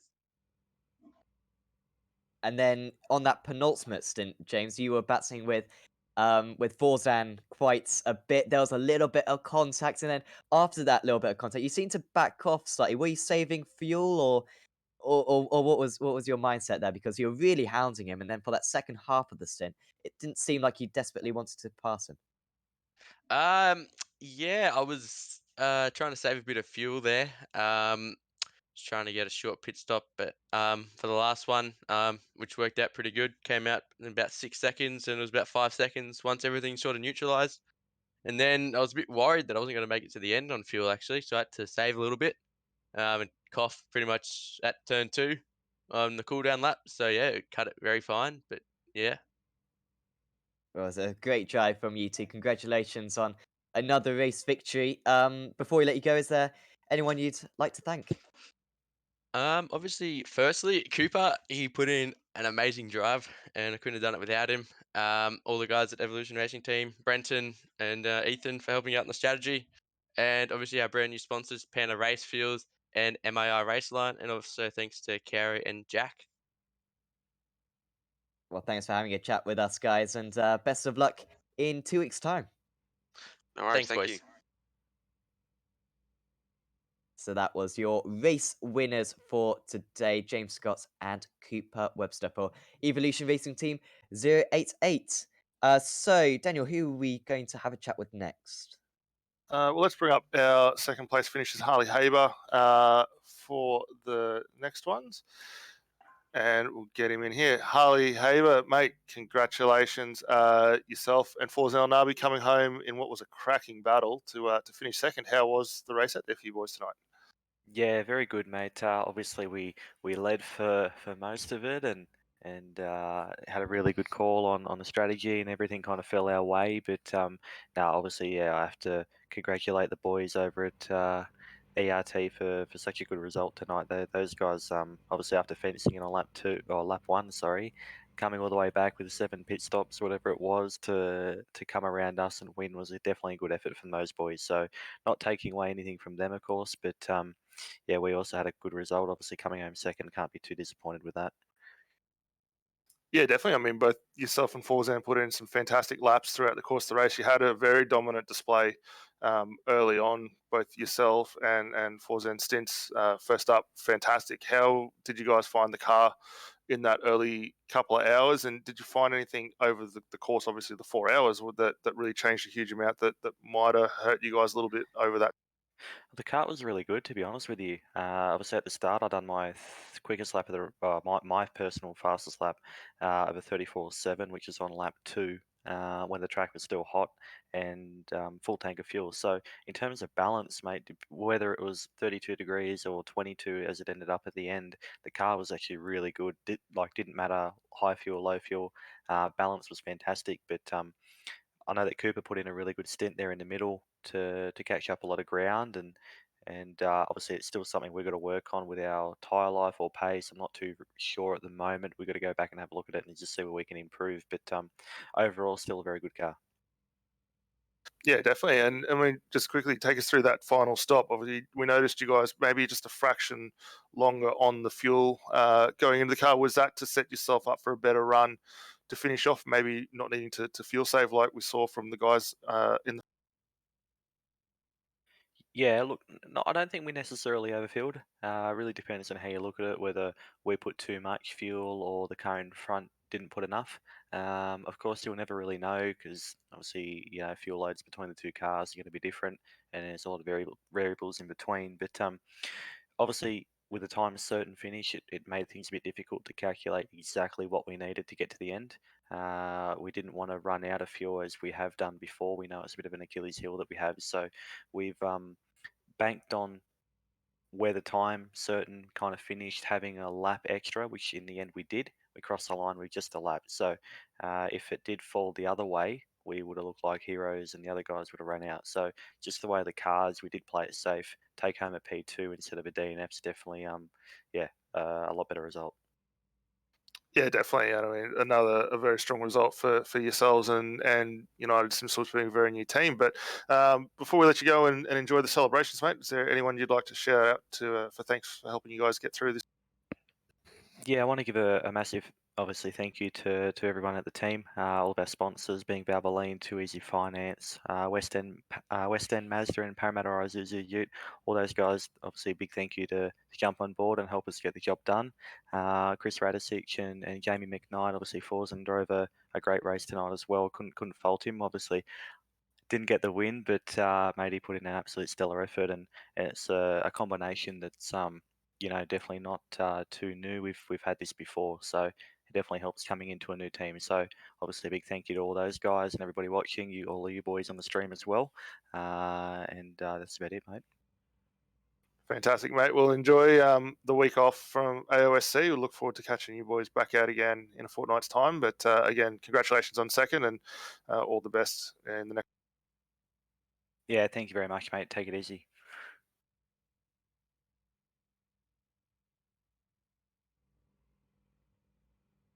So that was Harley Haber, of course, a driver for um, United Sim Sports, of course, finishing in second place today. Final interview I think we will be with Dave Kimmond and Tom Freer, who managed to claim a brilliant third position today for Pursuit Sim Racing. First off, Tom, I mean, you sweating a bit. That was getting a bit tense at the end. Yeah, definitely. Jordan was reeling me in lap after lap, and it was very hard not to look in the mirror. So, in the end, we just turned the relatives off, eyes forward, and yeah, lucky to bring home in third. Unlucky for Mike and James. They really deserve that podium. So just happy to have a pursuit car there, I guess. Absolutely. Dave, how was it in the opening stages? We saw a big pack of cars. I think you were involved in it from about 5th place down to about 12th. How was it with like the racecraft out there? It must have been a little bit frustrating being bottled up there, but a lot of fun racing side by side with you guys. Well, starting on the first row of the grid is new for me. I'm not great at qualifying, so Tom putting in a great qualifying lap put me in a stressful position. We actually had a real good debate with 30 seconds left before the grid about whether I would take my usual starting slot. But unfortunately, I got a slowdown midway through the first lap, which put me down to about 8th. Yeah, we got caught up a little bit behind a few guys there, having battles, lost us probably about 6 or 7 seconds. But everyone was, good, clean, but hard racing. So just glad to bring the car back clean for Tom to do his work. Absolutely. How did you find the tyres out there across the race? Because it started off the track temperature about um, probably mid 30s. I think it got as high as that. And then by the end of the race, it was kind of the mid 20s, even low 20s. Did you notice a difference in the tyre wear across the event? Yeah, I would say so. I reckon it was massive. Um, I know for us, our car was really good in the warm weather, whereas towards the end in the cold weather, I'm sure Dave would have noticed it as well as the temperature was coming down. The car was extremely taily and a little bit of a handful. So yeah, it's definitely a handful Thank, towards the end. Thankfully, we got a really good setup within the team. John Emerson's set was a real goer for us tonight. It was great over the long run. Really took care of the tires, very well balanced. So got to give a shout out for him. Definitely. And 2 weeks' time, we head to Indianapolis. I mean, do you guys have much experience around that circuit? It's not a track that we necessarily go to too much in on iRacing, but have you ever raced there in the V8 cars? I don't think I've ever been around it in the V8. It'll be quite a few years since I've been around it in any form apart from the oval, to be honest. Well, it's been brilliant to chat to you guys, and congratulations to you guys to claiming that podium. Before we let you go, is there any shout outs you'd like to give to anyone? Yeah, we'd like to give a shout out to our sponsors, Track Racer and MXTV. Track Racer do some awesome rigs and various accessories. A few of our boys are running the rigs and sturdy as. Well, awesome. Thanks for having a chat with us, and best of luck for next round of the championship. Cheers. Thank you. Thanks, Sam. So that was Dave Kimmons and Tom Fear, of course, finishing in 3rd place today for Pursuit Sim Racing. So yeah, I think that pretty much rounds off the coverage today, Daniel. But I mean, one of the races of the season. I think probably the best endurance race of the season. I mean, Daytona was pretty good as well, but I think today probably just about takes it. I mean, I doubt we're going to see another endurance race separated by 4/10 of a second at any point this season. Yeah, no, look, it was a fantastic run for all the drivers out there. I think probably the only race that might come close later on will be the Bathurst event. Well, obviously we've certainly got that to look forward to on the calendar, but for what we saw out there so far, it was absolutely fantastic. As I say, 4/10 between the top guys, absolutely nothing in it at all. Got a little bit of time off though between now and next race, which is the 27th. Indianapolis is going to be very interesting to see how these cars go around there as well, because I've never certainly driven the V8 around the Indy circuit. It'd be really, really interesting to see what that presents us. Absolutely. Of course, we'll be back then on the iRacing Esports Network in 2 weeks' time at 10:45 GMT, it should be, for that one. So certainly do tune in. Of course, if you enjoyed this video, leave a like on it. We'd mega appreciate that. And of course, do check out the iRacing Esports Network, all the other videos that we have on here. We've got loads of different categories of racing, ranging from GT cars to single seaters, dirts, and ovals. Absolutely everything that you could possibly want. So do certainly subscribe and turn on notifications as well. And do please check out Apex Racing TV as well. A few people will be listening as well on Apex Racing TV.